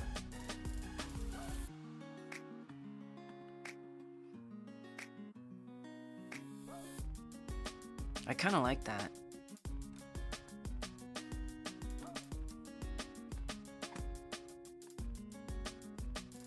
I like that a lot. I'm sorry to say, but I really like that.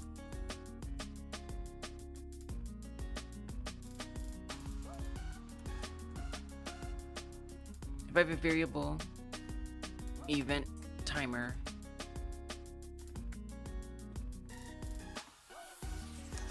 which is a timer,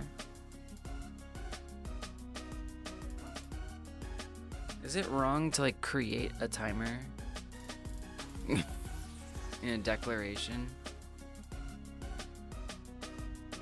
I don't think it'll even let me do it, even if I wanted to.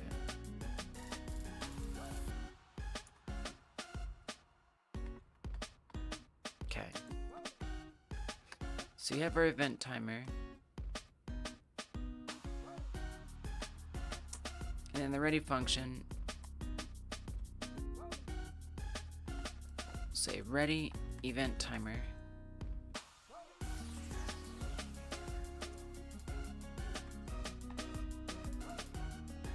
Ready event timer.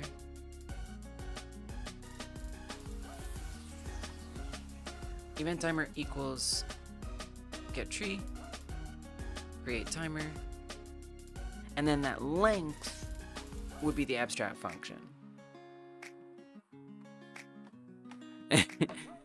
Cheers, bad code guy. Thank you for the hydrate. Intelligence potion commence. Thank you. I have now. How you doing? Welcome.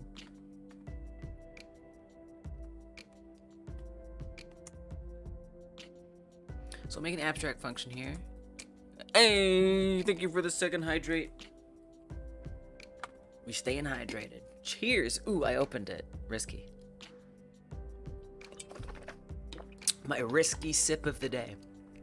Another one. Thanks. You're welcome. Did I say I hope you're having a good day? Funk.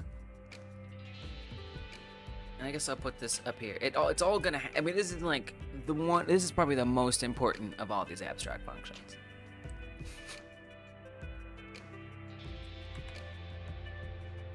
Event or animation. Entrant. Prime. Exit. It's a enter exit. Enter exit. Animation length. You know, it does, you know, then become like a mandate that it's always the same. That the time it takes for it to enter is the same time it takes to exit. I mean, I could make two different ones, right? I could make an enter animation length and an exit animation length if I really wanted to. It seems like right now, they're the same, so I don't need to worry about it. But if I did, this would actually probably be pretty easy to break out.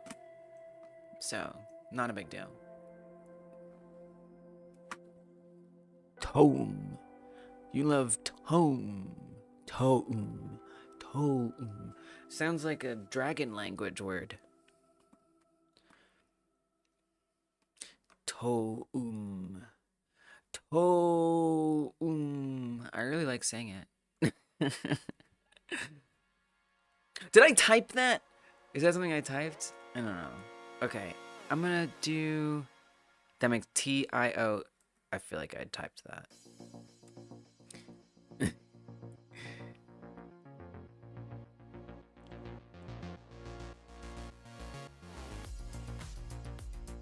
We'll just do... Oh, let me just double check.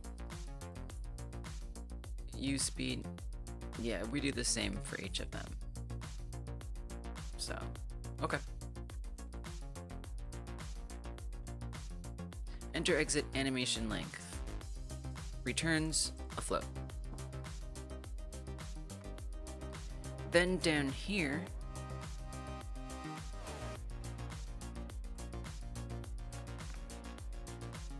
the event timer length would be set to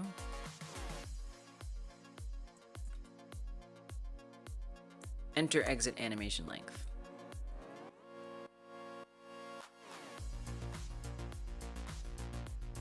Scene tree timer cannot be set to variable type timer. Okay. Scene tree timer. I didn't even know that was its own thing. One shot timer. No. No, no, no, no, no, no. That's not what we want to do. Equals, can we do timer new here? Can I assign a value of type timer to a variable? Oh.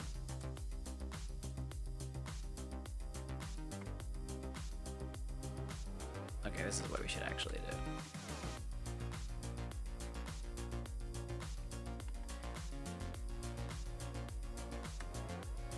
Event timer start, but we don't actually want to start it yet. That's the thing. It's garlic emulsified with olive oil. Whoa. Oh, I've heard of that. What have I heard that called though? Heard that called something else. Sounds amazing.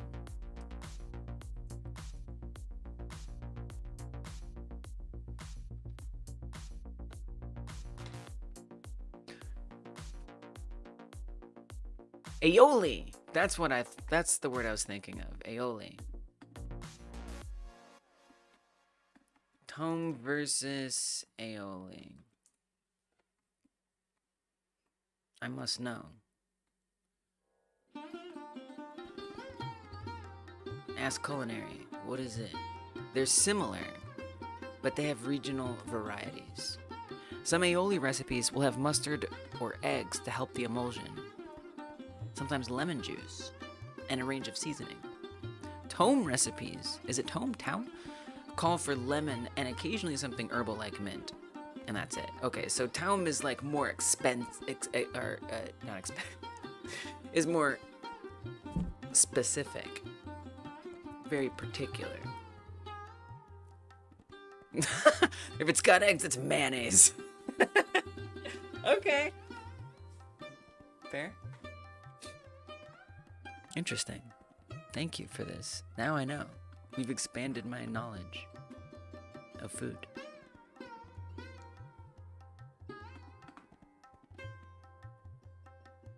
Mint and lemon sounds awesome.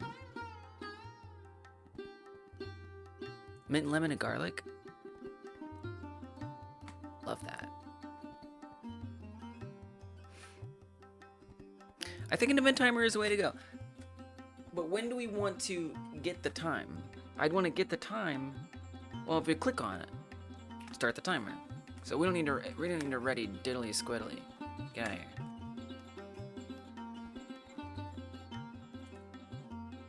You get Lebanese chicken kebabs, which rocks your socks.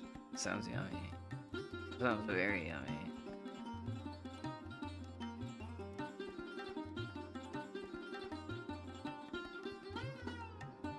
Damn, I'm hungry. I have a potato in chili. Doesn't sound as yummy as that. I am going to have to go eat something very yummy soon. I will do this, so my socks too can be rocked.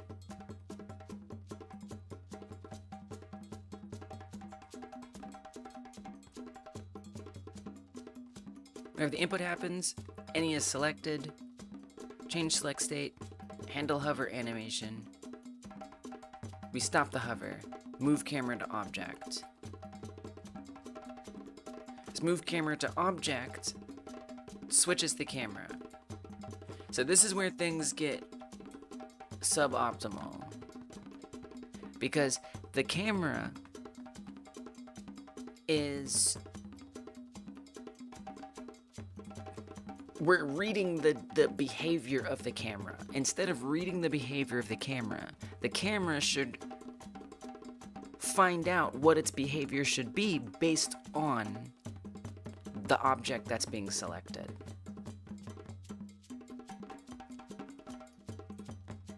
That way we have that source of truth that we can base events on. I've been doing some thinking, Rosalani. Like, this has been an effortful experience today. This has been the hard, dirty stuff of game dev for me. I enjoy it. But you're right. I do need a reward. You're having zucchini fritters. Make vegetables fun. Let's make vegetables fun. Turn them into a taum. Turn them into a fritter. Eating shepherd's pie, which you added some thyme to. Nice. Flavor is so important. Oh my gosh. Just like, see, I had a baked potato, and what I do, I added chili to it. Like, let's make vegetables fun. Okay, I'm not trying to say vegetables aren't fun, by the way, but they can be even more fun.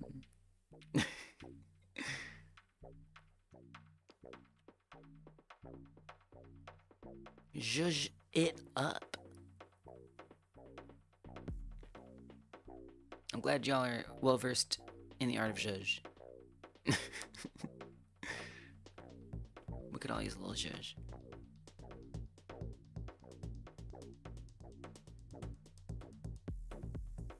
So I guess I'm trying to decide, do I want to tell switch camera? Yeah. Yes. The answer is yes.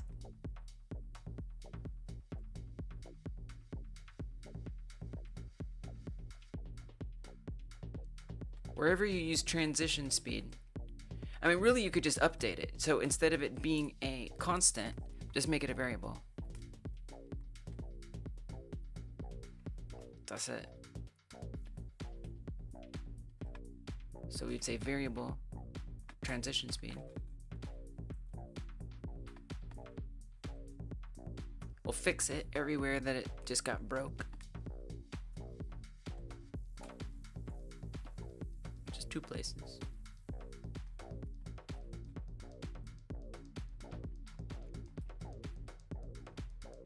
And then when we call switch camera,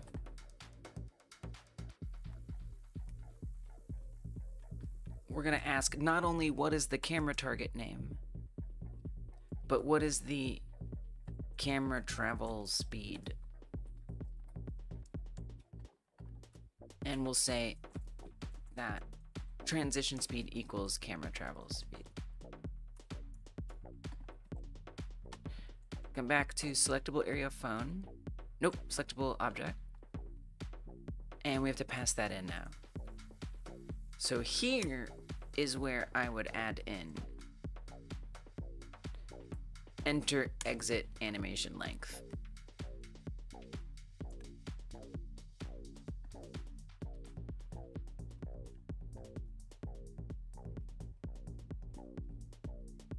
You want your veggies to work for you. Flavor themselves. Are you tired of cooking anymore? I understand.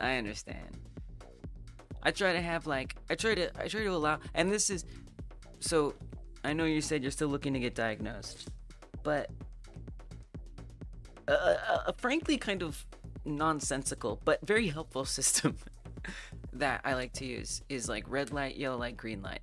As far as like what red lights, yellow lights, and green lights mean, it doesn't make sense. Hey Ray, welcome. I make coding fun and interesting? I make coding fun and interesting? Okay. Can that be like my new like goal in life, to make coding fun and interesting? Thank you for potentially giving me a life purpose. Salutations indeed. Do I? Even though I'm here banging my head against the desk, which I enjoy. I enjoy it. I hope I don't seem like I'm in pain. I enjoy it. But still, you know, it's not the kind of day where I'm like, oh yeah, that works good. Oh, look at that.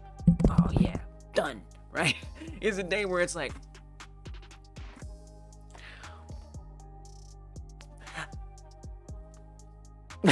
you know, so it's like 6, 7, I don't know.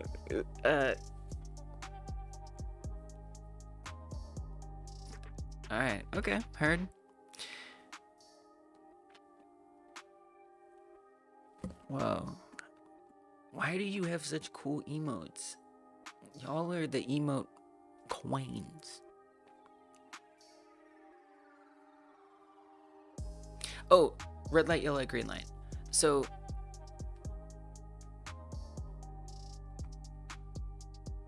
I really like this system a lot. So what this system means is, let's say today I'm feeling kind of green light. And on a green light day, a green light moment, I'm gonna chop an onion. I'm gonna get all the seasonings together. I'm gonna clean some dishes.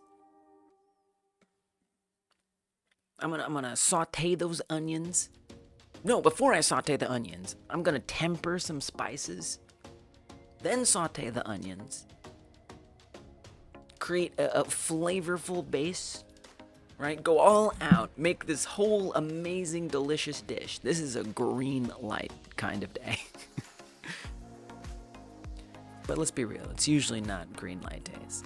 It's usually yellow light days. So on a yellow light day, you know what? I'll reheat something I already made. Or, you know, I'll get an easy snack. Like I have cottage cheese and frozen fruit. Put them together is super easy. Or a bowl of cereal and milk. Super easy. Yellow light. But then sometimes there are those red light days. And on those red light days, we're just gonna get takeout today. On the red light days, I'm going to open a bag of chips and eat that. But this system has helped me a lot. So on those days where I don't feel like cooking, you know, I know like what my fallback is. Again, I'm not saying this is gonna help you, but it's made me like at least be more kind to myself if I'm like don't feel like cooking. It's like I'm not always gonna be able to do the full-blown goodness. Again, red light, yellow, green light, it's ridiculous. It has nothing to do with stopping and going and slowing down. But I guess it's for you got the green light to go hard. The yellow light, slow down, don't have to do things so hard. And then the red light, like stop, just do what's easy. All right, I guess it does make sense. I make it fun. You're already interested. Fair. You're already interested. You will say, I'm literally the only person you watch code, so that says something.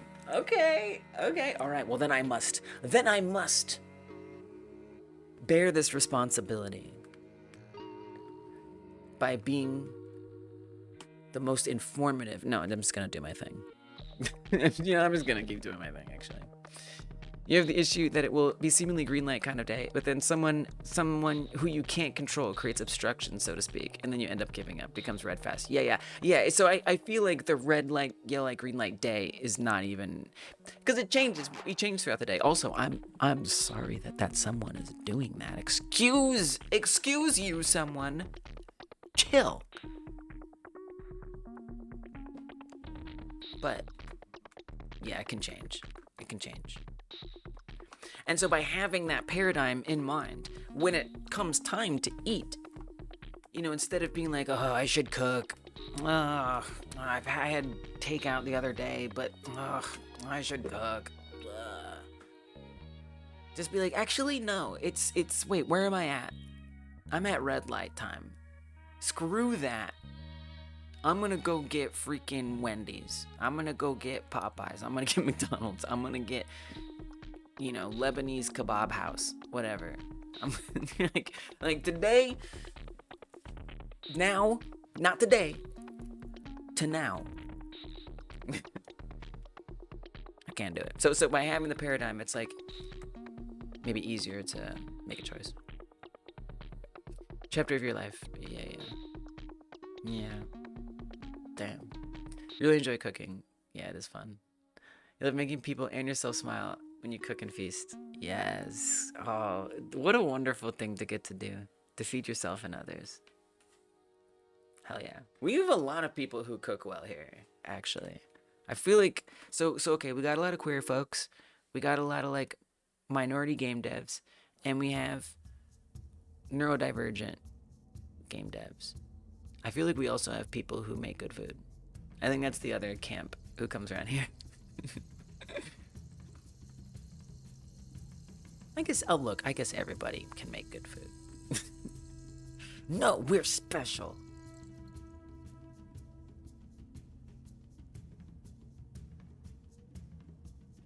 I guess I'm curious to see if this works. Well, Lise, what? You have to set it on all the other ones. Oh wait, is this mad? The class event timer is declared but never used. I guess you're right. Oh, so we do need to... Okay. So let's not do that. Oh, so I kind of need to set like a begin event timer or something.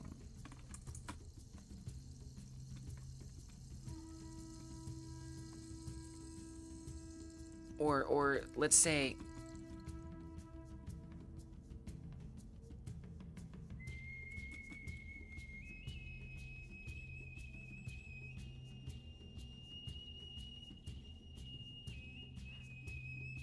event time. Event time.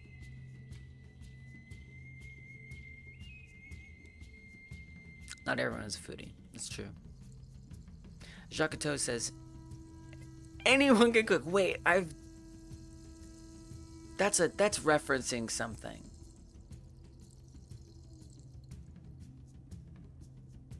I feel like that's referencing some kind of comedy show. Or something. Ratatouille. Thank you. Y'all knew.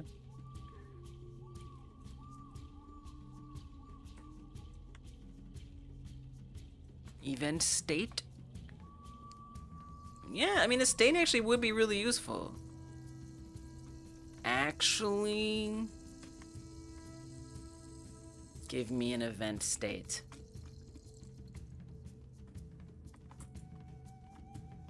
I like it.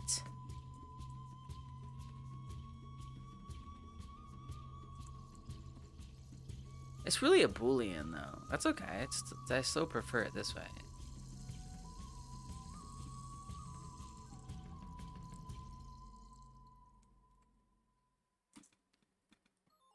Event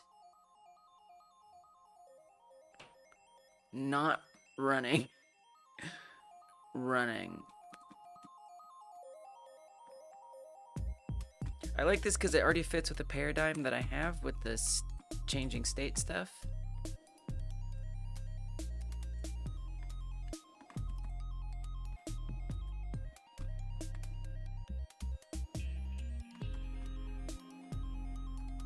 Okay. Event state changed. Print it out. Anyone can cook such food. Now, whether anyone cares about deep, amazing flavors, that's another story. I guess everybody has different flavors they like too.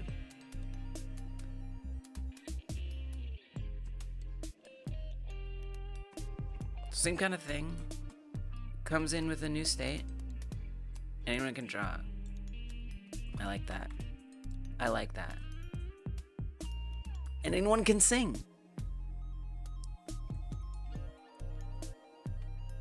Well, maybe not sing.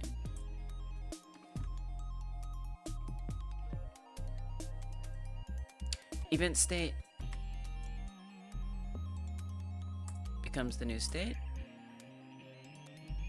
Ask away, Ray. The coding language. You're not interrupting at all. I'm interrupting by choosing to respond to you. If you think about it. This is GDScript. So it is the language of Godot. You can learn more about Godot. What the hell? When godot.com is something sus? First of all, didn't know that. GodotEngine.org. Excuse me. Literally had no idea. Right, Duck? Oh my gosh. Like salt? Even just salt. It's amazing what salt can do. But some people like more or less, so I get like not putting it on, but at the same time, sometimes I get food and I'm like, a little salt makes this absolutely banging. Okay, so Godot is the engine, and Godot uses GDScript. You can also use C# and C++, but GDScript is the like built-in language. It's similar to Python. It is easy to pick up, I agree, and I love using it because it is tightly integrated with the engine. So yeah, GDScript. And you know, look, one thing I will say about GDScript, and there's no reason to say it, but I'm going to say it. It's a limited language. It's not general purpose. So learning GDScript, it's really only going to be useful if you're making something in Godot. So you can't take your GDScript and go make a website with it. Whatever. You can't, unless you make the website in Godot, I guess. But I do like the idea of learning general purpose languages too. Something that a lot of other tools utilize that you can use in a bunch of different scenarios. Flexible general purpose is nice as well. But at the end of the day, my most important thing is I want to make games. And Godot does that really well. And learning multiple languages is a nice thing. And learning GDScript has been a great stepping stone for me to learn other languages. Again, I didn't really need to say that, but it's something I've thought about more recently, is that GDScript, in theory, technically, if it's the only language you know, limits you to only using it in the Godot engine. But I don't think that's a bad thing, and once you learn one language, learning others is a lot easier.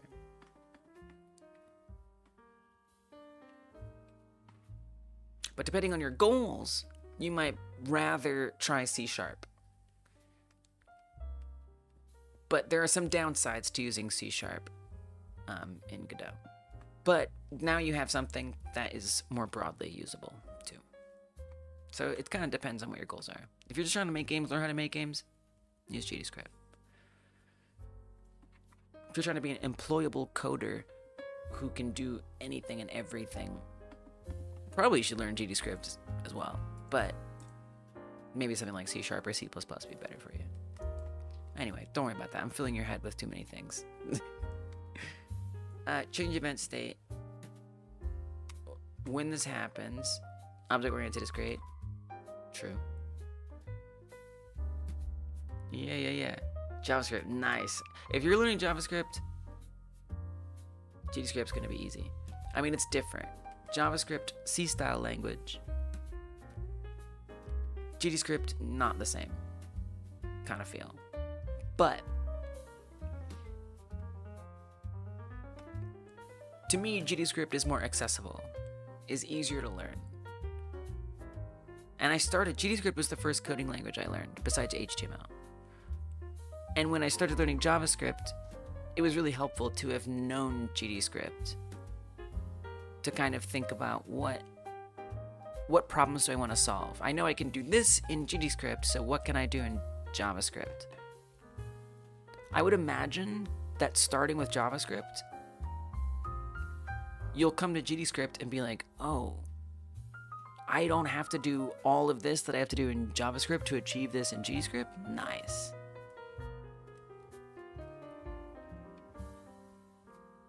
So I think you might find it like a nice break. I do like JavaScript, don't get me wrong. But it's tougher.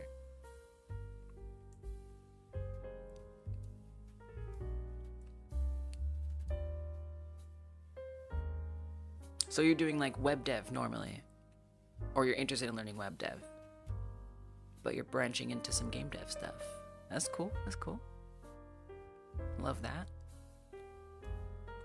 When the event state changes, it depends so this is where we're getting more value out of this. Here, we're just kind of changing the state and printing it. It gives us one moment where this happens. But with this one, we can actually get a little more even value out of it. So there's the moment where it happens. That's good. That's great. But now we can also say match event state. If the event state is not running,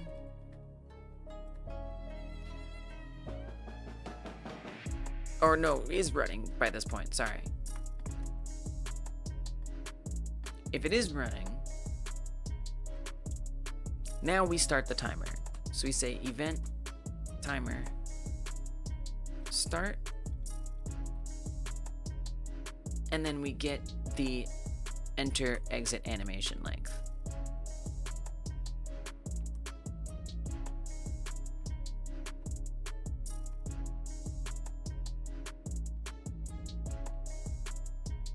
So now I can make sure that whenever we change the state, however we change it, if it's changing to running, that timer begins.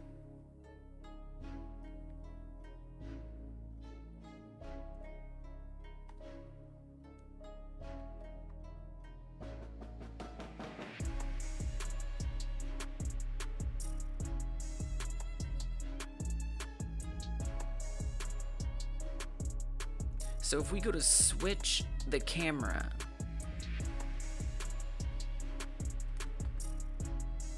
I have enter exit animation length. I almost want to put this like on an instance instead of just assuming that it's always going to switch the camera. We could handle what happens on the events on a per object basis. Even though sure, most objects are going to switch the camera. Not all of them are. And maybe it makes it a more extensible system. If we were to say on event timer begin.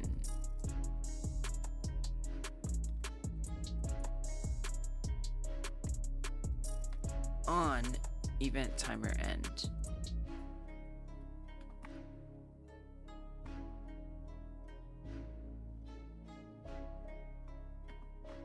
And then whenever we select any, change the select state, handle the hover animation,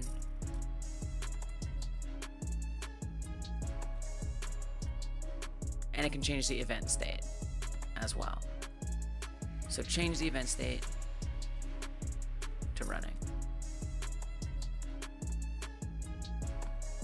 Don't put move camera to object here. We have all kinds of stuff happening there still. But none of this is like same kind of timing based, but I don't know. Yeah, I mean, this is general. It's tough. It's yeah, I don't know. I'm just gonna go with it. You said you're thinking this was JavaScript. It felt similarly familiar. Nice. And yes, system security is the focus, but game coding has intrigued you since you were a tyke. Okay. Welcome to pursuing that, I don't want to say dream, but that intrigue. That's exciting. Yeah, so you already have like a background in coding. Nice. You'll be alright. I think you'll be alright. Yeah, especially with the classes, right? That's something that, I mean, I think a lot of that I borrowed from JavaScript. Like, now they go back and forth. Learning GDScript, moving to JavaScript. Now I'm taking the things learning JavaScript and using them in GDScript. That's crazy. To like seem like a JavaScript dev because of the way I use GDScript. I've seen that. I definitely have seen people do like GDScript in a way that's very C-sharpy. It's crazy. Jacques Godot says anyone can code. Anyone can code. Anyone can code. True. Hey Cosmo. Yo, I'm doing good. How are you? So I'm definitely not gonna get this whole system refactored tonight. Like that's pushing myself too far. I'm gonna be real with myself here. So I want to just acknowledge that I'm not gonna finish this whole system, but I'd like to like get it started. I'd like to get it started and make sure it's my priority that when I come back, I start working on this again. When's the game like jam start?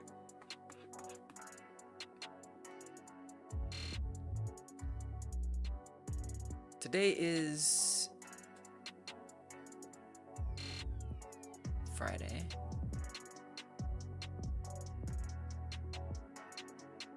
Okay, so I have one more public stream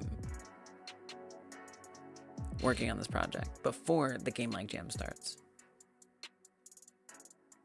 So Tuesday is the next time I'll work on this game.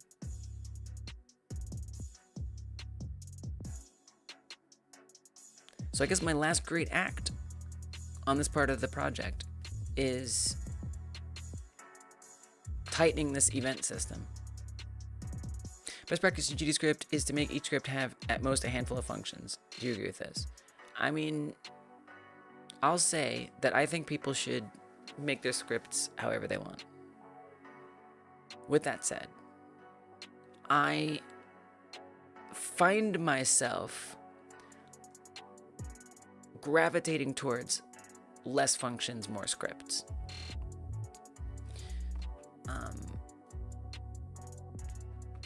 So like,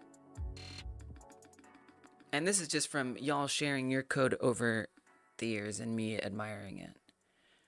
GDScript code at that. I've gotten really into this like notion of managers, which lets me do exactly that. Break out code into tons of scripts. So these managers are just like nodes that just have scripts on them, and that's their whole deal. Is they've just got scripts on them. Some of them are quite short. Some of them are a little longer. So I guess I think of it less. I mean, when a script starts getting long, I ask myself, is everything that's on this script truly like related to the same thing? Does breaking it out into separate scripts like make more like logical sense? Because it's handling different things. So I guess I think of it less as, is the script getting long, and more as, if it is getting long, am I sure that everything in it is truly related to each other enough that it makes sense for them to share a script? And if not, then I'll break it out into something different. Is the way I think about it. Yeah. So I think there was a time I had like time. So in the game, there's a clock. 10 o'clock, 3 o'clock, 4 o'clock, all that kind of stuff. And for a time, I had time and stats mixed together. Like, oh, they're the same thing. Like, they're all stats. We need to save them the same. They increase, or they change over time. They had a lot of similarities. So I had those as one script in my manage stats script. But then at some point, I was like, let's break this out. So I separated time from hunger, thirst, lonely, bored, pooping, separated it, and I put it in its own script. So it handles its own things. Really a lot with like the computer. Computer was huge. Really broke that out into a lot of things. So there's like managing what happens on the desktop. There's managing how the programs that open on the computer are handled. So even though it's all related, if you're on the game's computer desktop and you open, oh right, I've broken everything. I can't show you the game. If you're on the computer's desktop and you open a program, technically you're still on the desktop in a way, but it's every function that was related to like the programs is so specific to programs that it just starts to feel separate. So then I make a separate script. I feel like you get it, but yeah, this was a big one that broke out probably into a few, maybe. There could be a script. There's probably a script somewhere else even. Maybe if I go to desktop here. Yeah. So you can see a lot more over on this side even. So in the file system, I've got desktop elements, which is different than manage desktop. This handles like the start button, the actual buttons that are literally there. When the button gets pressed, this routes that action somewhere. Apparently, when we add an icon to the desktop, it handles that. When we add a window to the desktop, I ended up having to put these here. I didn't really want to, but I kind of felt forced to, for various reasons.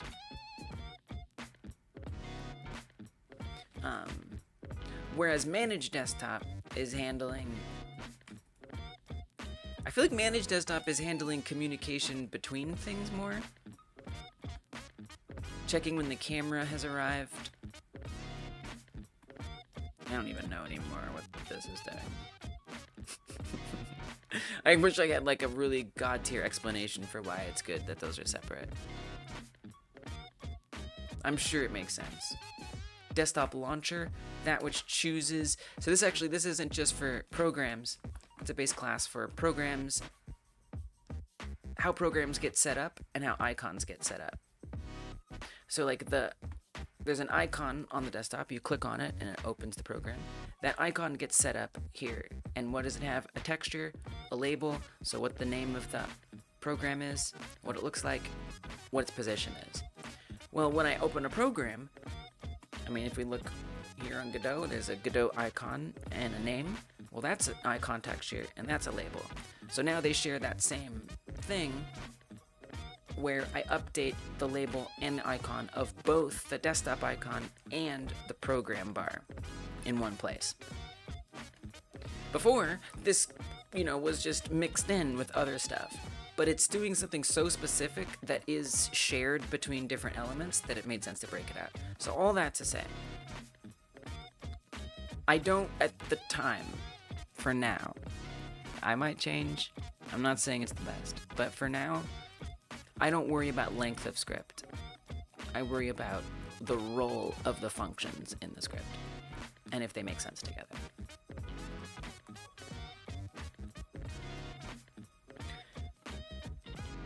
Use code on more objects rather than bigger scripts. Yeah. See why a game like this needs so many managers, but that sounds so much more boring than sword script, player script, dungeon generator script. That's true. Yeah, I don't know. So I kind of borrowed that from again, just seeing other people naming things. And so it was like, at first I was like, why do you have all these managers? I don't get it. Why are you calling it a manager? I don't get it. But I was so intrigued by it, I tried it. And I've just kept doing it. I liked it. I like it. I like the idea of creating a manager. I can't explain it, I just like it. I agree that there are cooler names. It's so corporate. A manager. But maybe it'll change.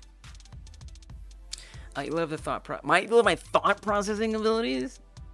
Thank you. Mind running 1 trillion miles a nanosecond, and yet so focused. This helps me focus.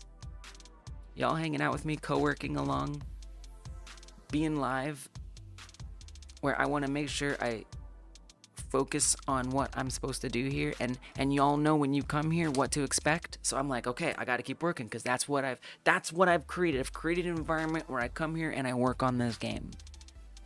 That helps keep me focused. Off stream, it's a little harder. It's like you're making custom nodes that can be reused to oblivion. Yeah. Yes. Optimally. We've had so many smart people creating systems of thought for us to follow, making managers, using state managers, etc. Yeah. If you think about it, businesses usually work better when there are fewer managers. Otherwise, you start to micromanage. You're right. That analogy breaks down fast. Oh, wow. That's very true. That's very true.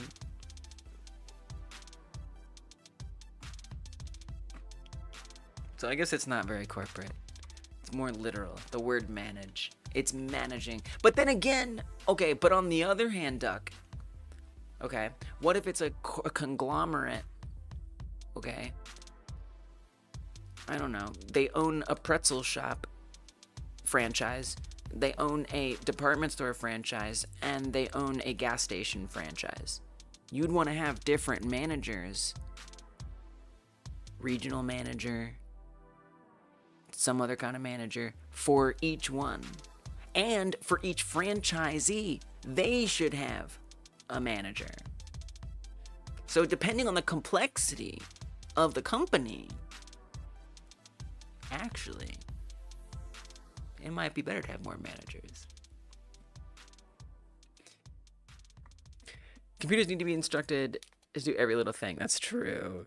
That's true. Yeah, right. Oh, such a good point. We really do have to tell it to do every little damn thing. It's the beauty of it, though, isn't it? It's literally micromanaging. Coding is micromanaging. How many member streams do I do? Have I done ever, or do I do in general? I do it once a week on Mondays. Every Monday, I do a member stream. If you're asking how many have I done, I don't know, but we can find out. I think we can find out. We can probably find out. Okay, that was the question. Once a week.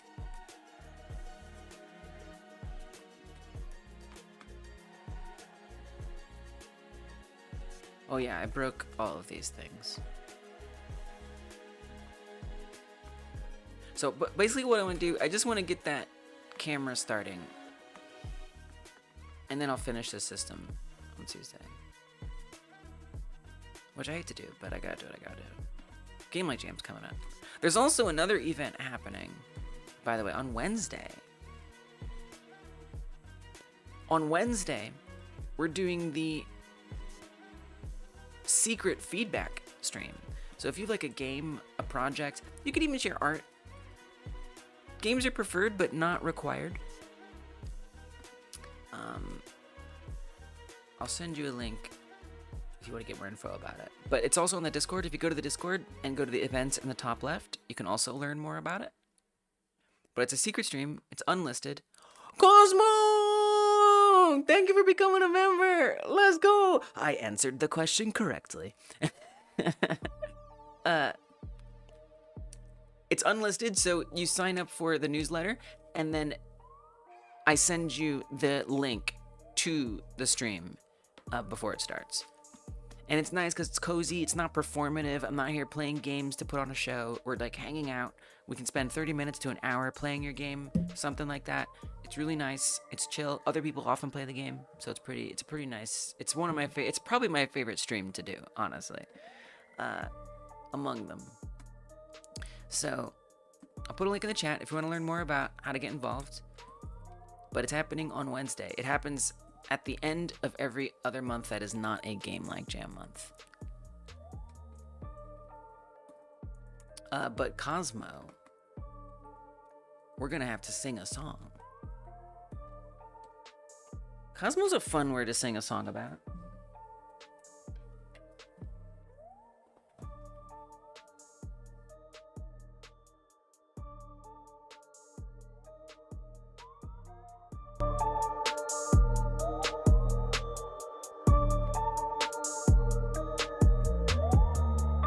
Oh, Cosmo, I look to the skies and I see you doing stuff in my eyes. Cosmo, don't you know, Cosmo, you're not cosplaying, being cool, no. Cosmo, you're up in the sky, I see you with my eyes.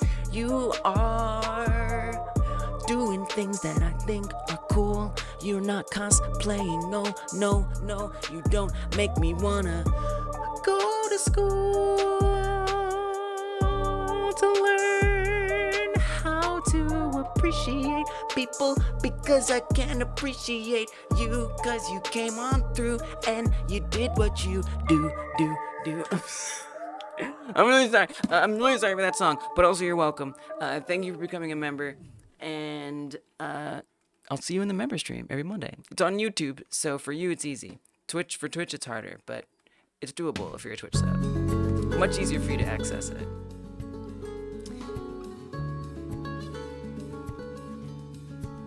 You also get emotes on screen as well. You already saw that. You already did that one.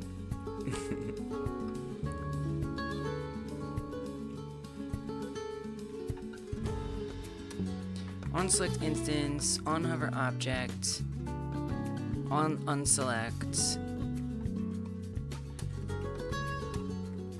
Move camera to object. I don't think I want to put that there. I don't think I want to call that there. We already got rid of it. Alright, granted, we're gonna delete this. But now we have on event timer begin. So back in here, when we change the event state, and if it's event state running, we start the timer, and then say on emit, or it's not really a signal, but it's kind of behaving like a signal. On event timer begin. Now I need to go to all the base classes. So let's say the couch for starters. It's gonna be mad at me because I haven't implemented these things, but that's what I like. I wanted it to be mad at me. We add an enter exit animation length. For all of these, we're gonna return 1, because that's what it is. Then we also need to add event timer begin and event timer end. When it begins on the couch, we want to switch a camera. We don't even need to check anymore. We don't even need to do that now, because I already know that that's true for the couch. So that whole check gets to go away, which is nice.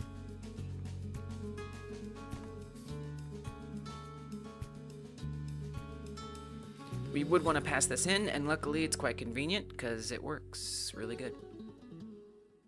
Not bad. I almost feel like we could pass it in here, though.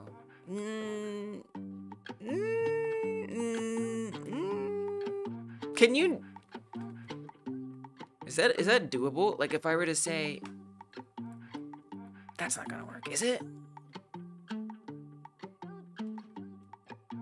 If I did like timer length, could I put a default? That's not gonna work.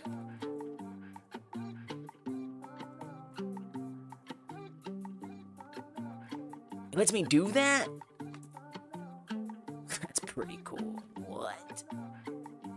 I don't know if that's gonna work, but I like the idea of that.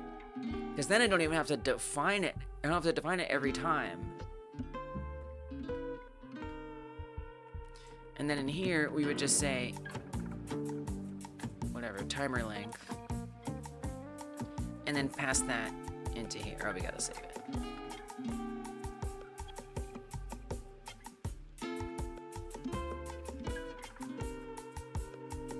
Signal is on event float equals default returns void. Oh, wait.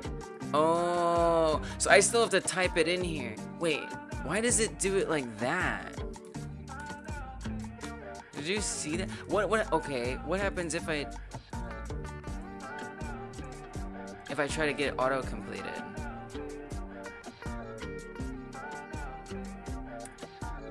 Alright, well that's still kind of more convenient that it auto-completes it for me. Alright, I'll take it. I was hoping I wouldn't have to type it again, but, I mean, autocomplete is better than having to type it every time. And then we pass in timer length. Alright. On switch camera, I don't need it to return a bool anymore, which was kind of a tacky, hacky thing anyway.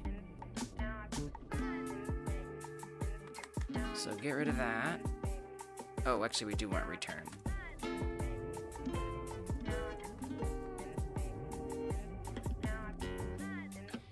And that should be good for the couch. So what's next? Selectable area, litter box. I'm just gonna copy it, because I love myself enough to not have to type it over and over again. So in the litter box,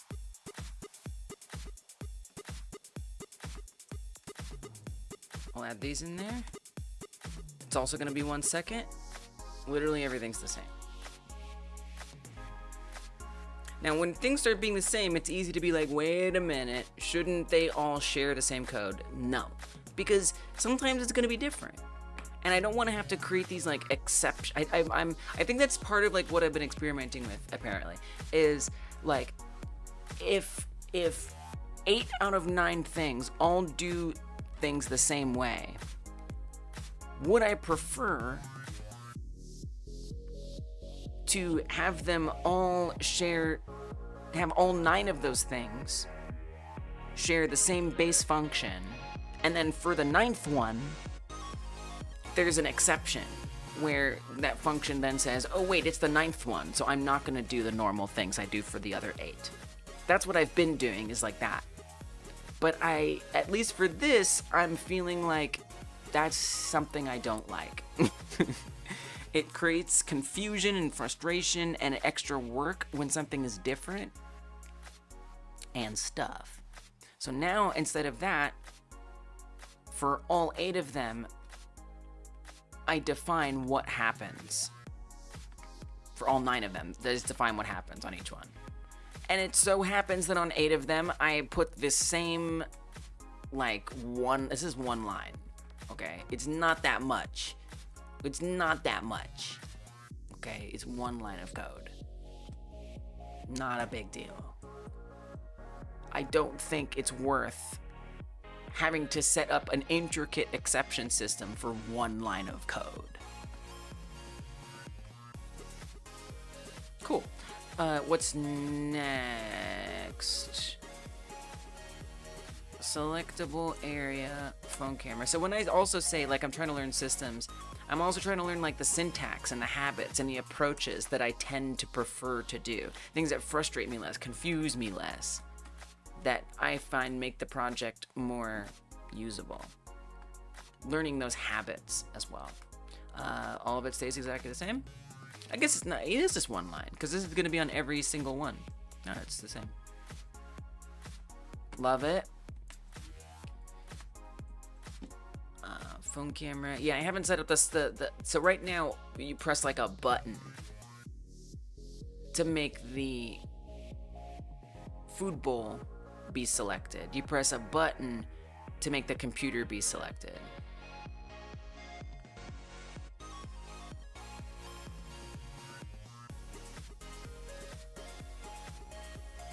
So this infrastructure doesn't exist for those yet, which is good. That's less things to change. I'd rather have not set those up yet, and now when I go to set them up, I'll already have this system that I prefer. All right, so for the phone, finally, which is the 9th one, or whatever, the odd one out.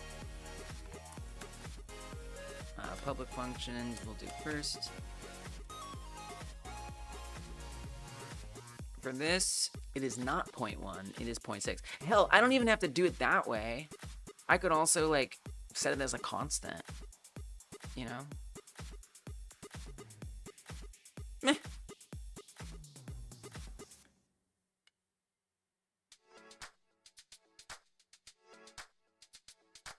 I don't know. I mean, this is different. This one's unique. Yeah, you can just do use speed. I say just do that. Set it to that. It's already integrated, makes it simpler. We're good to go. Now, on this one, I do not want to switch the camera. No, no, no, no, no. I do not. For this one, we would run animate phone to center. Where does this get called? Right now,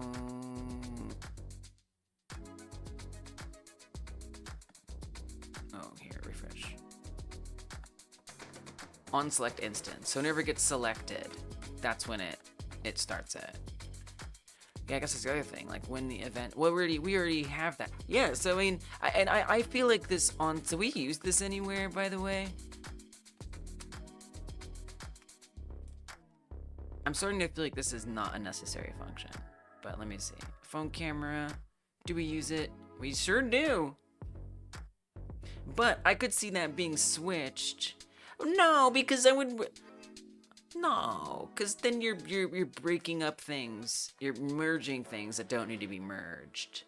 No, I don't like that.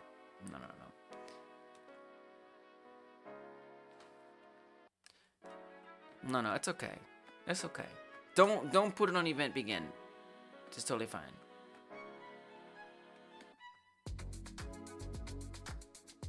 What's the event that begins? So like, okay, so for this, is the phone being activated the event? Maybe I need more specific instead of event, but it's not just an event, it's the event animation. Is the phone being activated an event animation? Is the phone rotation being possible an event animation? Is the phone activation an animation? No, none of these are animations. So therefore, they don't belong there. So I think I just need to be a little more specific too, actually.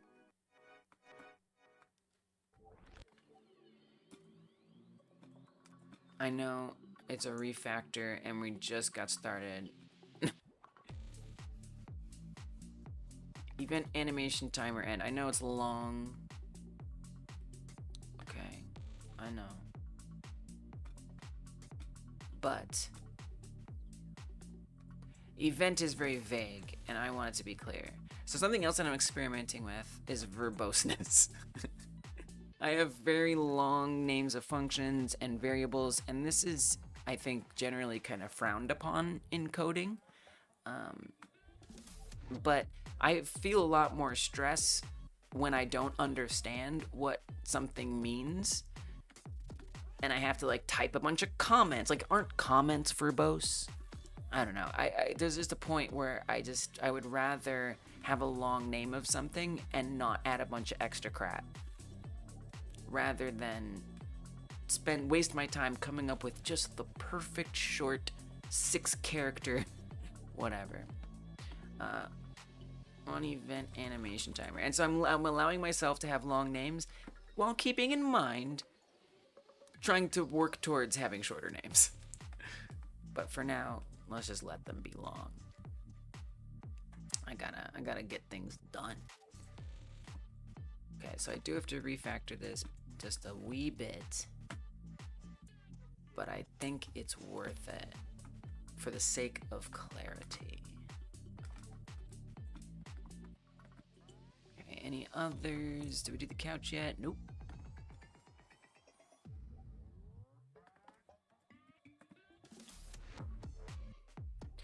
Got the rest for your upgrade screen done. Nice. Nice. Upgrades. Upgrades. Upgrades are a system. Now that's a system. That is a system. For sure. That interacts with other systems. Nice. I made the mistake of making a game that was going to have upgrades, and I didn't build the game to be able to handle upgrades. So when I tried to wedge in upgrades, it was like, so stressful.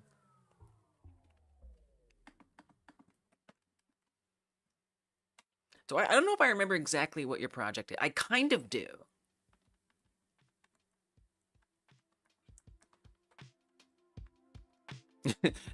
It's rough. Yeah, fair. Heard.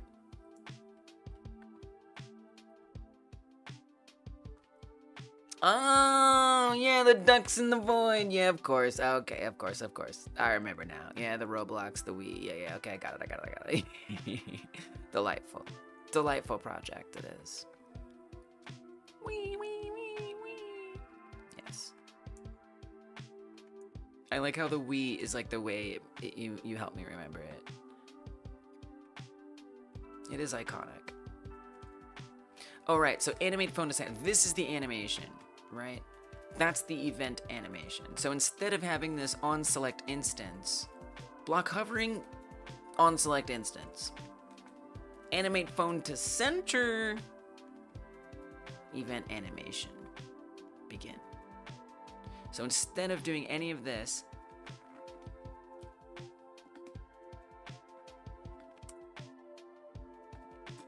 we'd say animate phone to center. We're already doing use speed.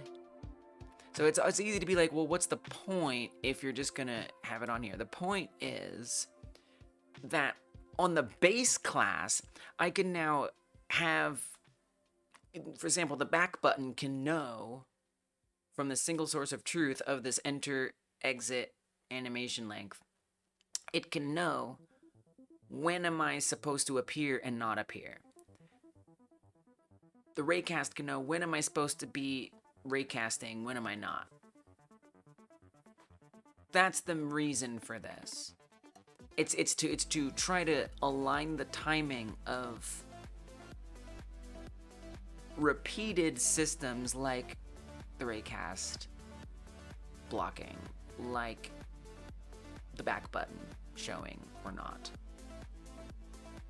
To try to have those repeated systems always sharing the same logic no matter what selectable object is added in. So if I add a new type of selectable object, it's not just going to all of a sudden need me to create a ton of new infrastructure like the phone has to get it to work. I can just think about creating the new object, make sure I implement these functions that are it's gonna yell at me if I don't.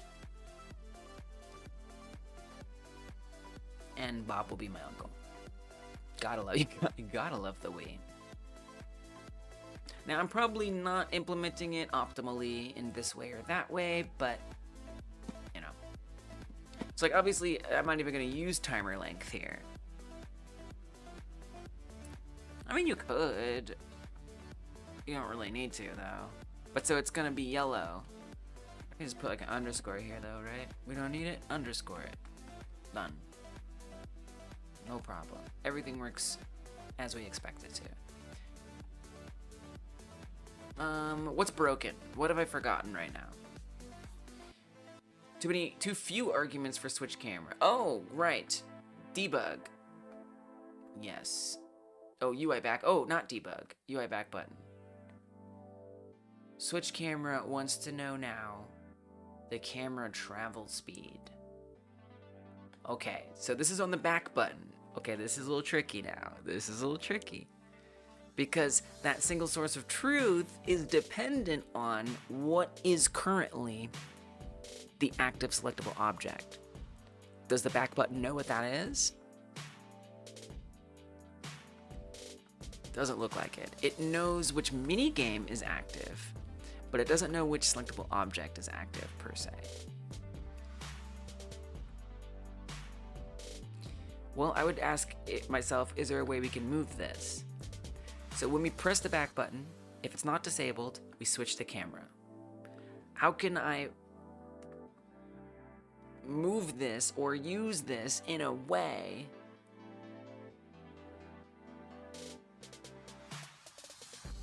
that will switch the camera while having access to the enter exit animation length? I have this idea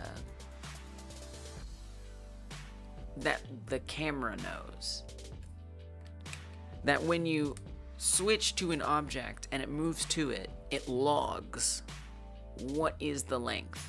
And then when it comes back, it uses that thing that it logged.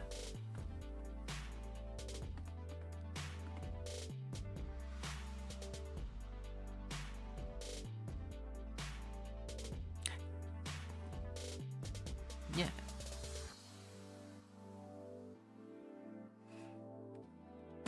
I'm okay with that.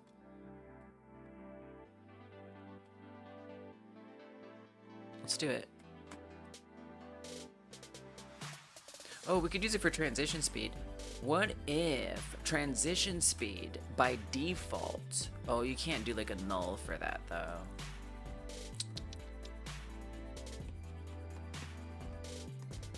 Well, we could make it 0. I mean, why would we ever want a transition speed to be 0?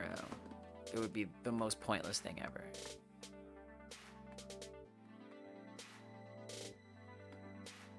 I feel a little complicated about this.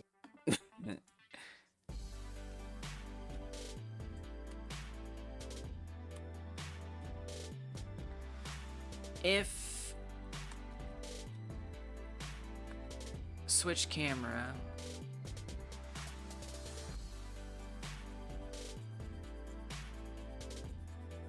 runs while this is 0, will throw an error.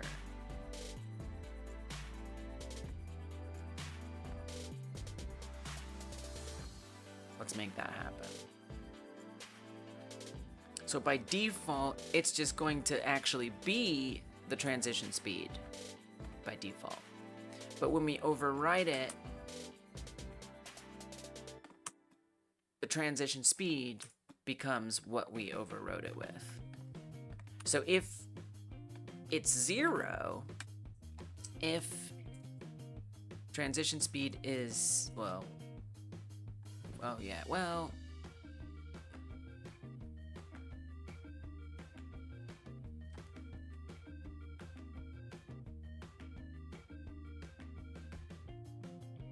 yeah, because it'll set, yeah, you'll put it here. So set the transition speed and then check it. If the transition speed is set to 0, then return. Not only return, but we want to push an error and say,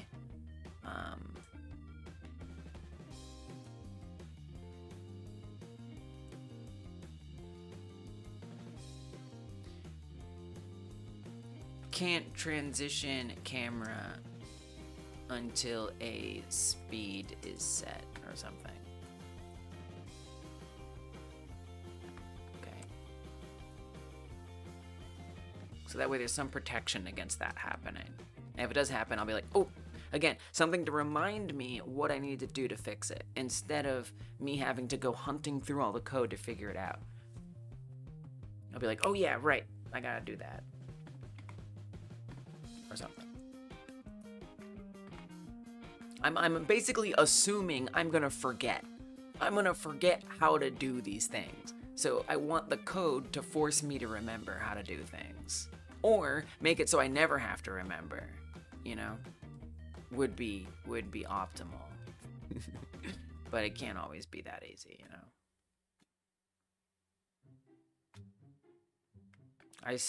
I know, and I'm sorry, I still don't have sound for you.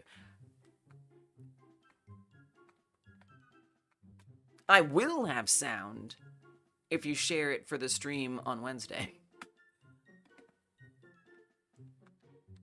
Talking Tom type game? Yeah, I would say so, Slayer. Yeah. Definitely inspiration. Alright, this is Cosmo's upgrade screen. Oh yeah, I remember it was like a placeholder before. Nice. Nice. I like the colors. I like the little bump up when you hover over it. Continue to like the hype going on.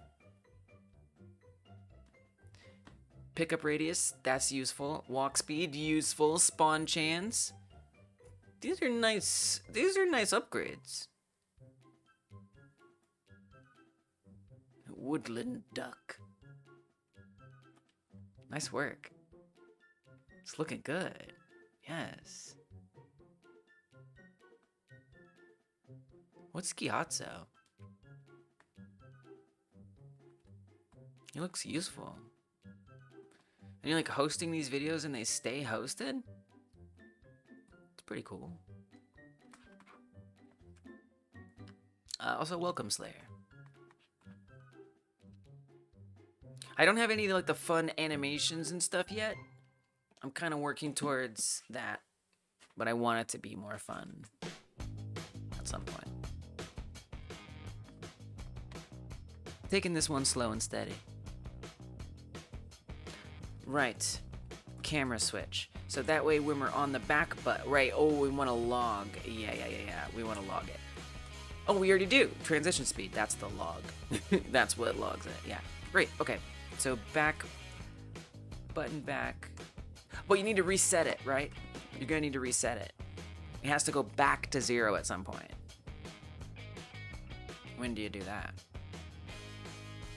How do we know? I don't know.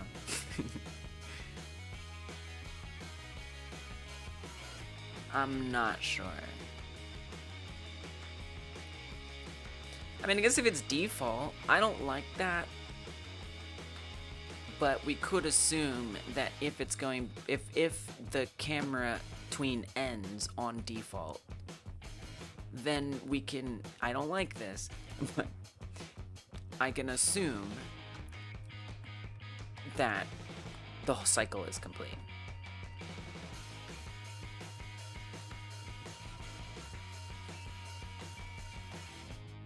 As we're coming to ChatGPT, it was only a matter of time. It was only a matter of time. Is there like you got like a link or something? Oh man. Oh, I just even noticed the clip. Look at that clip badge. You're the clips leader. Yeah, it does suck.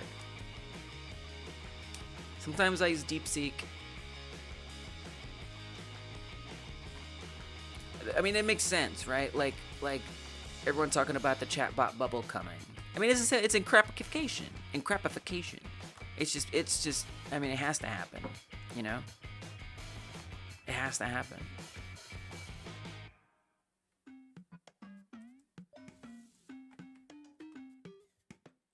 Will it be enough to keep the bubble from bursting? It might.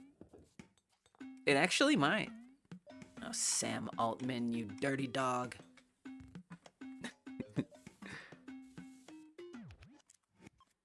It might be the thing. Oh man. What are the ads gonna be like? I mean, I hate to say this, but I kind of hope they're just like, you know, banners and stuff. But if it's like immersive ads, oh man, that is gonna suck. Oh man. It's oh man, it's if you think about it, it's kind of the ultimate like advertising, oh my gosh, because you tell it when you use it, you tell it like everything. You'll be like, use that feature. What does that mean? But like, you know, will it be like just banners and stuff, or will the ads be built into what it says to you? Like, it's like when it's little suggestions at the bottom, and it's like, would you like me to do this for you? And instead it'll be like, would you like to consider buying this? Kind of already does that. I love that they have a nice like article like description.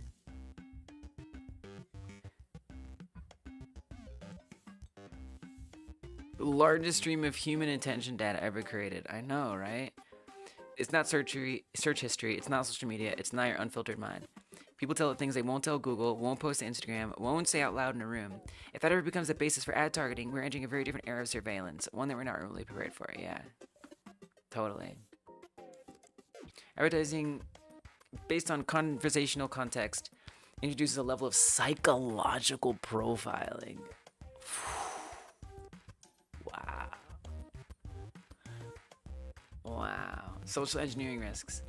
If it could predict your fears, your desires, your insecurities, your emotional state.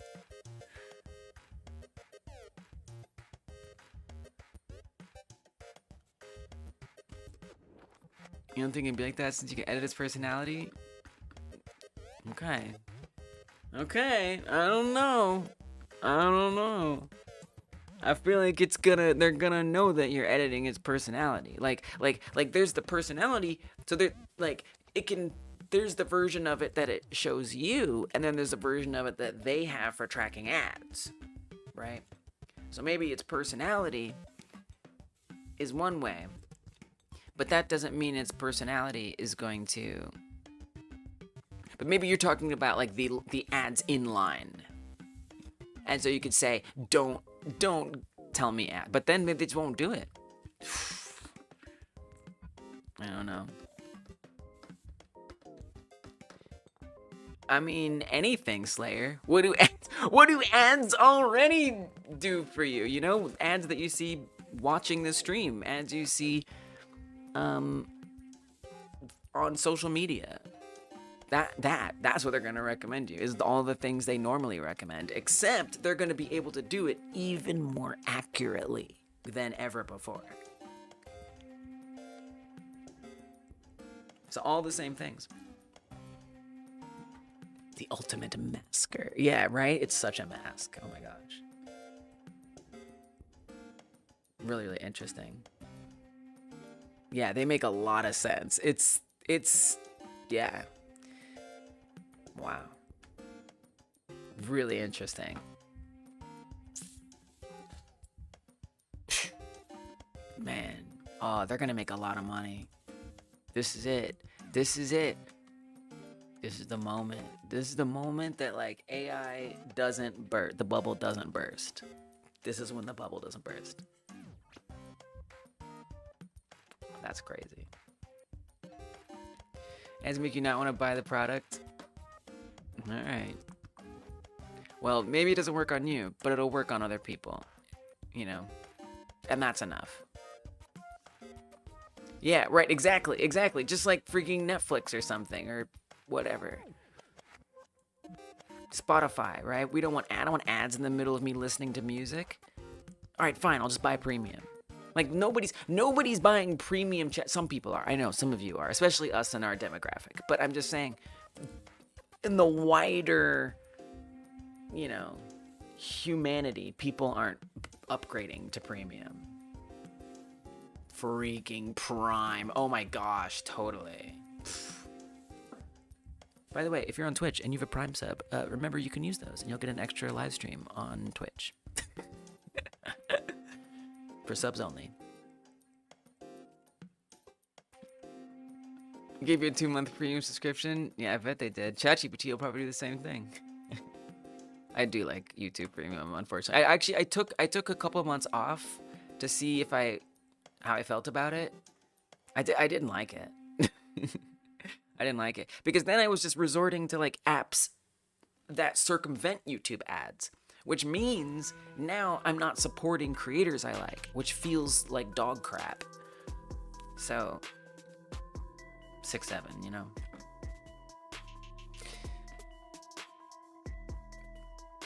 Prime used to be ad-free, then they added on another fee for ad-free. They do be adding extras.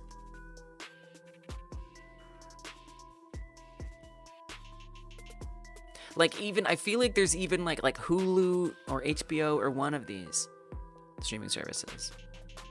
You can pay money and still be on an ad tier. Yeah, Cosmo.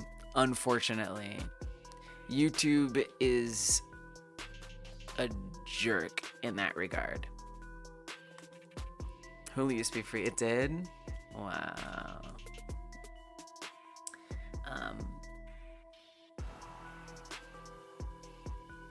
Yeah, unfortunately, Cosmo, YouTube does not stop serving ads if you're a member on this particular channel. However, yeah, and the thing is, on YouTube, the ads are pretty, especially on live streams, they're pretty doable. Like, you can just skip them, usually. And they're short, if you can. But for the member streams, I always turn off ads, which, yes, YouTube gives me the option to run ads. And when I don't, YouTube starts like messaging me, like fill out this survey why you didn't want to use ads. Did you know that creators who run ads make more money? And it's like, no, it's a member stream, okay? I'm not gonna run ads on a member stream, YouTube. Stop. So there's that. It's the best I can do, unfortunately. You know, like how AI is everywhere in places such as WhatsApp. I know, it's all over the place. It's like ruined things that were fine without it. They were fine. I mean, that's the other thing. It's like, it doesn't matter. Like, what are you doing? Like, I'm not gonna use your freaking app. If I need to use a chat bot, I'll go to ChatGPT. I'm not gonna use it in your weird app. Like, what are you talking about? You're gonna be worse at it. You probably have some annoying limitations. It's out of the way. It's just weird. It's all very weird.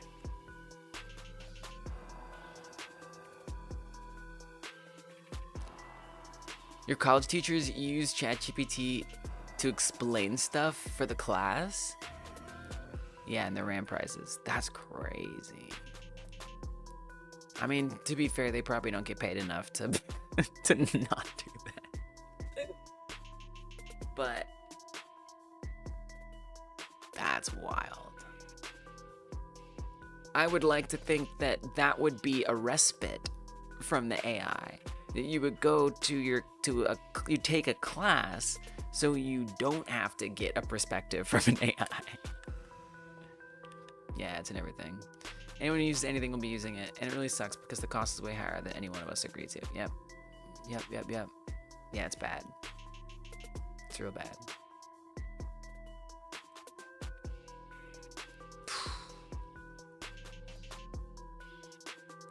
And you know, I feel like the ads, they'll be like, this is gonna make that better. When they start running ads, RAM prices will go down. They'll say. And maybe it's true, but at a whole other cost. Duck hates the capitalistic idea that consumers aren't discerning. They can't tell the difference between Mubi and Netflix or ChatGPT and Copilot. Preach.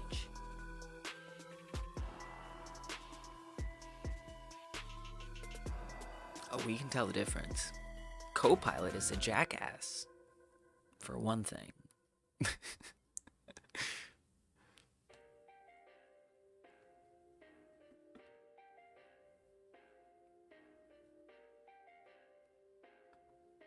And you know, at the end of the day, they want investor money. Each company wants that investor money. Oh yeah, AI. Oh yeah, we're putting it in, right now. Yep, we've already got it. So if we could just keep the money flowing, that'd be. Yep, see right there. Here's the little, see the sparkle emoji. It's good. Thank you, appreciate it. Thank you very much.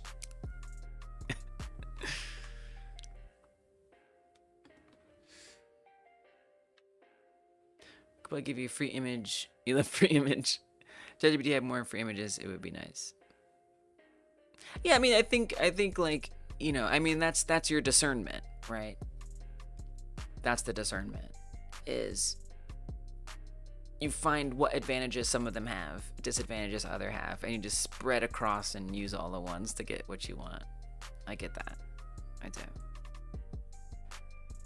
Hell, when I go get fast food, I'm like, I like the fries from Wendy's, but I want the burgers from White Castle, and I want the ice cream from wherever.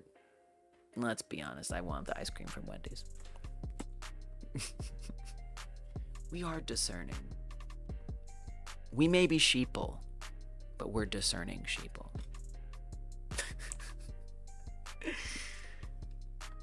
Wow. Well, thank you for that information, Rosa. Very interesting. Great. And a little unsurprising. But interesting. What the hell am I doing? Oh, camera stuff. Let me just run it and see what's wrong. No, the back button. Don't run it, because it might work, but we don't want it to work yet. Go back to the back button for me. Oh, I wanted to decide the moment that we need to reset the transition speed back to 0.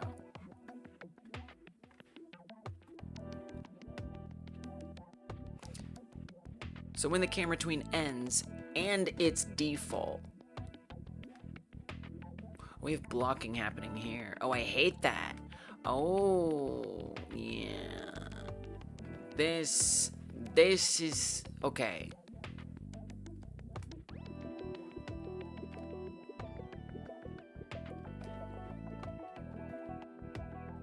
Now, I'd actually like to move that to the selectable area. There is always some update. You're witnessing ice cream. You're in. More context needed. Okay, I said earlier I was eating a baked potato and chili. Lucian, maybe you caught on, okay? But yes, it was Wendy's chili. Who else has a baked potato? But Wendy's. He put the baked potato in the chili.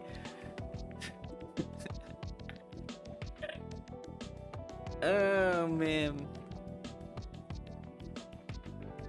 Okay, that's so funny. What are we gonna do? What are we gonna do? We're just gonna do our best.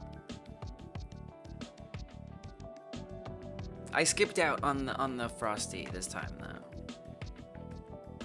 I need to take a sugar break once in a while.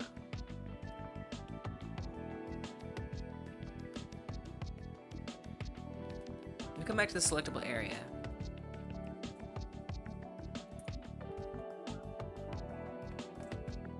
And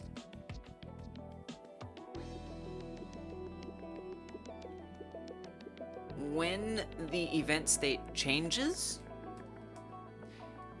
because again, I don't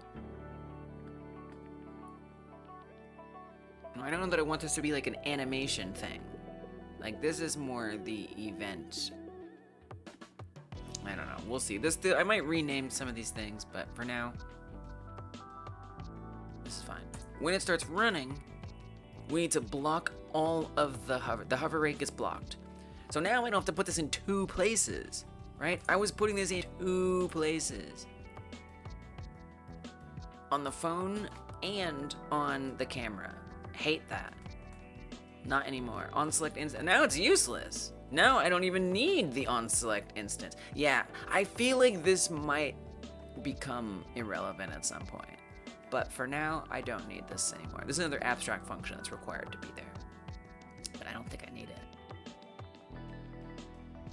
So we're gonna put a pass on that.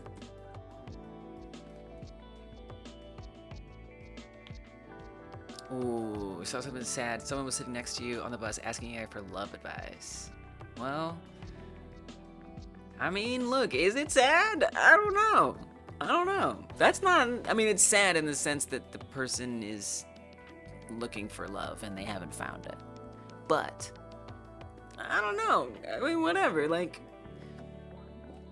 to me, chatbots are a glorified search engine.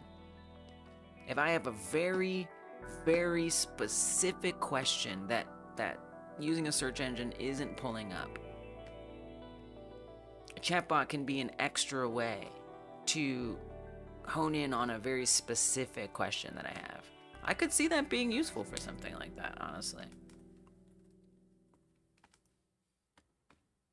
I don't think that's that sad. Now, if they were talking to the chatbot because they like were in love with the chatbot and that was their lover, okay, now I think it's sad.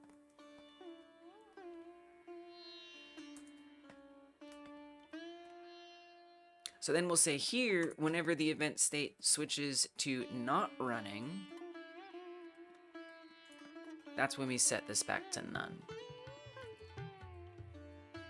I'll be honest, I don't actually know if we switch it back to not running yet. This is a pretty serious refactor, I'm not gonna lie. The fact that they don't have someone in their life that they can trust to give them non-malicious advice is sad. I suppose. I don't know. I guess. I don't think that's sad. Like, I mean, okay, imagine there are no chatbots. We don't live in a world with chatbots. And someone is looking for love advice. Would you still think it's sad that they go to Reddit? Or that they, even if they ask somebody. To me, it's the same thing. They're asking somebody. I don't know. I guess I see what you're saying. Like, I guess it is a little sad. I don't know. I was gonna say, like, I wouldn't trust asking anybody for love advice. But then again, it's a little sad that I'm that mistrustful.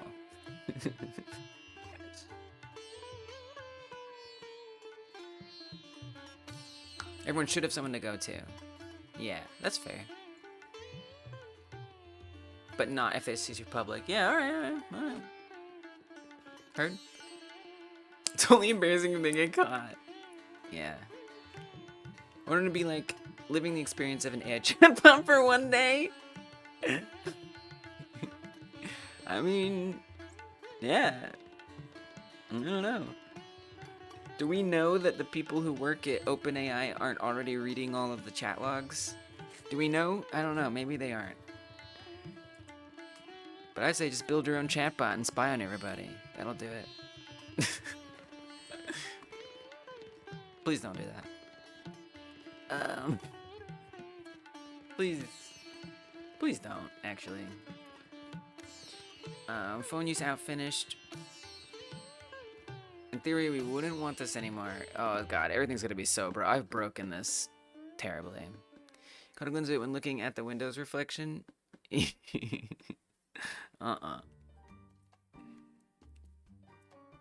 I mean, yeah, no, it's kind of crazy to think about, right? Like all of the things that people are typing in. But again, like people were typing in weird things in Google search anyway. It just wasn't returning the accuracy that the chatbots are. Maybe people are going deeper. Did you have an answer? You just be like, dump him. Just dump him. Just do it. Yeah. No, it's fine. I know. But just forget it. Yeah, he's not worth it. Yeah, no problem. I got you.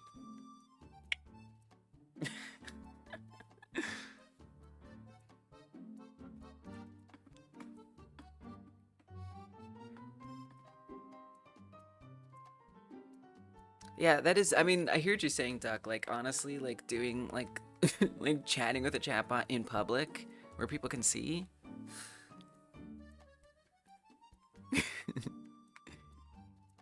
I wouldn't do it.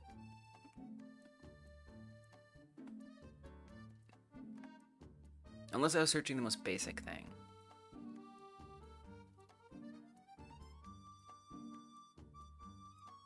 Wait, how are we gonna do this?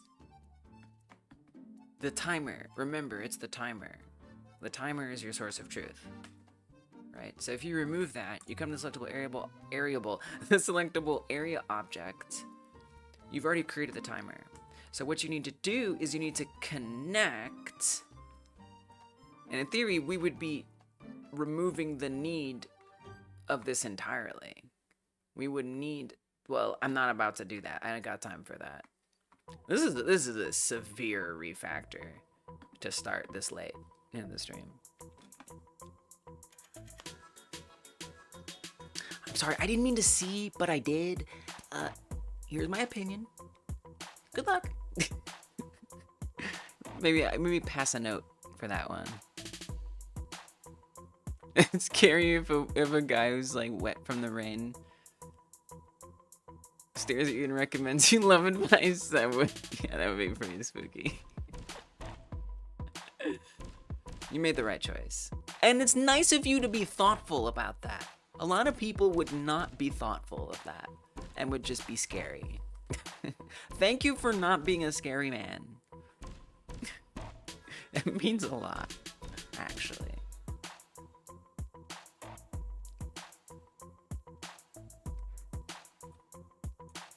I really got myself into a refactor mess. It's okay, it's good, but it's like, wow. So event timer finished, connect on event timer finished.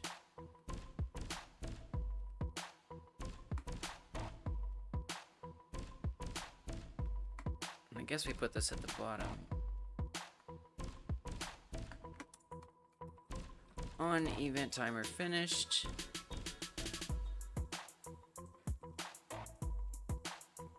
This would be our equivalent of on camera switch end, which, as you see, we're handling on the instances, which, as you see, is only being handled on one instance.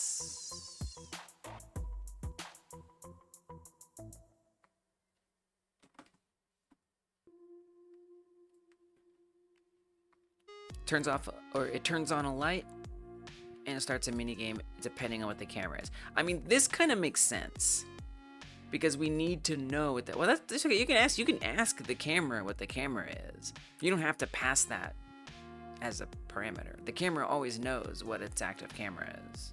Truth be told. Just saying. So you could still have, yeah, in theory, we could grab this. It's starting to get a little scary from a timing perspective, okay, but you know, it's the risk we took. On event timer end, if manage camera .ref is currently camera litter box. We've already got a public function for it and everything. Same. Don't need this. Don't judge a book by its cover. Okay. Guess. I mean, looking at things that are scary can be scary. Or we're allowed to be scared by things that look scary.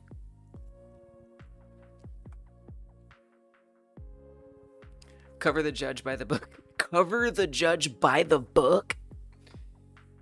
I mean, I respect that you live by that, but I do not prescribe to that one. Yeah. I mean, it depends, right? It's like, it's relative, you know? I feel like there's no way to have like a blanket, at least to me, a blanket thing about that, you know?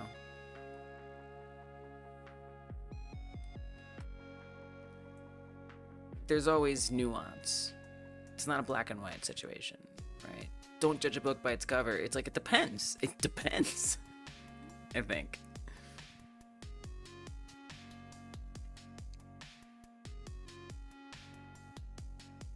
You look depressed. Oh. All right.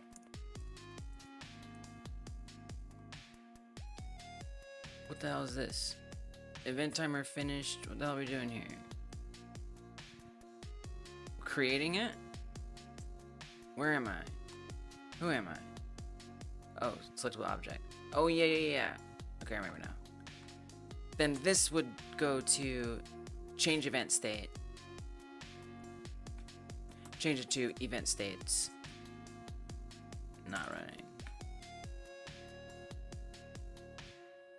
You glad you found me to coming in the lightning stream? Let's go, Ray. I'm glad you found us too.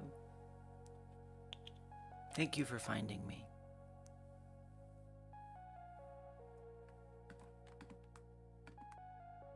Okay, change event state.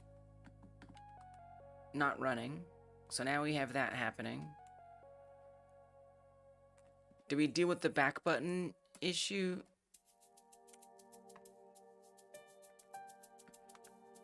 Alright, let me just see where we're at. I'm sure 80 things are broken. Like 80 or 89 things. Somewhere between there. Invalid access finished on a base object of type timer. Oh, timeout. Sorry. Not finished. Your day could have been worse. It becomes dark at 3 in the UK. That is rough. Hello, Katu. Hi.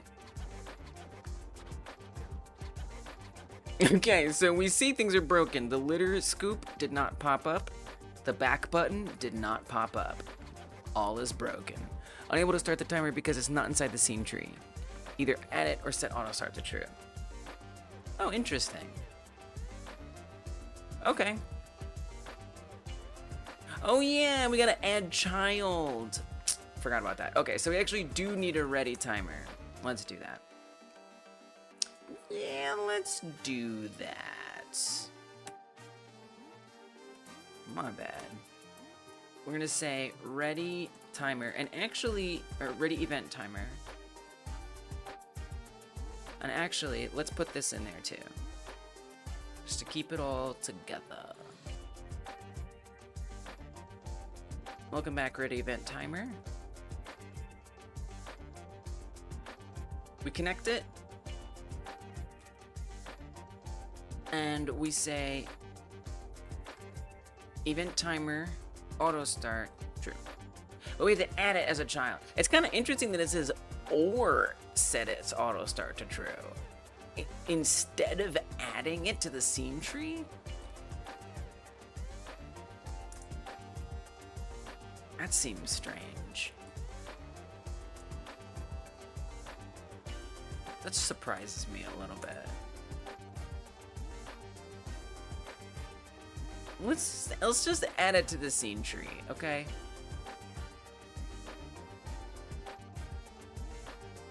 Let's just add it.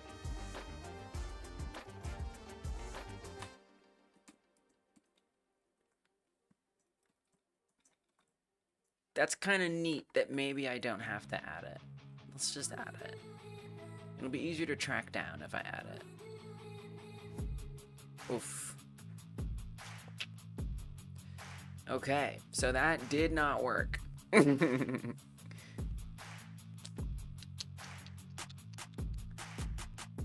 Textures need some texturing. You like the cold, but would prefer the sunset to be around 7. Okay. Oh, that worked. It's only the litter box. Hey, that's pretty good. How's the phone? Nice. There's a couple problems there. The raycast is not off. Yeah, so the raycast isn't blocked. I didn't properly block that raycast. When you pick up the cat? The raycast is not being blocked, so I did mess that up.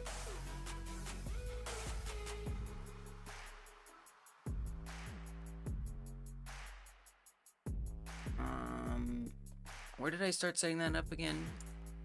Here.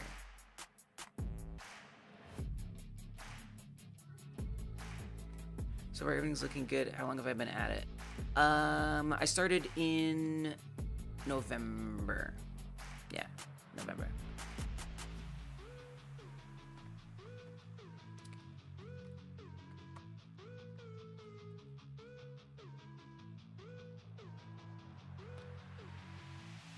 On tween ended. No. No. That's not supposed to be here. I thought we moved that. I guess I never moved it. Oh, it says, okay, yeah. Oh, okay. Alright. Alright.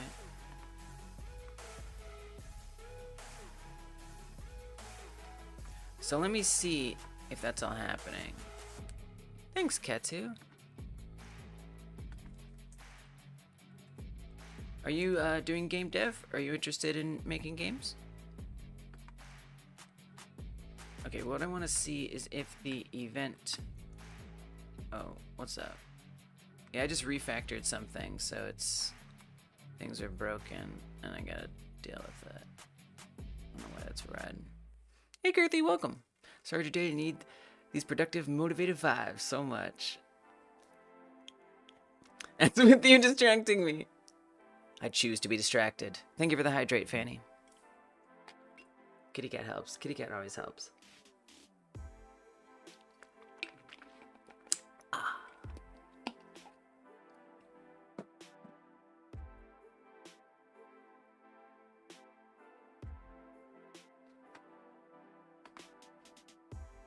Event state. Change to not running. Yeah, so right now it's not running. If we go back... Alright, let's clear it. If I clear it and go back... Okay, so it's constantly reporting that it's not running. Oh god, the timer is looping. No. I don't want auto start. This is a one-shot timer. No. That's... So we definitely need to add to the tree. No. Not auto start. We don't want that constantly looping. This is not good. Unsuccessfully making games. Oh, is it unsuccessful? What is your barometer for success? Streaming the development of an engine in D. Like the language D? I know that there are different lettered languages, but wow. I didn't think I'd meet anyone using them. Yeah, you got this. You will be able to, Slayer, but I just started making the game, so not everything's in there. Preparing yourself to drive back into Blender. I want that, though, very much. I want you to get, like, little costumes. I'm not sure yet. What I'm not sure of yet is if you can change the cat's color. Like, the story of the game will be that, it's not much, but that the cat is coming in from the outside, and it's like begging you to let it in, and you take it in. So you really don't like choose your cat, just like real life. The cat chooses you. But on the other hand, I'm kind of leaning towards the game being such that your cat never dies. So if the cat never dies, and you always have the same cat, what, you have to restart your game to get a different color cat? And you're just like gambling? So I actually, you know what? I think I just answered my own question. I think I do want you to be able to change the cat's entire appearance. You can have it be a tabby, but you'll have to earn it, right? You'll have to like buy that. You'll have to like buy some kind of item that lets you do that. So it won't come easy, but you can get it. Bring us up to get back into Blender. Nice, I love Blender. Making your own shortcut reference sheet. Nice, that's so important. Blender shortcuts are serious. One surviving finished game. It's made $7 in 4 years. Made it in 2 weeks. C# with no libraries while handling full-time job. Runs like Garbo. Has no audio. You're very hard on yourself. Okay, here's what I'll also say. It sounds like... Alright. Look. It sounds like you measure your success by making money. So by that measure, you're gonna be unsuccessful a lot. Making money making games is hard. It's not easy. You know. And so that's fair. I've heard that. So I won't try to tell you that in some ways you were successful. It is, Girthy. Because if your measure is money, oof, good luck. Not impossible. It's very hard.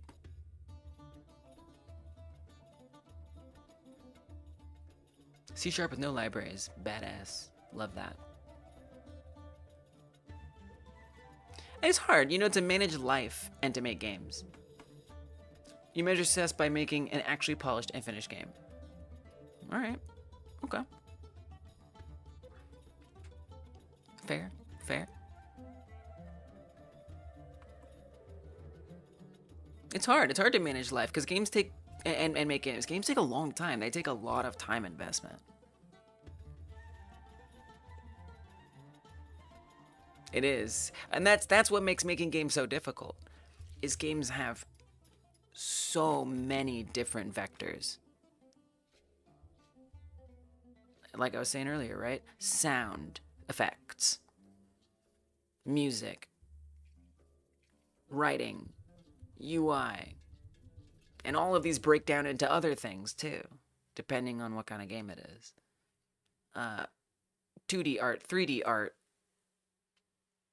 code breaks down into all kinds of different things. Depending on if it's 2D or 3D, friggin' textures, lighting. It just goes on and on and on and on. Marketing. Marketing breaks down. I mean, there's marketing, there's, you know, promotion, there's, or community relation, localization. There's so much. It's like, it's actually insane, like how much there is. Single level does not equate to finish, and all that money tells me is it successful in spite of your own metrics. All right. It sounds like you're very hard on yourself. And I would feel like a piece of poop if I talked about myself that way. But with that said, to me, you're a game dev. I don't think of it as like you're a successful game dev or not a successful game dev. Do you make games? Do you sit down and try to make a game? If you try to make a game, if you're working on a game, you're a game dev. You're a successful game dev in my eyes. But I understand. You have your own metrics. I gotcha. I think that is valid, Girthy. I agree.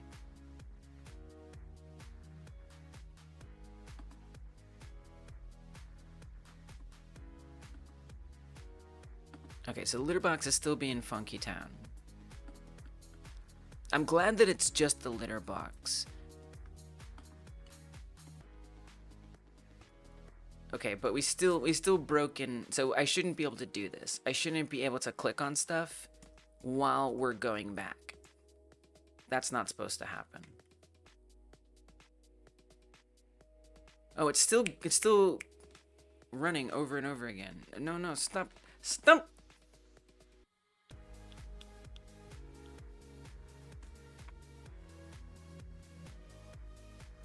Why do you do this? It's a poopiness stat.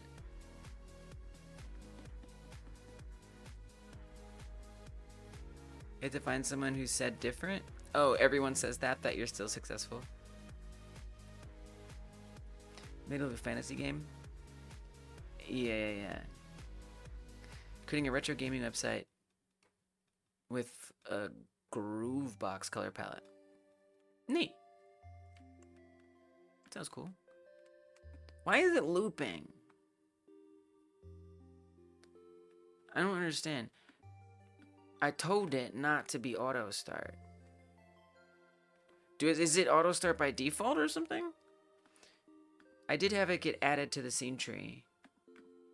So maybe I can go find it. So everything should have it. The couch, That's the other thing. We're not really clarifying which timer should begin. I don't know, we'll see. This is a huge job. I don't think I can even realistically get close to finishing this refactor tonight. This is a huge refactor. I feel like that's what this project has been for me, is just refactor after refactor. Like, I'm using this project, yes, I want to make the game, but I'm also using it as an opportunity to just figure out the way I want to do things better. And this is one of those things. Because you know, I don't want to work on this game for 4 months, 5 months, 6 months.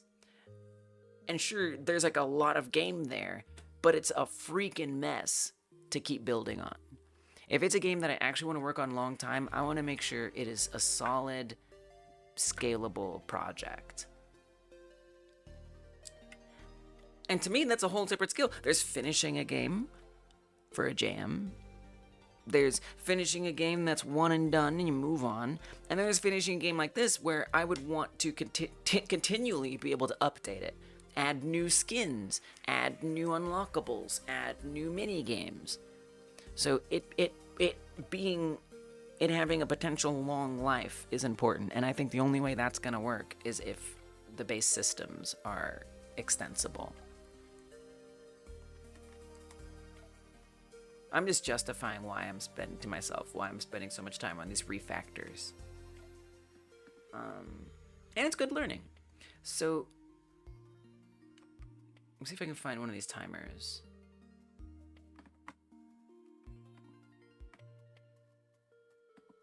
Okay, there's one of the timers. Auto start is false.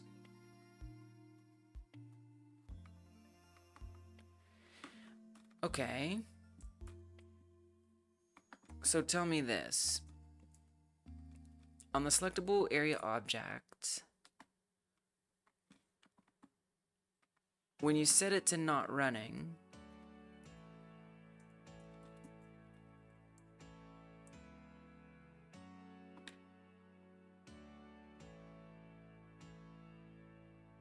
we could do the function. Let's say name event state changed on name, and then we'll just do like a colon. That's gonna be helpful information here, because like, what is it that's keeping it repeating like that on the phone? Okay. Well, yeah, well, the litter box back button. I shouldn't be able to click on the litter box there, but because the blocking is broken. And I have a feeling this could be part of why the blocking is broken. So it's all on the couch. The couch's timer keeps looping. Thanks for the hydrate, Phil, aka Slayer.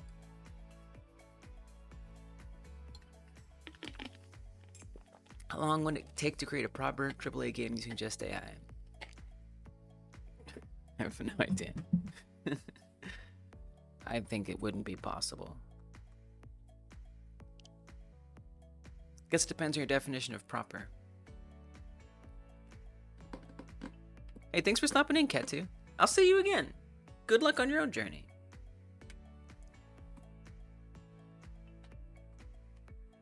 Trying to include consoles like PS1, MDS, nice. Bennett got into Godot around a week or two ago. What would I recommend for resources to help you learn? What helped me the most when I was first starting out? Y'all helped me the most, honestly. For me, I just dive in and start trying stuff and see what works. I use the documentation. You know, if I sit down on my blank canvas and I'm like, okay, I want to do hello world. You can actually see the live stream where I first tried Godot for the first time.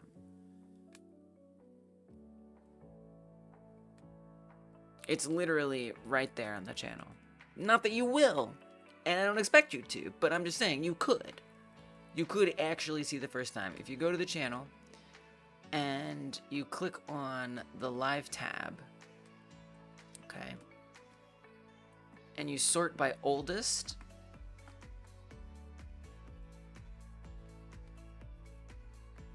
Literally, the first one is the first time I ever opened Godot. It was also the first time I ever tried text coding.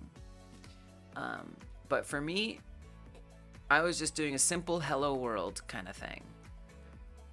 You know, so poking around and figuring out what I could.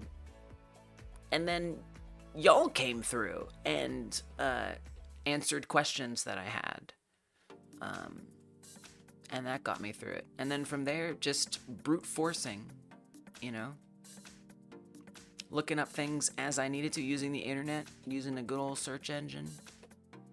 And if you're gonna use AI, I recommend not asking it for code, having it explain things, and maybe, you know, have it point you to a method and a documentation link so you can go look it up. Because if you just copy and paste the code, you're not going to learn. Thanks for the hydrate, Fanny. Cheers, cheers.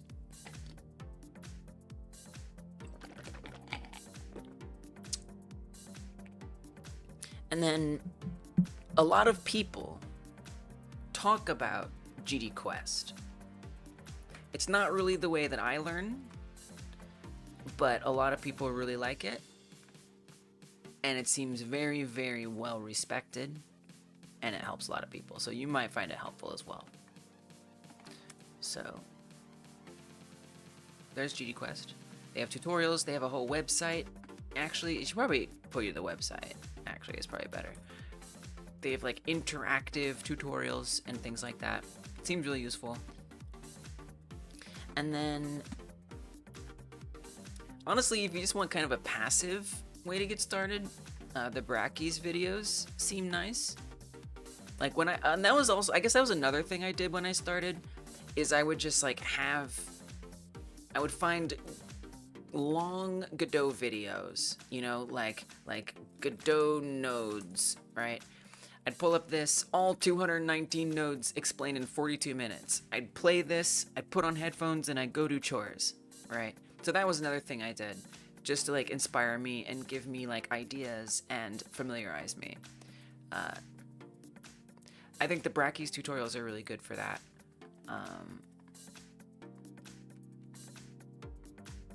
See if he has like a playlist or something. Godot beginner tutorials, yeah. These are really good. They're long, so you can just set them and forget them, soak up all the information, and it's really, really good information. So that's what I would say. GD Quest, YouTube videos that are long, soak them up. I'm not a big fan of using YouTuber tutorials. I find that they're really hit or miss, and you're learning like super specific ways of doing things, and they're gonna probably skip over a lot of things that you want to know. And I know it's not a very YouTube-y thing for me to say, but I don't super recommend random YouTubers tutorials. But that's just me. And then to answer your question, the way I learned was just brute force and asking a lot of questions. You have a background in different coding languages, so you're hoping that will definitely help you a lot. Yeah. For sure. For sure. You gonna be alright. But Godot, so I'll say this, knowing that, Godot's documentation is awesome.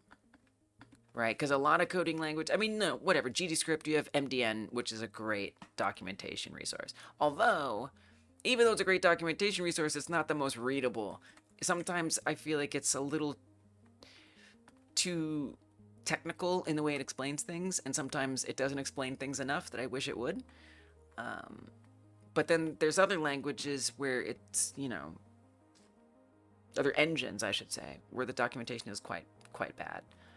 But Godot's documentation is really good. It's a lot of fun to read. There's a lot of like kind of tutorials built into that. So if you're familiar with coding languages, I think you would benefit a lot from just looking straight up at the documentation. Yeah. Might even be the best way to go for you. Oh, the game. Yeah, yeah, yeah. Oh, yes. So if you want to pay money, I agree. GameDev.tv has really good tutorials. I find that with the courses, they're still kind of hit or miss. It is very Python, yeah. Because some instructors will be really good and some instructors less good. But GameDev.tv, it seems like they have the most consistently good courses. Yeah, yeah, yeah. That's a really good one for sure. Yeah, that's different. That's not a random YouTuber, right? That's like a proper course.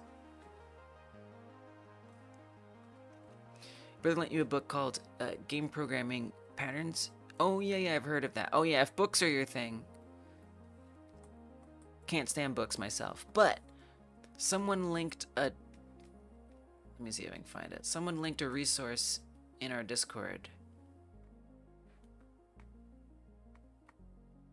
I want to say that it was in dev discussions.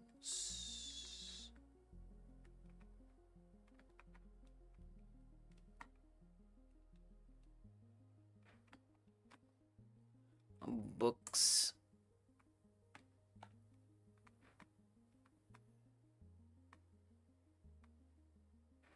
Here. Where is it so I find it next time? Useful tools. Oh yeah, that's a good place too. Owlcat.game/learning. If books are your thing. This is why we need a hypergame dev wiki. Because this is the kind of like information that would just be great to gather and be able to just be like drop one link and there it all is. But yeah, there's your game programming patterns. It's a good call. If you like to read books, there you go. But that's also general, right? That's not like learning GD script. That's a highly general, not specific.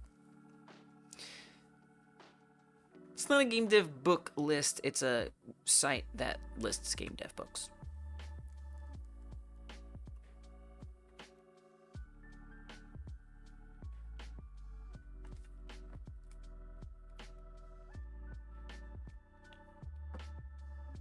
Why does it keep doing that? It's not set to auto start.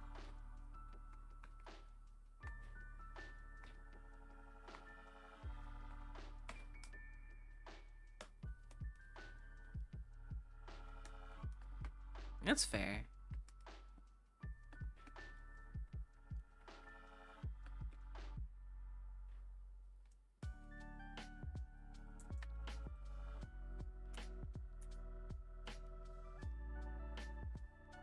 If I'm gonna read books, it's gonna be nonfiction though.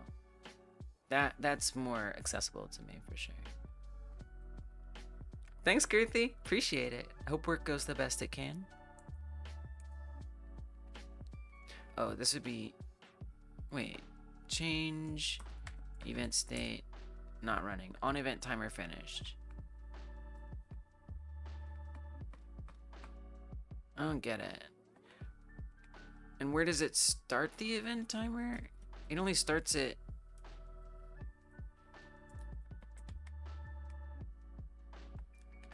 It should only start at one time. I'm very confused.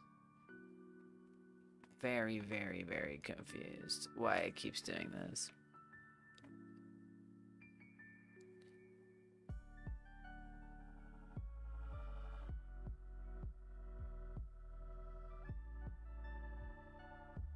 But this is why the hover ray isn't staying blocked, because it keeps repeating it. Why? Pictures are nice. Oh yeah, guidebooks, like trail stuff, like outdoor stuff. Yeah, those are awesome.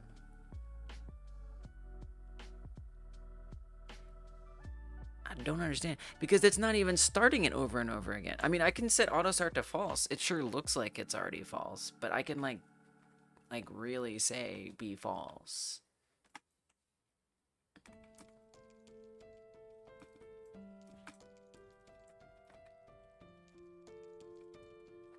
It's very confusing to me.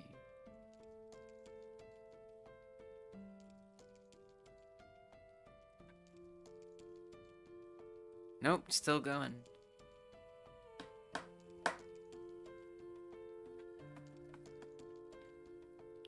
Why?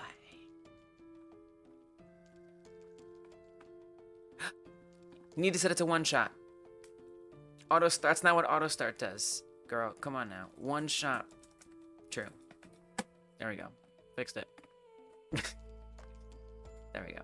It's like, it's not, there's not like a setting for loop. There's a setting for don't loop, and it's not called don't loop. It's called one shot. My bad. Okay.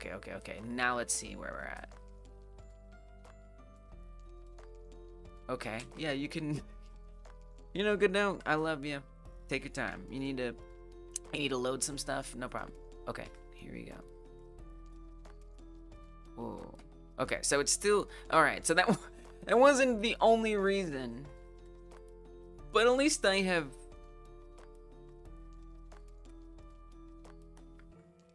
I don't know what this is. I do not know what this is.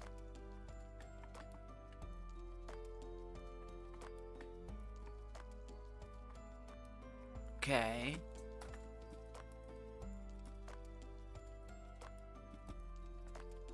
Thanks for the hydrate, Fanny. The last dreg.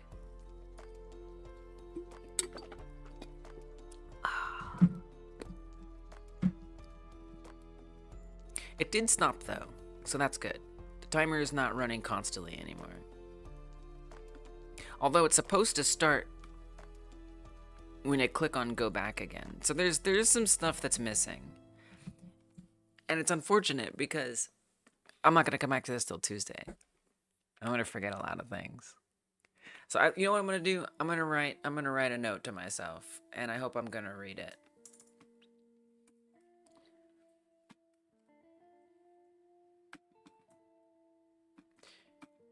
You started refactoring how your future leaves. Exactly. You're awesome. Also, you're awesome.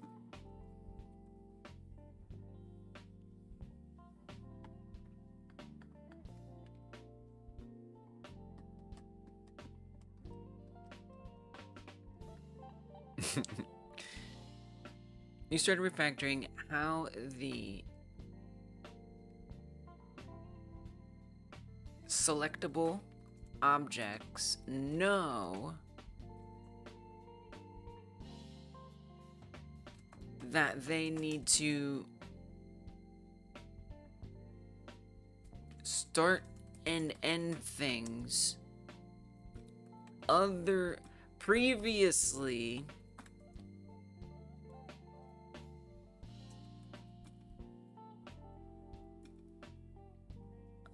set off by the camera switching beginning / ending. And Mervkins! Welcome, Mervkins! Mervkins, you're in the house. How you doing? How you doing? Should refactoring how the selectable objects know what they need to start, that they need to start and end things. This is a crazy sentence. Taking off. I'm typing this is what I'm doing, but probably soon. You started refactoring how the selectable objects know that they need to start and end things previously set off by the camera switching, beginning / ending.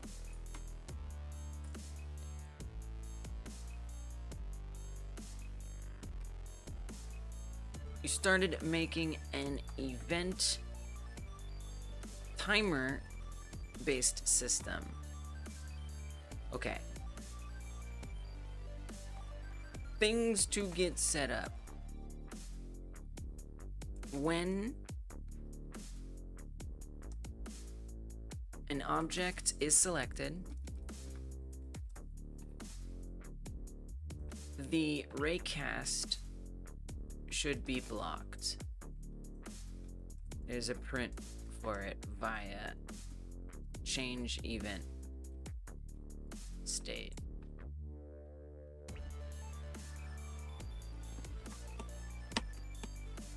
Pulled one of your son's molars? Jesus Christ. By yourself?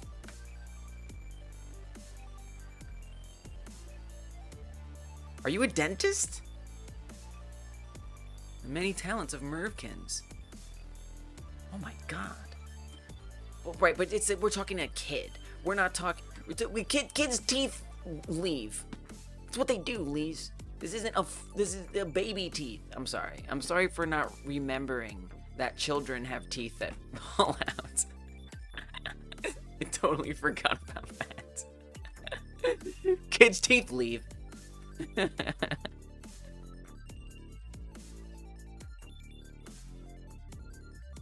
Edit in the part where I did it? Yes. The raycast should be blocked. There's a print for it via change event state.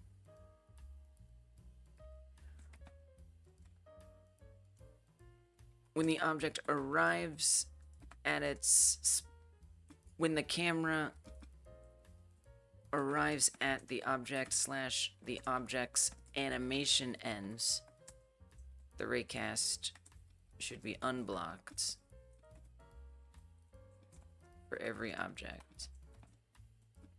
When the back button is pressed, raycast should be blocked until the event animation ends, i.e. camera or phone uncentering. The back button is pressed, raycast should be blocked until the event animation ends. Then it should be unblocked. Litterbox broke, by the way. It's pretty much it. Oh, yeah. Well, yeah, it's pretty much it. That's like the main stuff. Well, if I know that that's where I left off, I'll be able to figure everything else out. Unlock the raycast begin end minigame. There are likely certain things that are kicked off. No, I'll read this one, right? We'll see. Time will tell. Yeah, I mean, it's fine.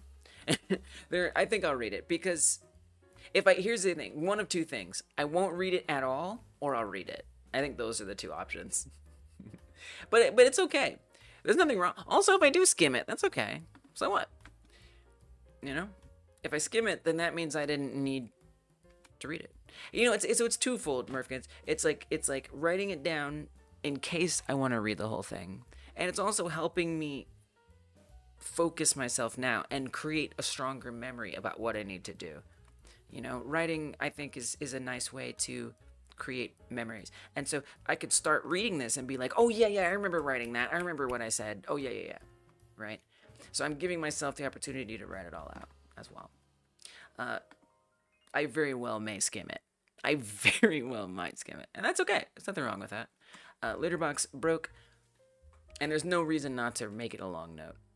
Litterbox broke. There are likely certain things that are kicked off by that were / are kicked off by the camera switch beginning / ending, which now are broken or need to be rerouted. I thought I saw something, but it was just my hair waving. That was crazy. There are likely certain things that were / are kicked off by the camera switch beginning ending, which now are broken or need to be rerouted. All right, I think this is enough. Oh, I'll say one more thing. I.e. minigame begin / end stuff. Alright. This is about as good a note as I can get. So yeah, a lot is broken. I basically started refactoring it because clicking on the couch, the camera moves at the couch, and certain things happen when the camera arrives at the couch. When I go back, certain things happen when we come back from the couch. based on the camera, which is really not, I found out, not good, because I created something, because before, all of the objects, the bowl, the camera, I'm not going to click on the litter box because it's broken, the couch, the computer, they all had a shared thing, which is that the camera moves when we activate them. And then came the phone. The phone, the camera does not move when it's activated. And so now I was creating like the system with an exception built in. Well, if it's the phone, don't use the camera to track when things should start and finish. Which was getting messy. It was really hard to keep track of like where those events were happening, what needed to be set for the phone that was normally set for the other objects, but for whatever reason the phone hadn't had it set up yet. It was like messy. And then it's like, well, what if I want to make something else that doesn't require the camera to move? You know, I'll have to add another exception. Now there's 2 different exceptions that do 2 totally different things that need totally different code. And I just realized that basing when things happen on how the camera is moving is not a good way to go about tracking anything. So I'm switching to a system, which is going to require some time, where there's an event timer. And when we activate an object, that timer begins. Each object tells the timer how long it's supposed to last. So the couch versus the phone have different animation lengths that it can find that is set on each individual object. So each individual object has their own length.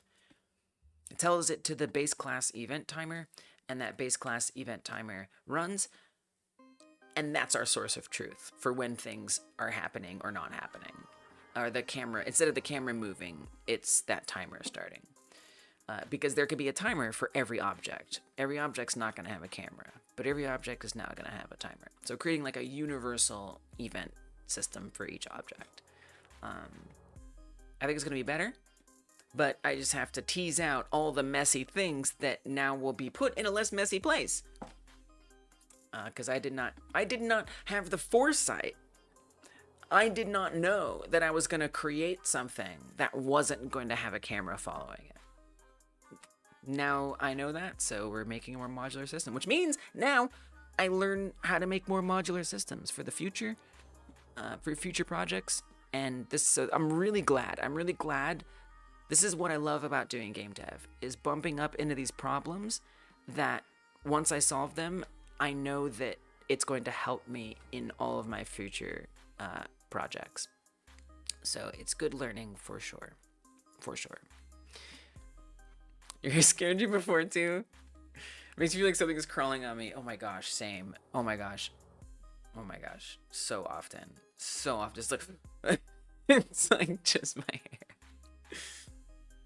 Look at that booty drop. We have a game like jam starting. So I'm going to work on this on Tuesday. But after that, I'll be starting a new project.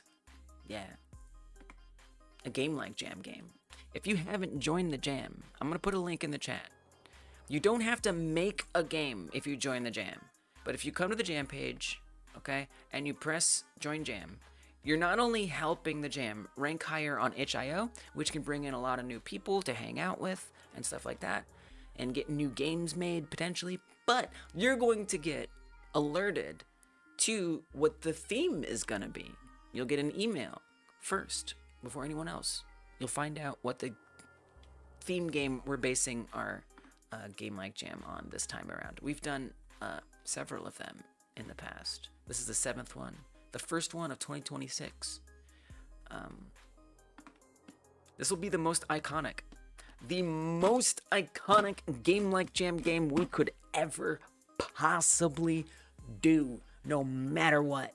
There is not a more iconic. There is maybe another game that kind of is but it's not it's not as iconic as this one. So that's the clue for what the next game is gonna be.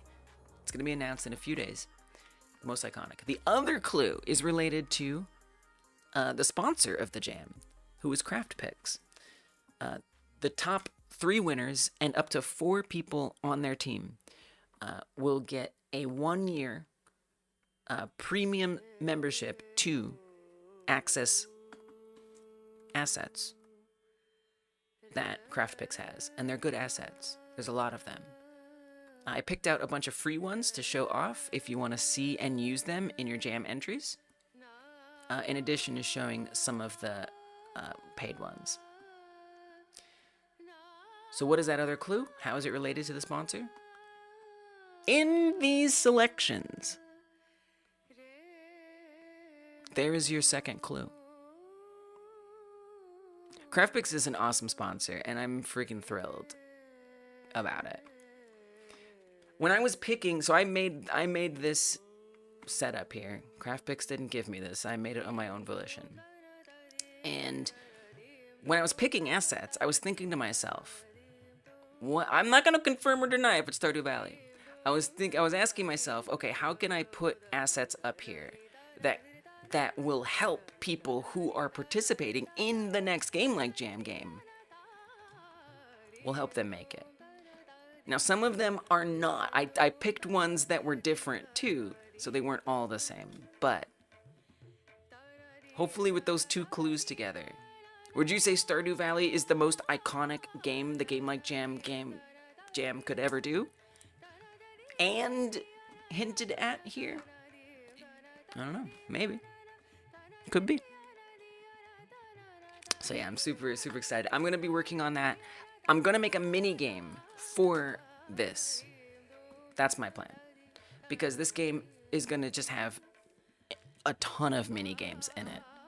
Right? Like, so many freaking mini games. Oh, can we not go to the computer anymore for some reason? Broke so many things. Oh, there we go. We gotta click on something first to get to the computer. Little mini games. You're gonna play mini games on the computer, make money, whatever, to unlock things. So I'm gonna make my Game Like Jam entry. Something for this. I hope you'll join me. Let's find somewhere to go hang out on YouTube and Twitch, so stick around. If you're on YouTube and you haven't hit the like button, hyper smash that thumbs up. Please, it helps so much. Maybe no, I'm not gonna ask. I'm not gonna beg. That's not cool. I'm just gonna remind you in case you thought you wanted to do it. Here's your reminder. Yeah, they have an affiliate link. I mean, that was part of the reason I was motivated to make such a nice spread. Is they have an affiliate program. So to that end, you can help sponsor the Game Jam yourself by using those affiliate links, and potentially, if you decide to purchase stuff on CraftPix, that will help the jam a lot. But you have to use those links. You got to go there from here. That's what helps the jam. All right, who's around? Who's around? Nobody. Nobody's streaming on YouTube. Game dev. I don't believe it. Nobody I'm following. Okay, let's see. Game dev. I'm just gonna type it in the search. We're gonna hit live. Yeah, we're there. But who else? Game dev stream. That is World of Warcraft. Okay. That is not game dev. Designing a procedural dungeon system. Unreal Engine indie dev stream. Nice. They have a camera. Okay. I like what I see. Phasmophobia event grind. Dev preview talk, not game dev. 24/7 video game making of BTS trailers and more from Hit Save Vault. Okay, also, that actually sounds really cool. I'm gonna subscribe to that, but I think on YouTube, y'all, this is our target. We're gonna find somebody new today. I love that. Let's go. Let's see if they're on Twitch as well. Ideally, we can raid on both at the same time. Their name is Tinker Hermit. We'll try our luck. We'll try our luck. They are! Look at that! Now, he does seem a bit quiet. So, you know, we're taking a risk today, right? We're not rating someone that we know. Oh, Freedom is there. I love rating Freedom. Freedom is really cool. She's a great streamer. But it's kind of nice, you know. Let's meet someone new. Is their stream quality okay? Hold on, we gotta like vet it. We gotta look at it for a second. So this person might not be. I don't know. What do y'all think? Should we go Freedom?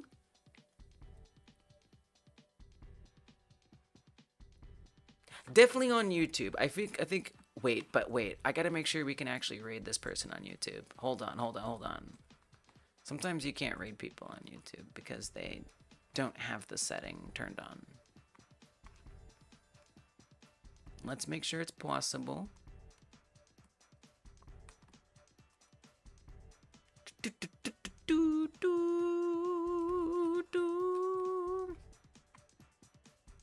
Wait, what's cool? Does Freedom have a YouTube? If she does, I don't think she streams on YouTube. Everyone should stream on YouTube and Twitch.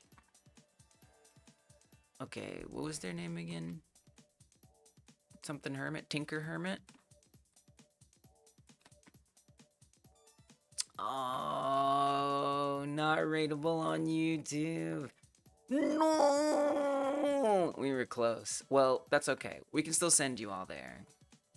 It doesn't have to be a proper raid. She does have a YouTube, but she's not streaming there. All right, YouTube. Here's your target. Y'all can go there. I'm going to spam the link in chat. Okay? And if you want, there's no pressure to do so. But if you want, you can do the raid message.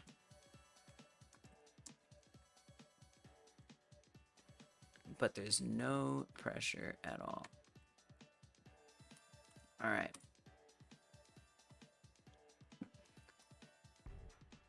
YouTube, I appreciate you. Thank you for hitting the like button. I'll see you on Tuesday. Unless you're a member. Thank you, Cosmo, for becoming a member. Then I will see you on Monday. It's going to be a lot of... I got a lot of refactoring to do come Tuesday. We're going to be coding. All right, YouTube. Good night for now. And I will see you on Tuesday. Go raid that person. Go hang out with that person. I'll stop in there too. We'll say hi. Links in the chat. Go show them some love. We all gotta start out somewhere. Maybe this is their start. Good night, YouTube. As for